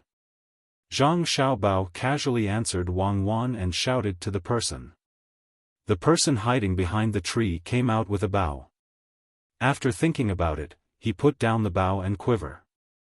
Step by step, he walked towards Zhang Xiaobao. Zhang Xiaobao stared at the person and suddenly said, "Throw away the bamboo pipe at your waist." The person took off the bamboo pipe used for blow darts and put it on the ground. He walked until he was 15 steps away from Zhang Xiaobao and stopped. "Tell me, what are you doing here?" Zhang Xiaobao asked. The person's eyes were blank. He began to speak his own language and his hands were also gesturing. It was obvious that he couldn't understand and couldn't communicate. Zhang Xiaobao was amused. Wang Wan also laughed. Patting his forehead, Zhang Xiaobao said to the person, "I'm so worried. Who sent such an interesting thing like you? Could it be the person standing behind you?" The person turned around and looked back. There was no one behind him. "There's no one, right?" "I know there's no one, but I also know that you can understand me. Don't make me laugh. Come, it looks like you don't have it easy. Take this salt. I remember there was no embargo on you. Don't you usually eat salt? Your skin is really bad." When Zhang Xiaobao saw through the person still pretended to be ignorant. Zhang Xiaobao had to signal the person next to him to take a bamboo tube of salt and throw it to the person. Then, he commented on the person's skin. The person took the bamboo tube, opened the lid, dipped his hand in the white powder, put it in his mouth and sucked. His eyes immediately narrowed. He nodded repeatedly and said to Zhang Xiaobao in the Tang language, "Delicious, thank you." "You're welcome." Zhang Xiaobao humbly replied. The person licked again. "It's really delicious." "Thank you." Zhang Xiaobao said. "You're welcome." The person replied. Wang Wan couldn't help but laugh and said to Zhang Xiaobao, "Are you doing crosstalk with him?" "Crosstalk, crosstalk, you know. Come come come, little brother, seeing that you're younger than me, come closer. Don't worry, I won't harm you. There are canned food, one for each of us. We can chat while eating, and also drink some wine. Zhang Xiaobao beckoned the person forward. Someone brought over canned pork ribs, not the small kind, but more than 2 caddies. Another person brought over a wine glass that could hold half a caddy and filled it to the brim. There was no need to heat it, as the temperature here would make the wine warm. The person hesitated. Come and eat. If I want your life, I don't need to use poison. I have something to ask you, and I need you to help me pass on a message. Zhang Xiaobao opened the canned food and invited the person again. The person thought for a while and finally came in front of Zhang Xiaobao. The two of them sat on the ground. Zhang Xiaobao passed a small knife to the person and took one for himself. He first put a piece of pork rib into his mouth and ate it. The person took the knife and looked at it first, then looked at Zhang Xiaobao and learned to eat a piece of pork rib. After chewing twice, a satisfied look appeared on his face. Delicious, right? Come, let's drink. It's strong, slow down. Zhang Xiaobao took a small sip. He couldn't raise his head and drink 60% wine. It wasn't that he couldn't drink half a caddy, but it was a pity. When drinking strong white wine, one had to experience the mouth, esophagus, and stomach first cool down and then suddenly warm up. At the same time, there was also the smell of alcohol and the aftertaste. Good wine had to be spicy when it entered the mouth, and then a line went down the stomach, and then the aftertaste was fragrant. Bad wine was fragrant when it was drunk, but the throat would first hurt, and then the stomach would be cold, and the aftertaste would be bitter. Aged wine belonged to the former, and blended wine belonged to the latter. And any white wine that didn't exceed 50% was not a good white wine. Zhang Xiaobao felt that the wine in his house was not bad, but this person just drank a mouthful and choked. It was as if there was a piece of cotton in his throat. I told you to drink less, but you insisted on drinking a big mouthful. Hold your breath and eat the canned food. Zhang Xiaobao complained. This person was really obedient. He immediately ate a piece of pork rib and swallowed it. He let out a long breath, rolled his eyes, and praised, "Good wine, good meat. The wine is good wine, but the meat is just so. The two of us are eating canned pork ribs. I actually like to eat it, but more people like to eat lamb chops, steak, and deer chops. It's just that ordinary people can't eat the latter too. If you have sheep herders here, we are willing to exchange a can for 20 caddy of lamb chops. You feel that you are making a loss, but in fact, we need to transport the canned food here, and add a lot of spices. When the lamb chops are raw, it is 20 caddy, but when it is cooked, it will be reduced by a lot. You eat it every day, so you should know. There is also the leftover tin. In Tang, canned food is divided into glass jars, tin jars, and bamboo jars. Glass jars are usually filled with fruits because fruits have acid and will react with the tin. It's useless to tell you this. Anyway, it's just tin. After eating the food inside, the tin can still be used. You can use the box as a bowl, right? The lid can be used as a knife. It's very sharp. If you don't believe me, you can gently cut it and see if you can cut it. Are you stupid? You're too honest. Who sent you here? You're too honest. Who sent you here? Someone come. Zhang Xiaobao tried his best to explain why the canned food could be exchanged for so much lamb. In the end, the other party used the lid of the can to cut his hand. Sure enough, it was cut, and blood kept flowing out from his index finger. A medic brought gauze and medicine to help bandage it. It was just a small wound, so it was fine. Don't let your cut finger come into contact with water for 2 days. Take off the gauze before you sleep tonight. Luckily, I said cut your hand. If I said cut your neck, you would have committed suicide in front of me. How can I explain to your tribe? It's not that I care about killing one of you. The problem is that I am innocent. If I didn't kill you, then I didn't kill you. Why should I take the blame? This roll of gauze and the rest of the medicine are all yours.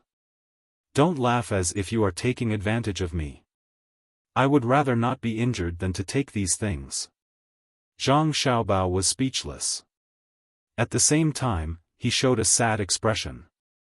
This person tucked the gauze and medicine into the animal skin belt at his waist like he was hiding a treasure. He smiled at Zhang Xiaobao and said, "My name in Tang is Li Yunyun. Your medicine is very valuable. These medicine and gauze can be exchanged for 5 sheep. Li Yunyun is a girl's name, okay? Fine, you can call me that. In fact, the medicine you have now contains local herbs. It's just that when we use it, it's more effective than the medicine you make yourself. The medicine and gauze are not even worth a caddy of lamb. If you use 5 sheep to exchange for it, how much will you pay?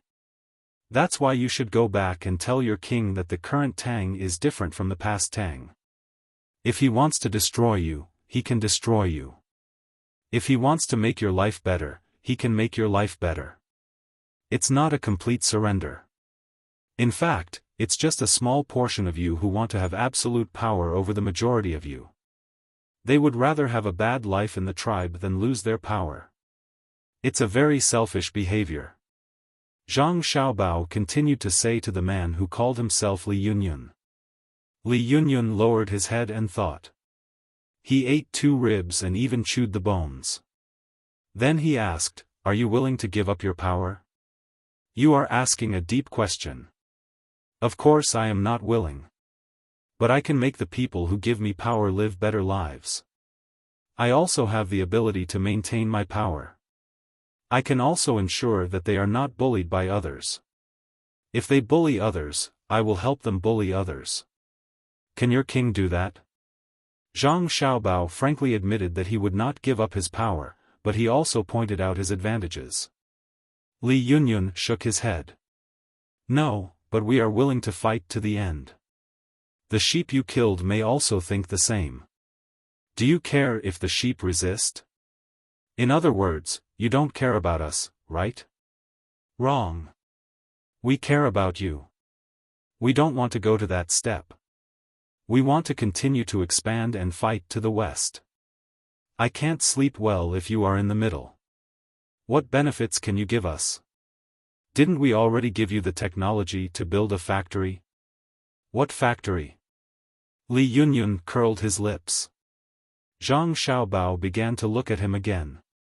After a while, he nodded and said, "I can see that you are not a scout. You are the person your tribe sent to contact and negotiate with us. And you are very familiar with many things. If I kill you now, your entire tribe will cry. Not only will they cry, but they will also be very helpless." Li Yunyun smiled and said, "You are a man with an Adam's apple. You smile like a woman. Change your name. I understand what you mean. You are the last person to take out. Your tribesmen are all looking at you, looking at us. I really can't kill you.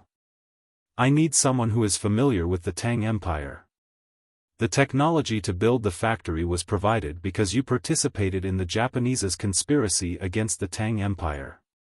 In a few days, there will be a large number of logistics and supply teams passing by your place. There are not many armed guards, and there are things there. We can guard, and we can also take out all kinds of food to exchange with the supply team. I know that the supply team must have special goods for exchange. This way, we don't have to carry more food along the way. A cart of goods for exchange can be exchanged with others on the road for hundreds of carts of food supplies." Without waiting for Zhang Xiaobao to finish, Li Yunyun interrupted Zhang Xiaobao. Zhang Xiaobao smiled. Wang Wan also smiled. The two looked at each other and immediately understood each other's thoughts. It seemed that the people here did not only know how to wait for results, but also knew how to take the initiative to attack. Under the pressure of survival, no one was a fool. The two of them thought of those small countries in the past. In order to survive in the international world, they had to curry favor with a large country while also threatening it. They were like fence-sitters, occasionally moving closer and sometimes moving away. They struggled to survive in the cracks, but even so, they were still attacked by other large countries. Moreover, if not for the current Tang Empire, in normal history, the six Zhao, Tubo, and Zhenla would indeed rely on the Tang Empire while also using it. In the current situation, Zhang Xiaobao and Wang Wan understood that this time, it was not a political and nominal compromise between a weak country and a strong country, but true harmony. It was not that they did not want to, but that they had no choice. When the Tang Empire reached a certain level of strength, any small trick in exchange for absolute destruction. Why did the small countries in the past have such illusions? Because the United States did not have absolute authority, and neither did the Soviet Union. In the end, it was the mutual compromise between the large countries that had tricked them. They wanted to rely on one large country to fight against another, but the other large country was not stupid. So who could fight against the Tang Empire now? Could they still rely on the geographical environment and climate to make the Tang Empire consider whether it was worthwhile to attack? The Tang Empire had trained its soldiers to adapt to the geographical environment over the years. The small skirmishes with Duoshe and the disaster relief missions to Tubo were all for this moment. Have you thought it through? Zhang Xiaobao, who had thought it through, asked Li Yunyun. Every time he thought of the other party's name, he felt very uncomfortable. He was clearly a man, but he had to use a woman's name. The canned food is very delicious. In the future, you can actually build a canning factory here. We are willing to help you build other factories further west. Here, we have beautiful mountains and clear waters. If you don't believe me, look at your guards and servants. None of them are affected by the climate. Li Yunyun did not directly answer Zhang Xiaobao's question. Instead, she talked about the canned food and the factory, but the key was in the last sentence. She said that when Zhang Xiaobao and Wang Wan came here, they did not care about mosquitoes, miasma, or other things. The main defense of the six Zhao was the environment. It was not that the Tang Empire had not come here to attack before, but the losses were great. After conquering, they could not manage, and in the end, they had to hand over power. Now, the other party's large army had come here without any problems. Was there a need to say anything more? The natural defense line had been broken. As for the battle with their army, if they could defeat more than 10,000 of them, they could directly declare that they were no longer under the jurisdiction of the Tang Empire. The Tang Empire could not do anything to them, but was that possible? Zhang Xiaobao and Wang Wan also understood the other party's meaning. Zhang Xiaobao said, "The mountains and rivers are indeed good. It will be a tourist attraction. The Tang Empire has other places that are not bad. You can send people to take your family members to see them." Understood. When things are stable, we will move most of our people to see them, Li Yunyun replied.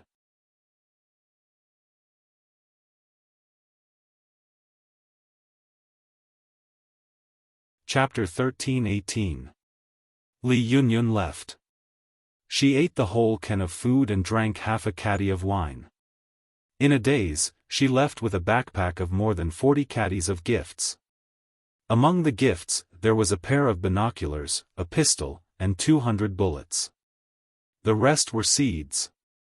As for the canned food, Li Yunyun didn't think it was important. After solving the problem of one or two tribes, Zhang Xiaobao and Wang Wan continued their journey. They were relieved. Both sides had agreed to build the harmful factories further away and build a canning factory at the same time.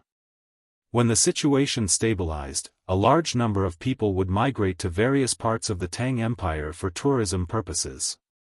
"Pick up the pace and move forward," Zhang Xiaobao ordered. The team immediately sped up. This made things difficult for Xiao Bei and the others. They couldn't be carried by others all the time. The others were also tired. Usually, they would walk for 2 hours and be carried for an hour before they could catch up with the rest of the group. Although they said they were in a hurry, there was no road at all. They couldn't even see a winding path. There were only mountains and forests around them. Occasionally, they would come across a small valley. They had to take a detour and find a good place to set up camp. The people who walked in the front had the hardest time. Little Bei and the others didn't have to run to the front. When they started walking, there was already a road. All kinds of poisonous insects had been cleaned up. The scenery is beautiful. It's really good. But I still want to stay in a big city. It's wet and humid. It's even worse than when I was in Luzhou. Little Bei wore a pair of thick leather boots. When the team stopped to rest, he walked forward and chose a place where he could see the situation at the foot of the mountain. He complained to the people next to him. Little Yuan and the others found a flat place to lie down. After all, they were still young. It was very tiring to follow the speed of the adults. If it weren't for their good nutrition and exercise, they would have been carried forward. Compared to the 9 of them, Suilong, the grandson of Su Jian, who had been following them, was much worse. He was older than Little Bei and the others and came from a good family. He couldn't be compared to Little Bei and the others. Ever since he met Xiao Bei and the others before coming to Yizhou Prefecture, he had never left. Occasionally, Xiao Bei and the others would go out to play children's games while he stayed with the group. Although he was old, his physical strength could not keep up. He was very grateful that Zhang Xiaobao and Wang Wan did not play this kind of rapid march when they first met him. Instead, they gradually increased their speed and at the same time increased their intensity. This gave him a chance to adapt. Although he was not much different from a dead dog now, he could still breathe. I can't take it anymore. I feel that I've lost a lot of weight. If I walk for a few more days, I'll definitely die. Suilong said to Xiao Hai, who was lying beside her. Xiao Hai closed her eyes and relaxed her body. Wei Wei opened her mouth and adjusted her breathing. Obviously, she was giving a psychological suggestion to recover her strength quickly. She had no time to pay attention to Suilong. Xiao Bei looked at the scenery for a while and asked someone to spread a blanket. She directly lay down and stretched out her arms. This way, she would feel comfortable breathing and use her body weight to compress her lungs. Xiao Yuan curled up on his side, like a baby in his mother's belly. The big boys and small boys hugged together. Zhang Gang and Zhang Chong had one leg stretched out horizontally and the other leg stretched out horizontally. Anyway, each had their own most comfortable resting position. The others in the group were also resting. Only the cook was busy. Zhang Xiaobao did not show his cooking skills at the moment. He was waiting for the logistic staff to stew the dishes. The dishes were local wild vegetables, mushrooms, and the meat of the wild animals that were hunted. The staple food was the same, bamboo rice cooked with rice. This could save the time of washing the dishes. It was not that the stew was delicious. If it was in the northeast, it was okay to eat stew in winter. It was warm and would not get cold easily. In this place, the feeling of eating stew was much worse than cooking, but stew was the most convenient. There were many wild animals on the mountain. The people who opened the path and the people who were in charge of scouting in front killed them. Crossbows were very useful at this time.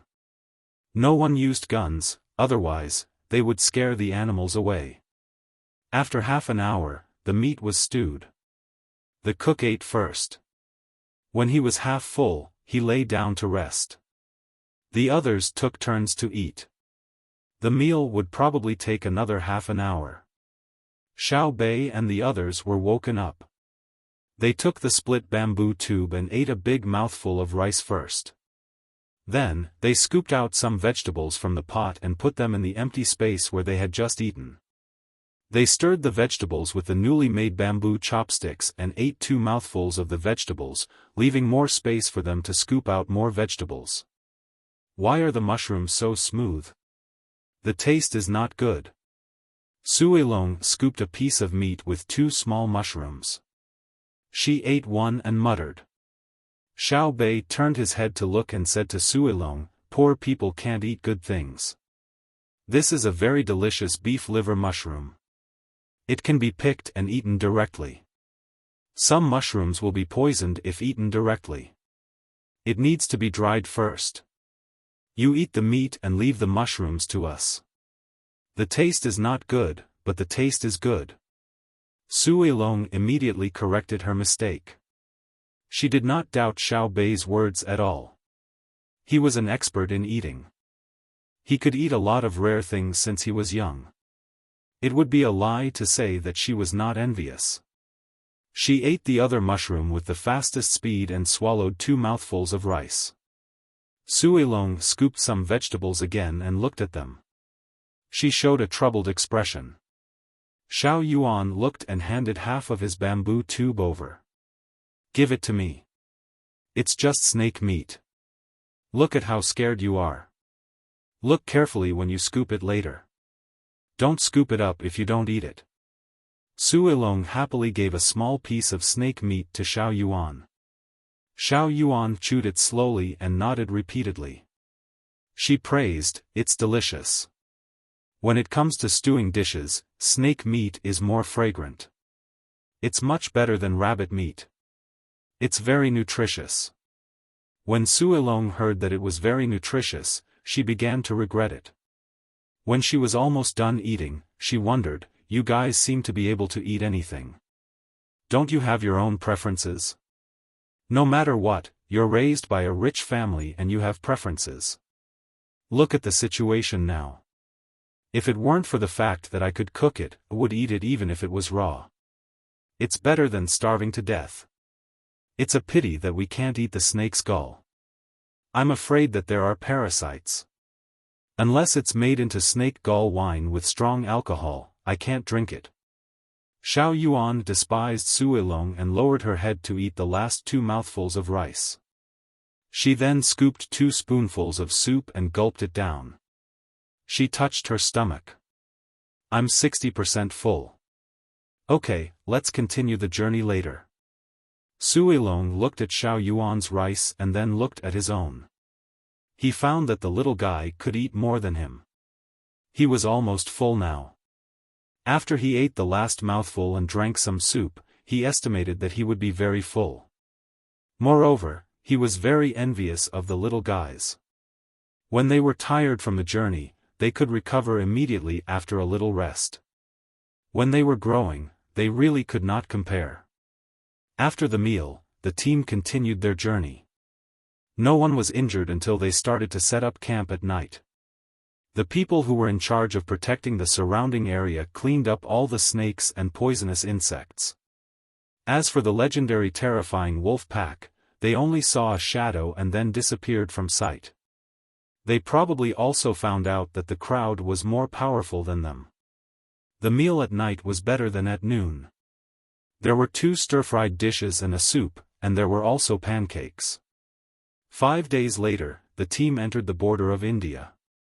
They started to set up camp at noon because they had just crossed an unknown river.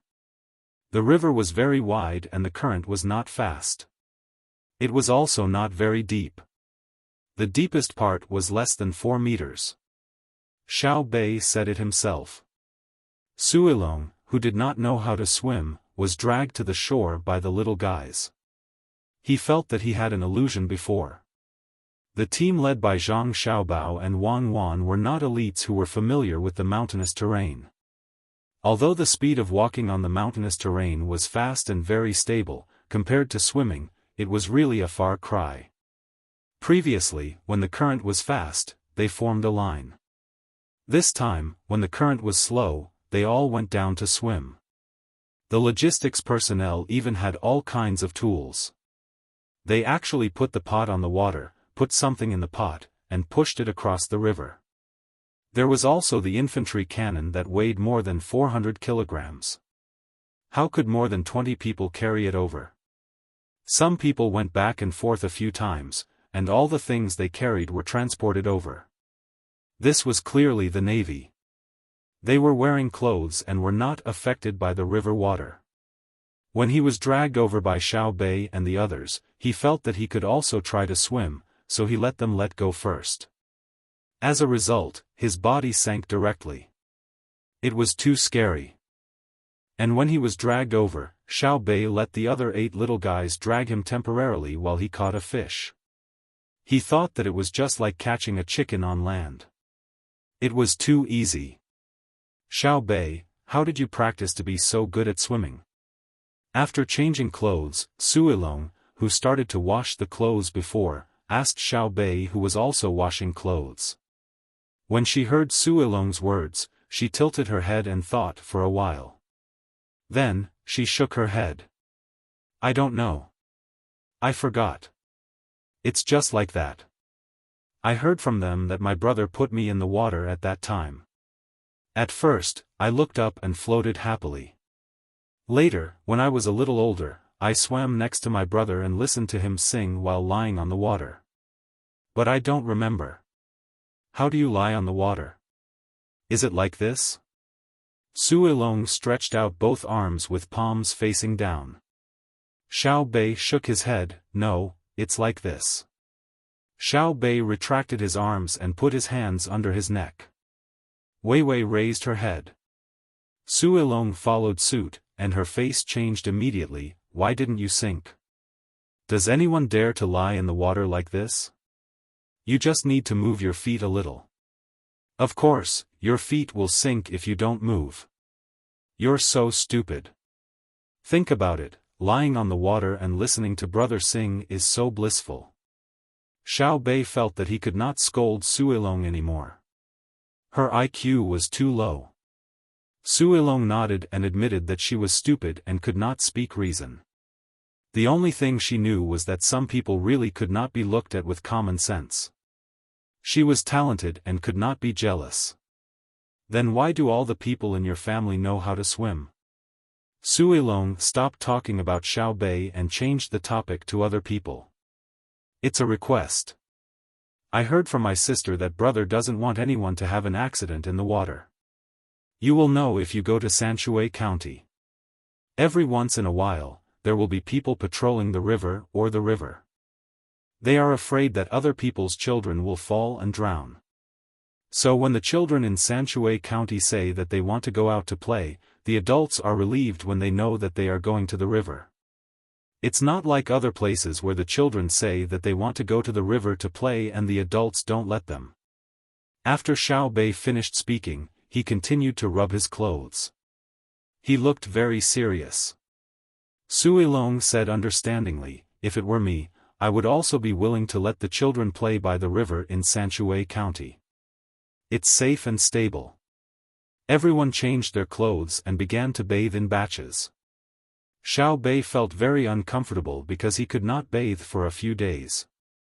He set up his tent here and did not plan to move forward again today. The cooks who had bathed first began to set up pots and ran upstream to catch fish with nets. Zhang Xiaobao had good news. They could already use telegrams to directly contact the army on this road. The army hoped that they could cooperate and prevent any side from providing food supplies to the reinforcements of Duo Shi who were forced to retreat in the northwest. That's right. Previously, the Duo Eater army didn't dare to cross the river and was defeated instead. After they gathered by the river, they were surrounded. Our people actually opened up a gap for them to call for reinforcements. Now, not only did we capture the Duo Eater in the encirclement, we also forced the enemy reinforcements to not dare to fight or retreat.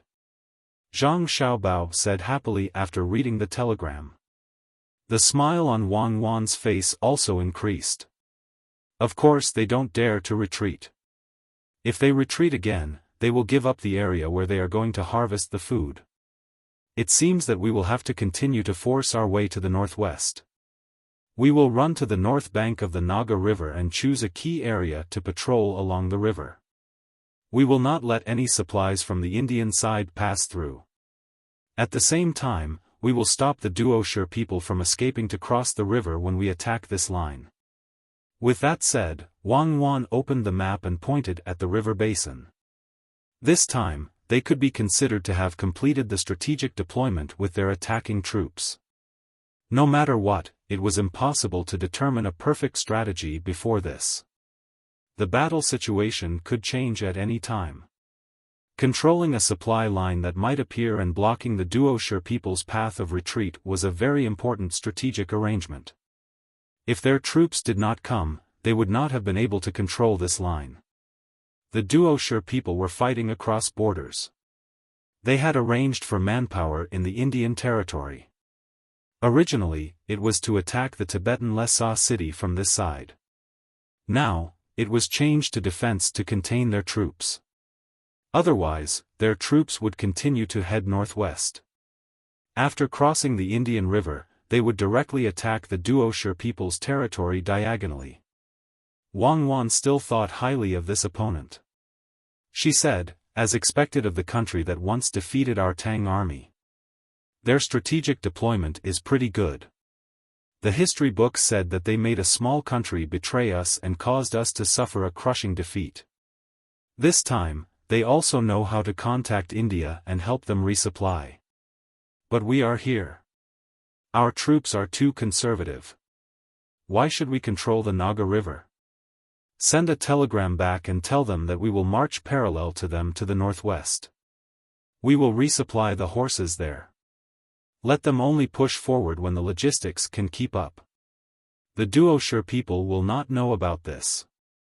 We will control the airspace. The speed of the other people on the land is not as fast as us. Someone immediately went to send the report. Zhang Xiaobao came over to look at the map. He stretched out his hand to measure the distance and said hesitantly, "It's too far. We have to cross the Naga River first, then continue to head northwest and cross the Indian River. Just the journey alone will take more than 2 months. And that is under the condition that we have sufficient animal power. You can use a few years for an economic attack. Is 2 months too long for a military attack?" Wang Wan said as she rolled her eyes at Zhang Xiaobao.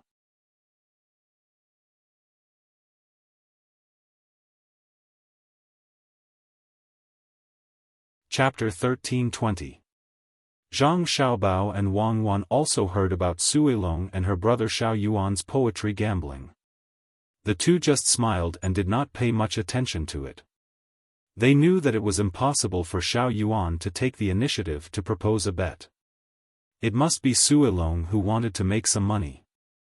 Moreover, Suilong was asked to come over to play with the little guys. Back then, Suilong had planned to find additional opportunities to earn money while playing with Xiao Bei and the others.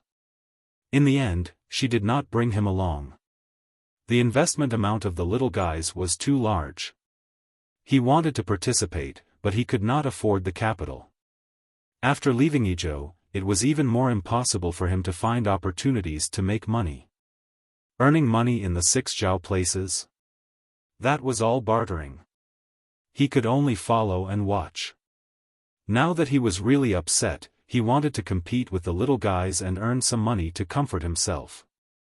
Moreover, Zhang Xiaobao and Wang Wan also clearly knew that Suilong seemed to admire the 9 little guys very much. She was shocked by the previous contact. Along the way, she always wanted to find an opportunity to show her ability. In that case, let them play. Although it was also gambling, gambling on poetry was better than gambling on dice. Actually, I have always thought that gambling is not good. Zhang Xiaobao said along with Suilong and Xiao Yuan's gambling. Wang Wan did not say anything. She blinked twice and stared at Zhang Xiaobao. Zhang Xiaobao was embarrassed by her stare and said, "Gambling without a purpose is not good. I used to gamble with a purpose. Do you agree? The purpose of gambling is to win. Everyone is the same. Don't find excuses." That dice made you listen. You really don't feel ashamed. Wang Wan admired Zhang Xiaobao's gambling skills, but she would not agree with Zhang Xiaobao. Who said that the purpose of gambling is to win? Is there no one who deliberately loses money? For example, you relied on your identity and found that you had no money in hand. What should you do? Isn't it? It's fine as long as I catch you. You have money, so I don't need to gamble with others. Actually, I can make money by catching people. Moreover, I don't need to go through that kind of soul-stirring process and frighten others. Wang Wan said to Zhang Xiaobao with a smile. She pointed to the circle on the map and asked, "Have you thought of a way? Gambling?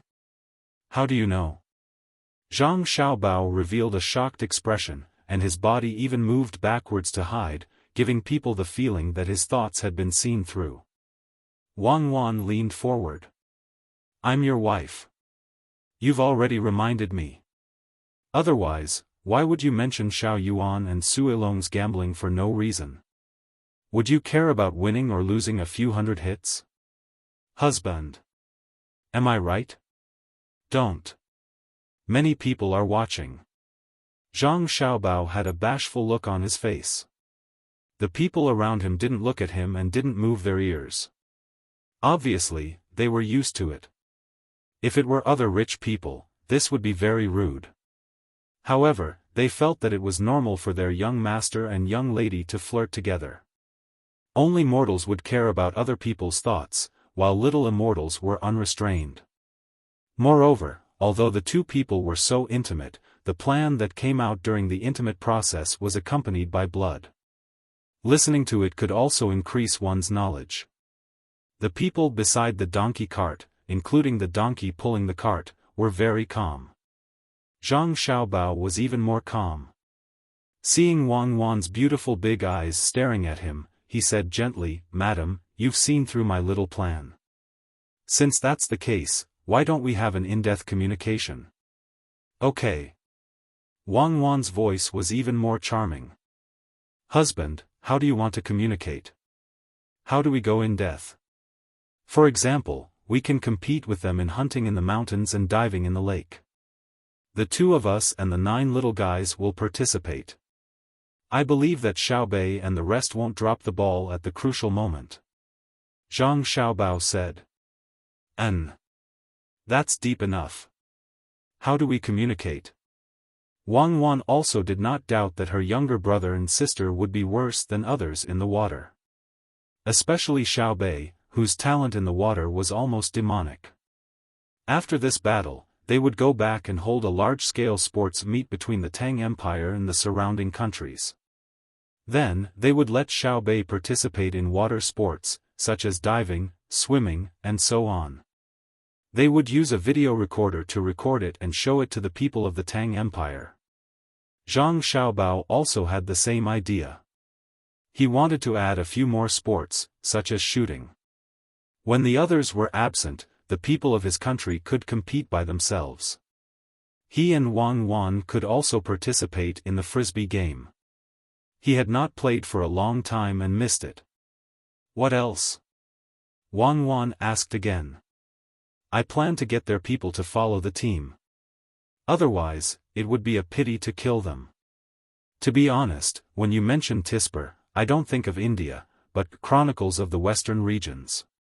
It also says that the current ruling class is no longer the same as when the little monk came out. The previous leader of the Kamal Nagbo kingdom has changed.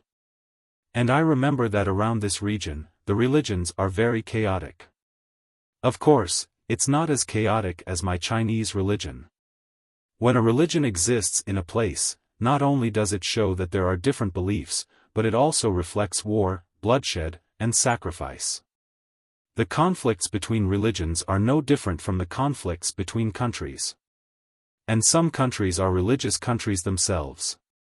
Since that's the case, why can't we help them? Can we bear to see them suffer in this place, be despised, bullied, and then live a difficult life? As Zhang Xiaobao finished speaking, the corners of his mouth turned down and his head tilted up. His eyes were filled with unyielding grief and anger. You want me to vomit, don't you? Just say that you plan to trick them into working as laborers. Why do you need to find so many excuses? Indeed, it's no longer the era of the Kamal. It's been replaced by the Maricha clan. The entire region is very large, including a section of the Ganges. Even in our time, it hasn't changed much. The caste system still exists. It's a very important aspect of the Two Rivers Basin in India. Tell me your complete plan. Don't mention anything about helping others. Look, even the donkey is laughing. What Wang Wan wanted to hear now was Zhang Xiaobao's comprehensive plan. Just now, he had tapped his face with his fingers for a while. She hadn't seen him like this for a long time. She definitely wouldn't believe that he didn't have a series of plans that could be used to scheme against others. Zhang Xiaobao became shy for a moment. No. There's no comprehensive plan. I just want to deal with the other party's 3,000 people first. Look, they helped Duosher. I've already guessed the reason. It's probably because Duosher promised them that after occupying Lhasa city, he would continue to occupy Qinghai Lake. In this way, we can provide an endless supply of salt to others. Living in this era where people start a war for salt, I don't know if I should be happy or sad for those who died in battle. Wang Wan first glared at Zhang Xiaobao and said, I know about the salt, but your purpose is definitely not that simple. It's just like the economic invasion plan against Duosher that can be implemented immediately. Then you wait and see if that's the case. Zhang Xiaobao didn't say anything. He looked like a dead pig that wasn't afraid of boiling water. Let's wait and see. Humph. Are you planning to give salt to these 3,000 people? Wang Wan asked. She felt that if Zhang Xiaobao really used salt as a bet, the other party wouldn't be able to resist. Salt was really too cheap and too expensive. During her and Xiaobao's time, no one would buy a lot of salt and table salt. Of course, industrial salt needed a lot. The salt they ate was too much. The least valuable thing was salt. It was the same all over the world.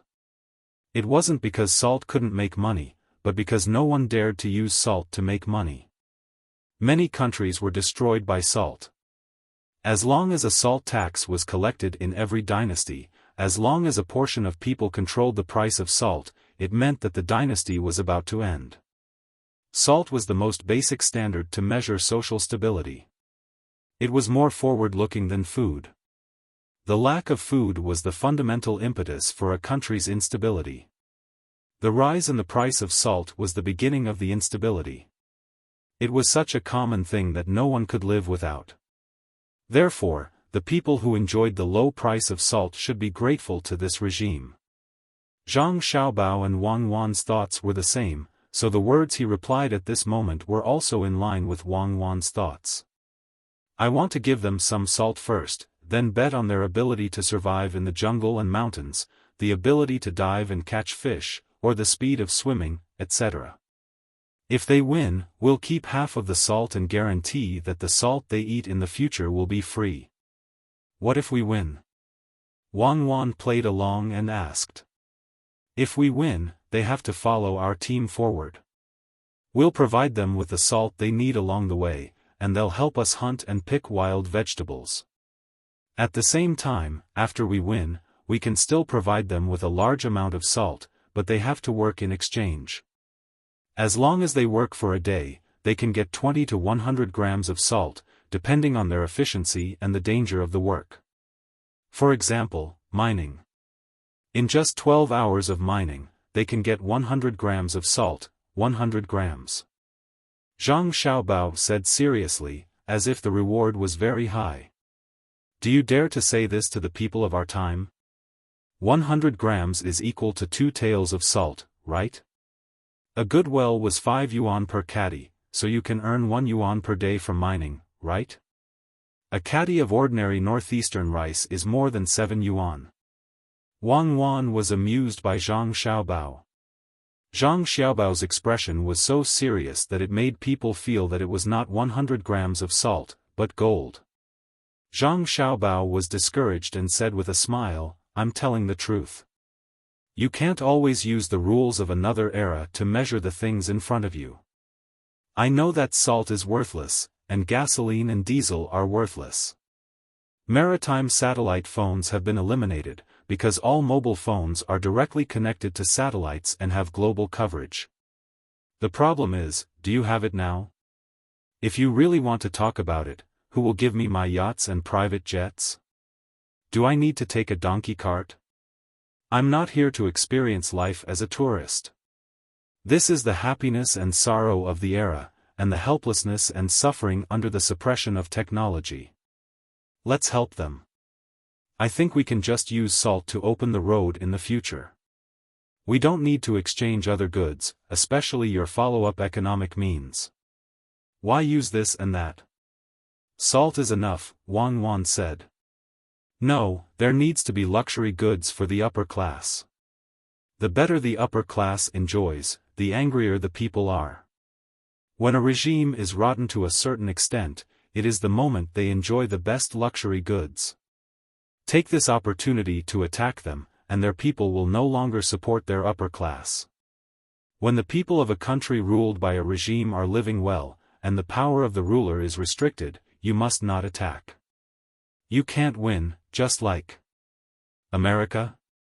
Wang did not wait for Zhang Xiaobao to finish and said 2 words.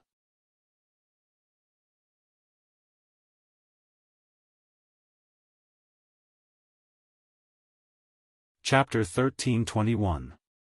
The team continued to move forward. In the evening, they found a spacious place to set up camp and sent out scouts to spread out in all directions. In the middle of the night, the scout at the front came back and reported that he had found signs of human activity in the area. There was the light of torches. Zhang Xiaobao and Wang did not expect to be so close to the other side. According to the distance and the time it took for the scouts to travel, they estimated that they had only traveled about 20 miles. While telling the scouts to rest, Zhang Xiaobao got up to discuss with Wang. What's there to talk about? Who said that all people can only live together? 3,000 people. Do you think this lousy place is suitable for so many people to live together? What the scouts saw should be a small group of people with a bad status in the group. They are arranged to live outside. When they encounter danger, they have to report to the people inside. If they encounter an enemy, they can resist for a while. Moreover, there must be flat land around the people inside, suitable for farming. Wang analyzed from the social hierarchy. Zhang Xiaobao thought about it and said, if it were me, I would be very willing to live outside, especially the river next to it. I would rather guard it than go back and live with more people. I don't need many, just give me 100 people to manage. That's enough. You stay, we'll go back. You use salt to hire 100 people. I'll come and see you in 3 years. Wang smiled and said to Zhang Xiaobao. Bickering, what I mean is development. What development can we get by staying in a ditch? How can we expect a Brahmaputra river? Every year, the floods will confuse them, not to mention how to use it. What is this place? Look, it's going to rain again. The weather is so stuffy. They live here and really rely on the weather to make a living. It was not easy to grow wheat, but when the heavy rain comes, it will be washed away. Who cares? It's different outside. For example, on the road we came here, there is a large plain formed by the river. This river is not very wide, the current is not very fast, and the deepest place when crossing the river is only about 4 meters. Find a place with a more stable mountain to build a house, then raise cattle, sheep, pigs, and poultry, such as ducks and geese. Build terraced fields on the mountains opposite, plant wheat, and grow rice in the alluvial land below. Is it better to set up wooden rafts on the river, hang fishing nets, dry the fish caught in the nets, and store the food than not being close to the river? How good is your life? Zhang Xiaobao went along with his own thoughts. He felt that the locals did not know how to live and would not become rich. They threw away all their advantages and squeezed there to live. Now that there was no strategic location there, why bother? As Wang Wan listened to Zhang Xiaobao, she suddenly thought of Sanshui County. At that time, it was only a medium-sized county. The river did not connect to the capital. Life at home was not bad. It was close to the mountains and the water. The life of a farmer was far worse than that of the people in the capital. What should be used was not used. It was not that the locals did not want to use it, but they did not know how to. They were used to a way of life. If they wanted to change, they needed a lot of courage and courage. If it were not for her and Xiaobao, perhaps the life of a farmer would still be the same. Sanshui County would still be the original Sanshui County. How could it become the first county of Tang Dynasty? Wait for the future. Wang Wan heard the thunder outside, but she was not worried. When they set up camp, they had already considered this situation. There was no danger at all, even if it was raining heavily. Wait for the future. Zhang Xiaobao began to put on his coat. During the day, he was not tired sitting in the carriage. At night, he had rested enough. Now was the time to take a look at the camp, especially the little ones. When they saw the rain, they ran out excitedly. Wang Wan also put on her coat. She was not wearing the normal clothes of this era. Those kinds of clothes were strenuous. Now, it was popular to use buttons and chains. After putting on her coat, she said to Zhang Xiaobao, "When we occupy this place in the future, you can tell the Tang people your idea and let them build it. They can even build a simple dam. We can't count on the locals. They don't know how to build dams. Our Tang people are smart. When there is no cement and steel, they can build dams one after another. Why do we need special high-grade cement to reinforce the canals? Wisdom. That's right. We are so smart. India is so poor. After more than 1,000 years of development, they want to compete with us? It will tire them out. But it is because they are stupid that many species that have disappeared from our place are preserved. Our people are too smart. Animals and plants are no match for us. Today, there is one species, tomorrow, there will be 2 pairs. Then, when we talk about something, we look at Bangladesh and India. I really can't say whether it is right or wrong. Zhang Xiaobao really looked down on the people here. He felt that they were not a threat and could be bullied whenever he wanted. After so many years of development, China did not even have a place of its own. India still had a large area of empty land and a large population. How could it be crowded? The most interesting thing was that as a Buddhist country, they did not have their own historical records. They had to write their own history based on other people's records. How sad was this? An ordinary civilization could not do this.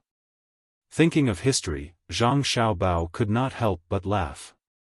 Wang Wan was puzzled. When she walked out of the tent, she asked, "Are you very happy?"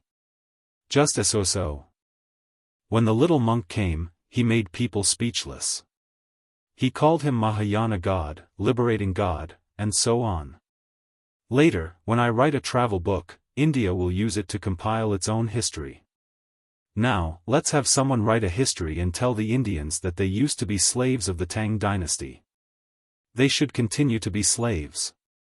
Anyway, they still have the slave system now. How much trouble can we save, right? Zhang Xiaobao chuckled as he spoke of his idea. It was as if he was very happy to be able to fool others. Wang Wan stood outside and looked at the sky. There was no trace of the moon and stars. It was pitch black. The sound of the diesel generator could be heard. The searchlight shone up and dark clouds could be seen rolling in the sky. After hearing Zhang Xiaobao's words, she curled her lips. How free. If you have the time, why don't you let people write books? Our textbooks are much worse, especially the basic language. There are very few good articles. Children learn from the moment they are born.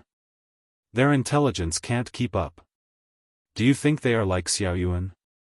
Children waste a lot of time on the basics of language. Why don't you design more books for language teaching? To put it more bluntly, when they grow up, they can slowly learn more things. When that time comes, those who don't want to learn don't learn. It's not necessary to write the book of songs to be amazing. You can also launch satellites into the sky. That's where you are wrong. People who have the ability to launch satellites have a good foundation in literature. At the same time, they have a solid foundation in foreign languages. For example, people like me are better at learning foreign languages. Zhang Xiaobao praised himself without blushing. You are trying to fool people, not to launch satellites. Oh, you can also say that you are trying to launch satellites. Do you know Indian? The little monk came over and had a good communication. Wang Wan thought of a problem. Not to mention here, there were many dialects that she could not learn. How did Tang speak to people in the past? One language could be used everywhere. Zhang Xiaobao puffed up his chest and said, I do know a little Indian language, and I can still use it now. The Indian language hasn't changed much, just like our Tang dynasty. Otherwise, I wouldn't be able to understand the poem at all. When I read it, I realized that the rhythm and other things are exactly the same. It's just that the pronunciation of the words needs to be read according to the poem. For example, slant can be read as xia, hui can be read as huan, and huai, and so on. It's much easier than memorizing words. Then when you meet the other party, you will be in charge of communicating. If you can't, get someone to find chronicles of the western regions and compare it to the situation. Wang Wan gave Zhang Xiaobao a task. Zhang Xiaobao shook his head and nodded. I can communicate with the other party, but I can't compare it to what the little monk wrote. It's too fake. After he translated it, I can't read it. It feels like the people here are like us and can speak classical Chinese casually. Who am I trying to fool? I took a few glances and then stopped. It's boring and I don't need it. I'm not here to have a normal cultural and technological exchange with them. As the two of them were talking, the rain poured down. The two of them put on their raincoats and rain boots and strolled around the tents. Xiaobei and the others woke up as expected. They also put on their raincoats and stood outside the big tent to look at the sky. Every time there was a flash of lightning in the sky, they would cover their ears and wait for the sound of thunder. The rumbling sound seemed very interesting to them. If you don't enter the tent, do you want to be struck by lightning? When Zhang Xiaobao and Wang Wan came over, the little guys didn't notice. They were startled by Zhang Xiaobao's shout. Oh, I thought there was a sudden thunder in our ears. We came out to take a look. It's stuffy inside the tent, so the lightning won't strike us. There are lightning rods set up higher up. In fact, we want to see how the lightning looks when it hits the lightning rods. Brother, you said that lightning is also electricity. If we can use it, then we don't need to use other things to generate electricity, right? Xiaobei stepped on the gathered water and jumped in front of Zhang Xiaobao. Zhang Xiaobao nodded first and then shook his head. Lightning is indeed electricity, and the voltage and current are not small. If the electricity of one lightning bolt can be stored, it will definitely be enough for more than 10,000 people to use for half a year. But because there is too much energy, we don't have a way to store it. It comes and goes quickly, unless there is a way to slow down the speed of the lightning when it disappears unnaturally. If there is such a technique, it is enough for us to collect more energy. Why do we have to focus on collecting lightning? Oh, is it because our technique is not good enough? Xiaobei said disappointedly. Yes, you're still far from it. It's not easy to conquer nature. Moreover, there are many masterpieces in nature. For example, in movies, under the circumstances of special topography and rock structure, as well as the current thunderstorm, some images and sounds can be recorded. When the next thunderstorm occurs, it can be reproduced. It is the same principle as the equipment we use to shoot movies. Humans learn a lot of things when they adapt and study nature. So, the subject of nature is not simple. Zhang Xiaobao explained to his younger siblings. We can already film, but we are here. I don't know if it will be screened. I want to film many movies in the future, Xiaobei said.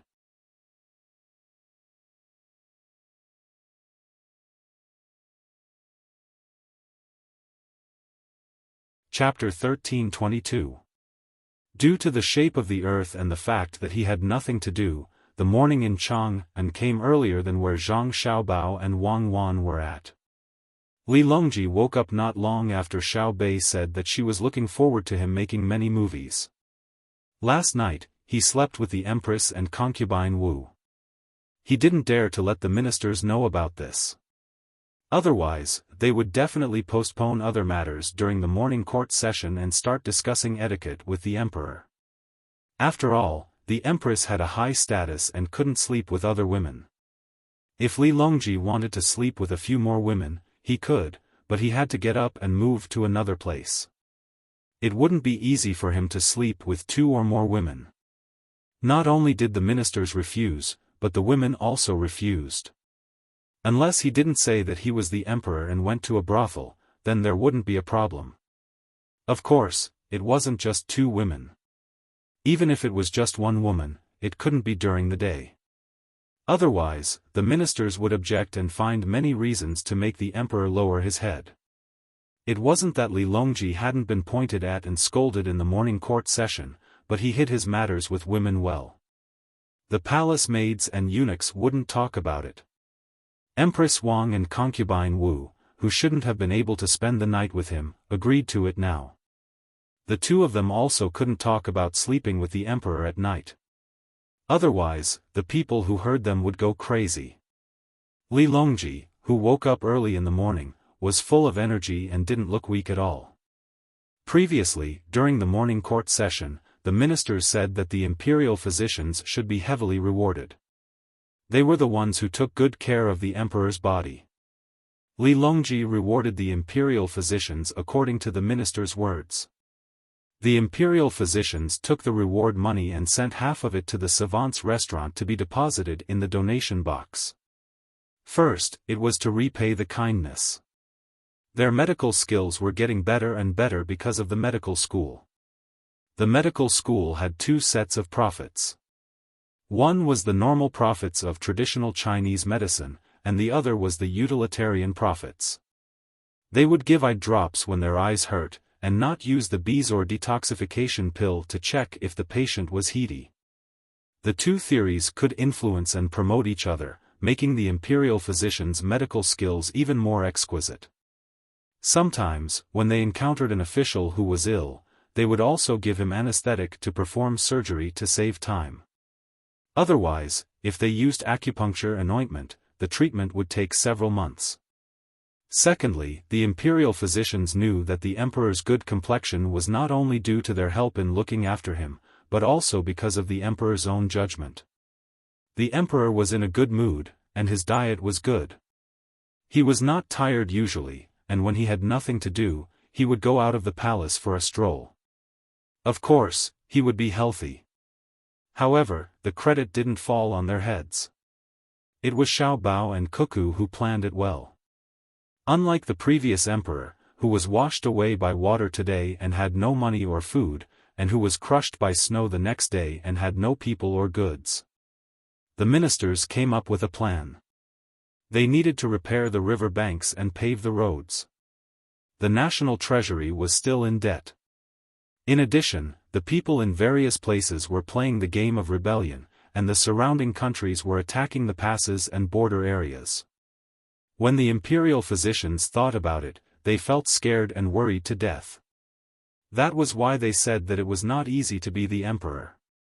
However, with Xiaobao and Cuckoo, things became simple. As long as the local officials were not stupid and not greedy, they would follow the procedures and the losses would be very small. For example, when it was raining heavily, the local officials would ask the people to evacuate and wait for the flood to come back. When the houses collapsed and the fields were flooded, the local garrison would be mobilized. They would treat it as training for the construction of fortifications and would fix it for you. If you lost something valuable at home, if you reported it, the fund would compensate you. If you wanted to cheat others, once your neighbor exposed you, the problem would be serious. The surrounding countries had been properly dealt with by the two of them over the years, so now the emperor didn't seem to have anything to worry about. Based on these 2 points, the imperial physicians donated half of the money. They didn't dare to take the full credit. They also knew that the donated money didn't belong to the Zhang family and the Wang family. They wouldn't use it themselves, but at least it would make them take less money when they took out money. When Li Longji knew of this situation, he was very gratified and relieved. Otherwise, he would really consider changing the imperial physicians. It was not a good thing for the imperial physicians to be too selfish. He decided to give the imperial physicians some benefits, so he spoke first during the morning court. After the officials greeted each other, Li Longji returned the greeting. In the past, it was rare for the emperor to not greet the officials in front of everyone. Today, he was very happy because yesterday evening, he heard that 80% of the people from Xinhua and Japan who had brought their children to participate in the competition had decided to stay in the Tang Dynasty before the competition ended. Xiao Bei and the other 9 little fellows had suggested that Xiao Bao and Huanhuan's plan to replenish the troops had succeeded. Those who remained would be sent back after half a year. In the name of being dispatched, they would be sent to spread the good news of the great Tang. Coupled with the invasion of the people's livelihood, it would take at most a year for Xinhua to collapse first, followed by Japan. This year's autumn harvest was still Xinhua's cotton. They didn't exchange it for food, but for money from the Tang Dynasty. Japan also planted special economic crops, not food, and they also exchanged it for money from the Tang Dynasty. There didn't seem to be any disadvantages. With the Sinongxi's research, productivity increased. The Tang Dynasty's food was cheap, very cheap. The Tang Dynasty's money could buy food that was much better than the local food of the two countries.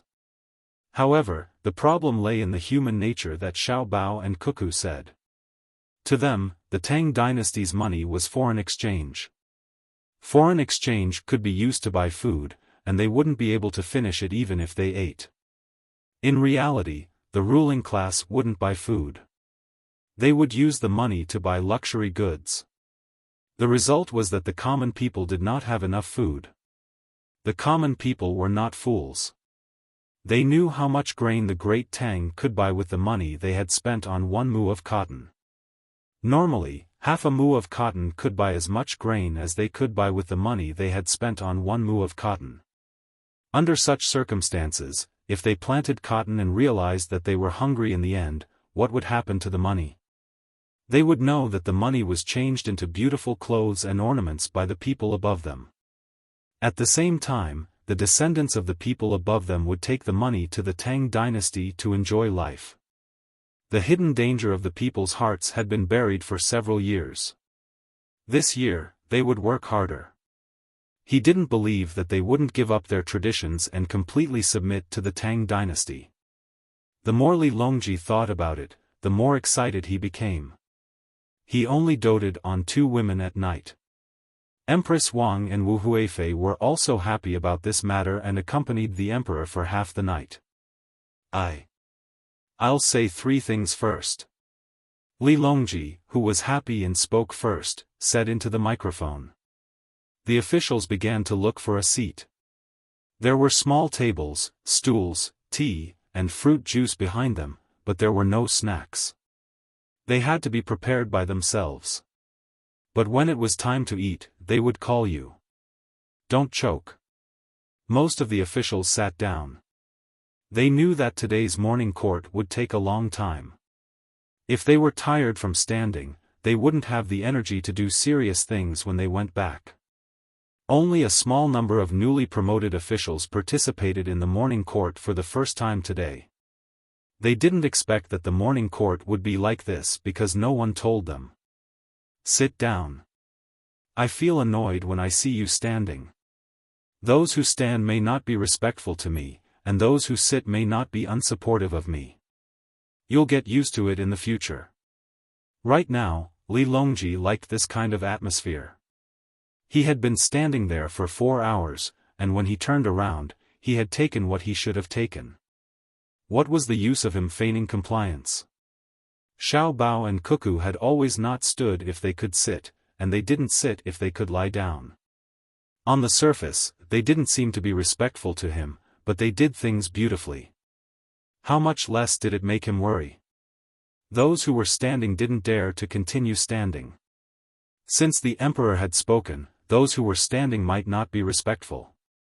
One by one, they sat down curiously and nervously. Then they looked at the others nearby. Some were drinking water while others were secretly eating. It was really a morning court. Unfortunately, they didn't bring anything to eat. They didn't dare. Who knew it could be like this? Those who are secretly eating, pay attention. There will be more food after the morning court. Don't regret it. The crab is coming. Today's soup dumplings provided by the Success House. Li Longji added. Those who were eating nodded and didn't stop eating. There was still a long time before the morning court ended. They couldn't wait hungry all the time. They would eat first and talk later. The newcomers were stunned. So this was what the morning court was like? They were even given a meal. The Success House was the restaurant of the Zhang family and the Wang family in Sanshui County. No wonder they both wanted to be officials in the capital. Of course, they didn't dare to be presumptuous because of the emperor's easygoing attitude. When they came, they sat in the carriage that made a lot of noise. However, when they saw the former officials standing on the Vermilion Bird Avenue, they all cried out miserably. It was said that the oldest one had been standing for several years and was still alive. The first thing is to commend, no, it's the autumn harvest. This year's autumn harvest is very important. We need to provide large amounts of supplies to the soldiers on the front lines. The soldiers are fighting in the front lines. When the new grain comes, send it to them first. We eat the old grain. I'll eat first. I won't eat new grain until the war stops. Li Longji basically wanted to talk about commending the imperial physicians, but when he said it, he realized that he should talk about proper business first. The autumn harvest. Your Majesty is wise. A voice suddenly sounded and echoed in Hanyuan Palace Hall. The others didn't make a sound. They sat upright. Those who were eating also stopped. Those who were drinking put down their cups. At this time, they couldn't eat and drink anymore. The emperor had spoken. It was disrespectful to eat and drink.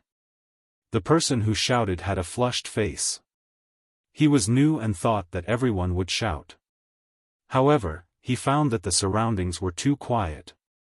For a moment, he didn't know what to do. Li Longji smiled and said, "Those who are new to the court, remember not to say such useless words.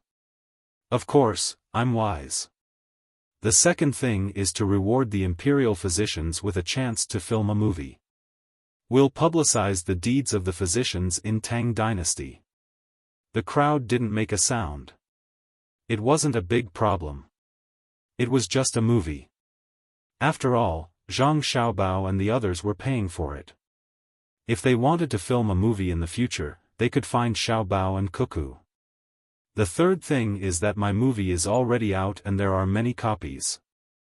Why don't we go to the movie theater that I built first to watch it together? If no one objects, we can eat soup dumplings first and then go together. Li Longji swallowed twice as he spoke.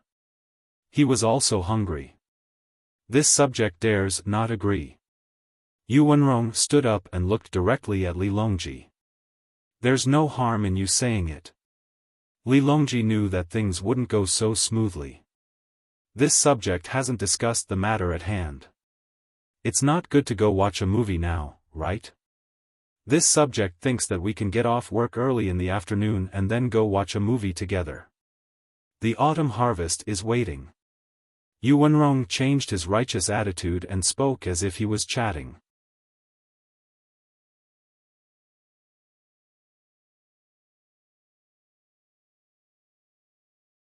Chapter 1323. Li Longji raised his head and looked at the sky. It was indeed morning, so he could only suppress the idea of asking everyone to watch his movie. For a moment, he seemed resentful. Until now, he still didn't know how much better a movie would be compared to a film made of glass. His subordinates had asked him if he could watch the movie while it was being produced. In order to give a surprise, he refused. It seemed that he still had to endure for a few more hours. Yu Wenrong didn't seem to see the emperor's expression. After he finished speaking, he gave the Minister of Revenue, Wang Bei, a look. Wang Bei had the urge to curse. "Why did you ask me to speak first? I'm in the Ministry of Revenue, not the Agriculture Temple. If you want to know about the autumn harvest, you should ask the Ministry of Works. The Ministry of Revenue can be discussed later." Even though he was thinking this way, Wang Ke's hands did not slow down. He took the small microphone on the table, turned it on, and gently blew on it. A sound came from the loudspeaker hanging 5 meters behind him. He said into the microphone, "This year, according to the news from the Agriculture Temple of the Ministry of Works, there aren't many disasters. The output of rice in the north and wheat in the south should be much higher than in previous years. In order to avoid harming the farmers, the Ministry of Revenue has prepared 20 million strings of money for Chongpingcang. When the main crops are harvested, Chongpingcang will stabilize the grain price of our great Tang. At the same time, the peddlers from all over the country will cooperate to prevent the grain price from being artificially lowered." After speaking, Wang Bei immediately turned off the microphone, as if it was burning his hand. When the officials heard this, they were satisfied. Moreover, they knew that the peddlers from all over the country had nothing to do with the peddlers. They were all powerful merchants. With them cooperating to stabilize the new grain price, there shouldn't be any problem. Li Longji didn't consider the problem of the new grain price at all. He didn't think that anyone would dare to lower the grain price at such a critical time. This was because Pan had said that Baby Candy House had stopped making cakes for some time in order to support the previous war. In other words, if they didn't touch Chongpingcang, the Great Tang would have enough grain. When the new grain came, as long as Xiaobei and the others gave the order, Baby Candy House would be able to use a lot of the new cakes. Hearing Wang Bei's words, Li Longji felt that Wang Bei was implying something. He asked, "Wang Bei, did you notice any bad signs recently? Someone wants to destabilize the price of our Great Tang's new grain?" Wang Bei turned on the microphone again. After thinking for a while, he said, "Your Majesty, ever since Xiaobao proposed the national policy of allowing the locals to organize and sell the food in various places and then use the money to pay taxes, the food production has indeed increased to a certain extent, just as he had predicted at the beginning." "What's a certain degree?" Li Longji asked. "It's because all the people are concentrated in the production. From farming to field management, to fertilizing and weeding, and now the harvest in most areas, the output is estimated to be 30% to 50% higher than before when each household worked alone." Wang Ke replied. He really didn't want to reveal this data. This was all thanks to Zhang Xiaobao. Before this, no one would have thought that when implemented according to the policy, it would produce such good results. Those who had taken over other people's land were very reasonable in the distribution of labor when working, and at the same time, the management of the fields was more perfect. Many officials were unaware of this matter. When they heard Wang Bei's words, they all widened their eyes in disbelief. 30% to 50%. Although there wasn't a specific number because the harvest hadn't been completed yet, it was clear just by looking at the estimated data. At the very least, it would increase output by at least 30%. 30%. Last year's grain output was already high enough. Compared to 10 some years ago, the current annual grain output was more than 3 times that of last year. If this foundation was increased by 30%, the Great Tang's grain supply would be assured. The land was the same, and it was just that the agriculture temple had been doing better and better in recent years. However, the sudden increase in grain output was still inconceivable. Why is that so? Li Longji asked, feeling very happy. Wang Bei took a deep breath and replied, "This subject has asked someone. It's because those who rent other people's land and then centralize management are all very smart. Those who aren't capable wouldn't dare to rent other people's land. During the centralization of management, regardless of whether it was the effect of fertilization or the subsequent weeding, there would be people watching over the fields. Moreover, they could adjust the amount of water in the fields according to the changes in weather. If it didn't rain for a few days, there would be people watering the fields. If it rained continuously, there would be people letting the fields water. Compared to the management of the fields last year, the people who grow grain for the people who rent it only need to be responsible for the problems in the fields and don't need to worry about other matters. In the words of the Ministry of Works, it's a change from multiple jobs to a single job. This subject has to admit that Xiao Bao's move is very effective. Not only did it reduce the number of people working in the fields and let them do other jobs, increasing the overall income of Great Tang, it also increased the efficiency of the people in the field. On the one hand, it increased the number of people working in other jobs, and on the other hand, it increased the production rate of the fields in the unit. This is something that this subject didn't expect before. With fewer people and centralized management, the grains grew better. This subject is impressed.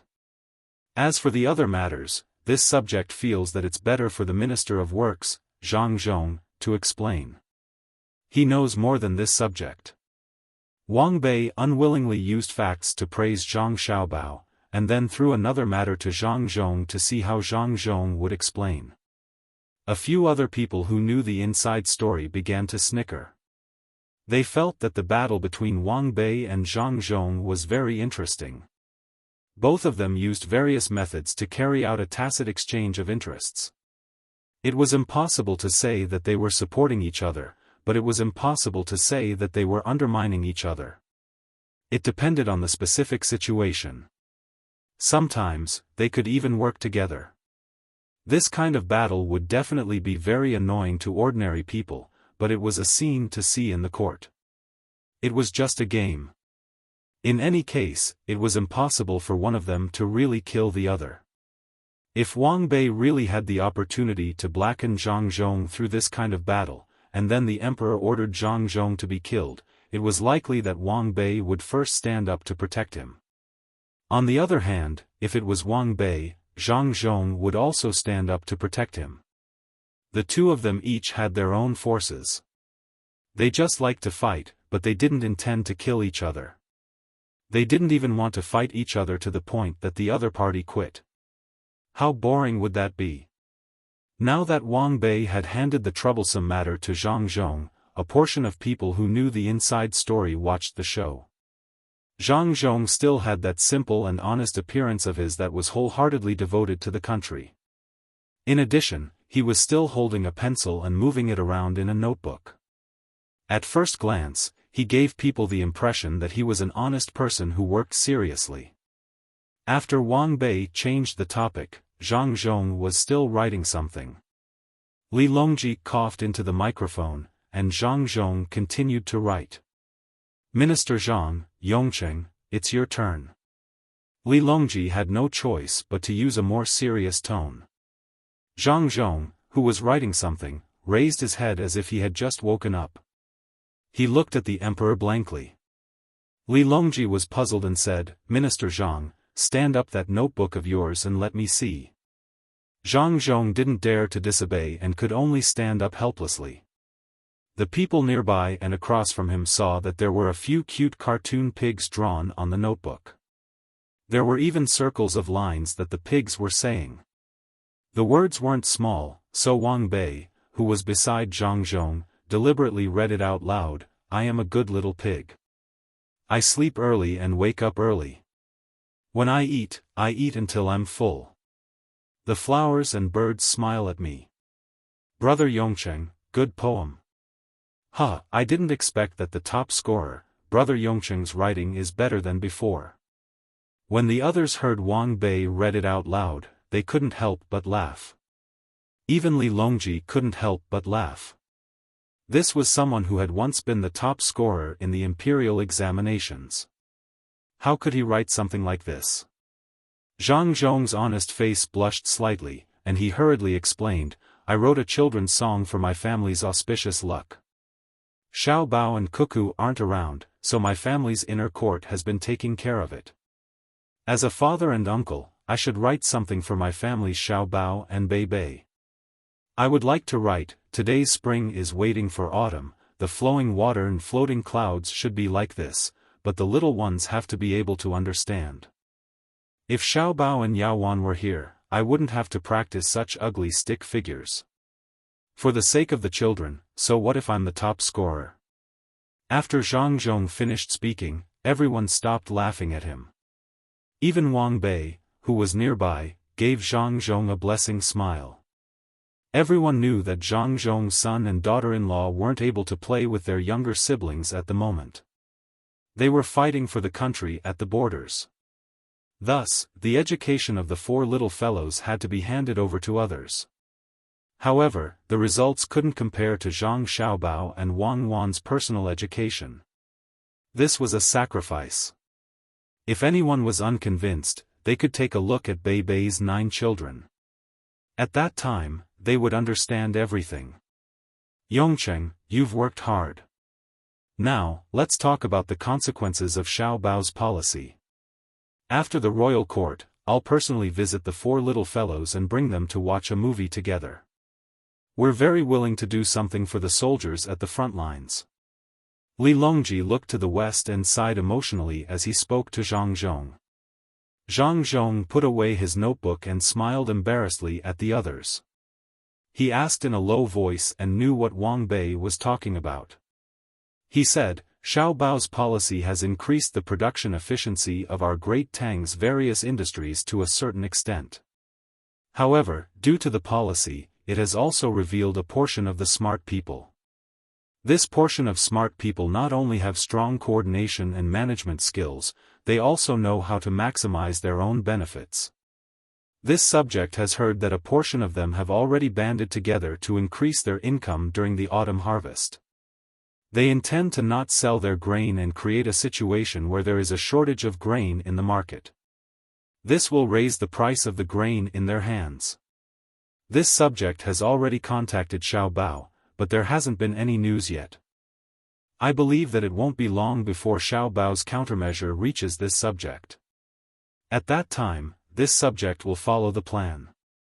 At this moment, Zhang Zhong didn't deliberately distance himself from this matter. He directly said that he had sent news to his son. Li Longji and the other officials nodded. Just as they were about to speak, someone ran in and shouted, reporting, "The 6 edicts of submission have been delivered. The 6 edicts of submission have submitted."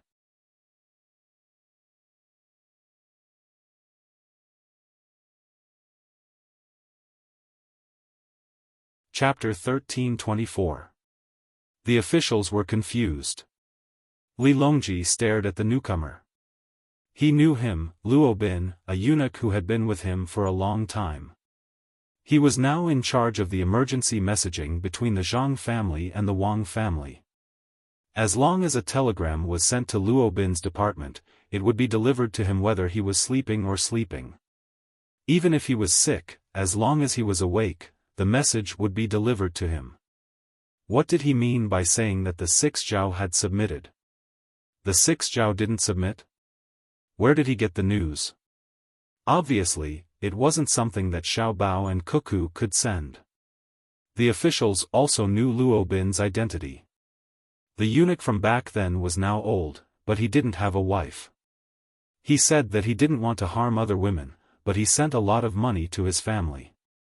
It wasn't because he was greedy, but because he received benefits. What did his arrival have to do with the 6 Zhao submission?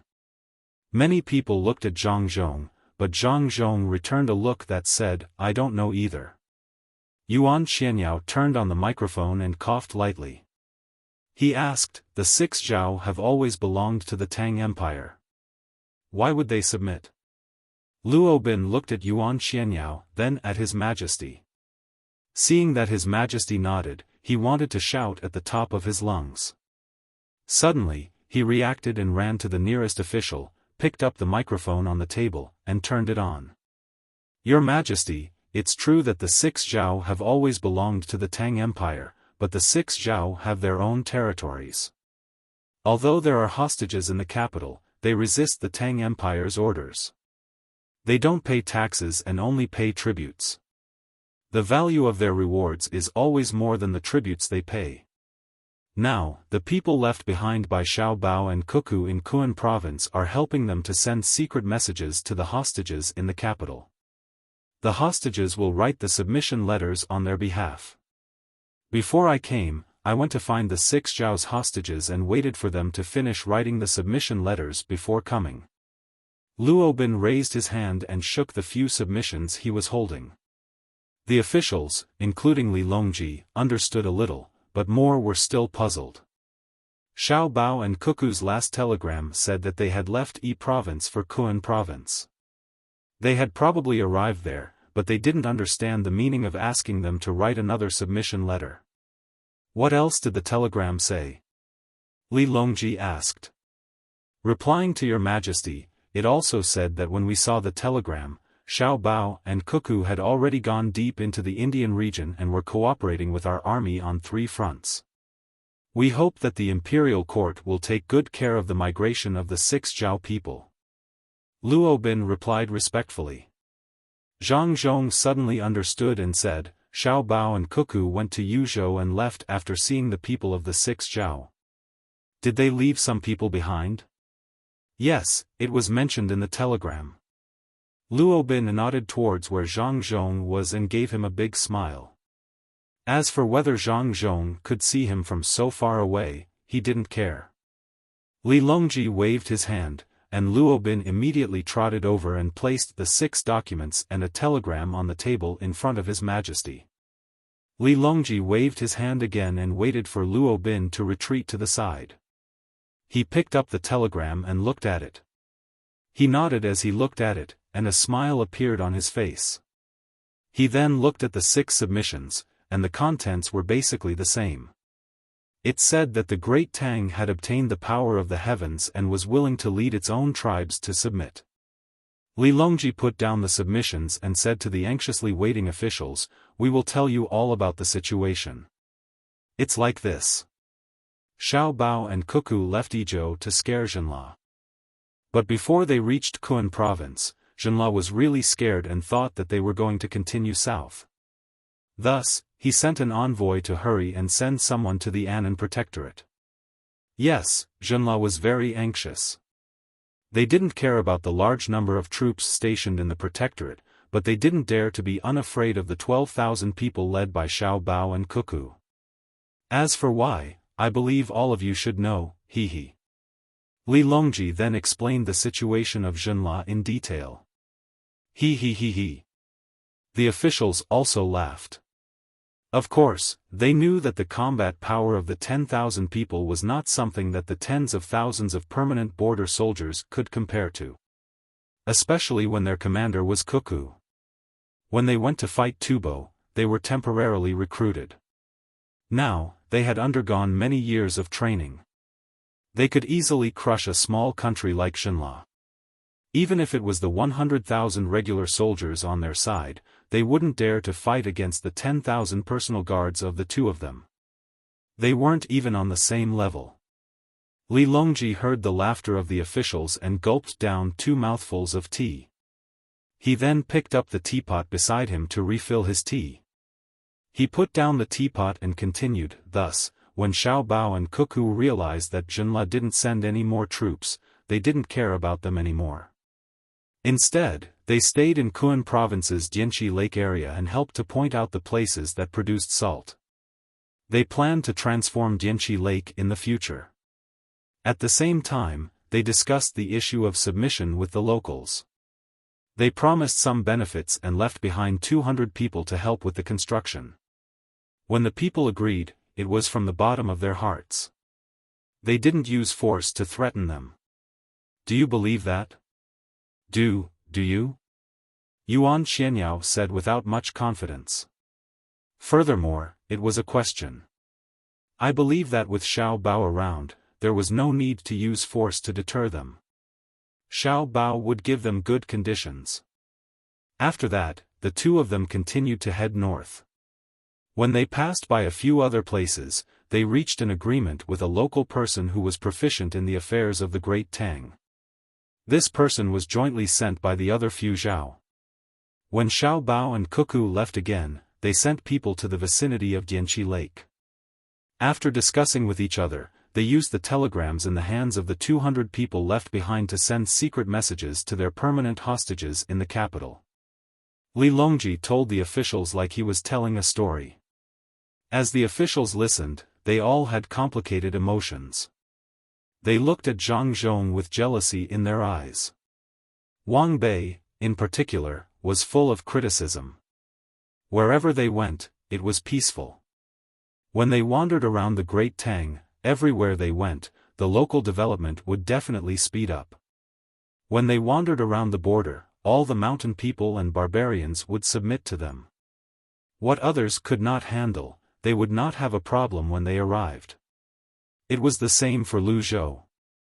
Back then, he thought that Zhang Zhong was powerful, but he was deceived. The real powerful ones were Xiao Bao and Cuckoo. At that time, they were still very young. They solved the problem of the mountain people in Lu Zhou. Now, they had become Lu Zhou's wolf army that supported his family. Later on, they developed well in Shu province. When they were sent to Wing province, many officials, including himself, thought that Zhang Zhong was sent to work. In the end, not only did they complete the logistics preparations for the frontline battle, but they also personally went to battle and won. The local villages in Wing province were also changed by them. It was also from then on that many people found out that Xiao Bao and Cuckoo were powerful. Later on, they went to Buxin County and arranged for others to go there. All the people in the surrounding counties were dealt with, including the Japanese. From then on, the Great Tang had the Chaoyang operation. After a series of exchanges of interests, they were arranged to the northern area of Hebei province to manage Jili province. The ethnic situation there was complicated, and the relationship between the surrounding countries was complicated. There were many mountains, the land was barren, the population was small, and it was cold and bitter near the sea. However, such a place could not stop their rise. They gathered a large number of people in the surrounding area, suppressed all the local ethnic groups, opened ports, engaged in seawater farming, and conveniently cheated Xinlua, making countless resources there suddenly valuable. They also sent troops to distant places to bring back many seeds. They controlled the entire northern area of Hebei province. If they wanted to rebel, the Great Tang had no soldiers to fight against them. The winter there was too cold. Now, they went to Yi province casually. Zhenla bent down and watched the other side take away the envoy he had sent out from the royal city. Not only did he not dare to retaliate, but he also came to ask for punishment. He borrowed the 6 edicts and submitted the letter of surrender. Zhang Zhong, how did you give birth to a child? We are both ministers, but why do people always think that I am inferior to you? Is it because you are capable? Isn't it because your son and daughter-in-law are there? What else do you have except for giving birth? After criticizing for a while, Wang Bei looked at Zhang Zhong with eyes full of resentment. Other people also had mixed feelings. They could not find an excuse to restrict Zhang Xiaobao and Wang Wan. They were good at political struggles in the imperial court and supported the imperial power. At the same time, they were constantly making plans for the benefit of the people. They were also good at expanding the territory and stabilizing the border. They were also very thorough in the study of science and medicine.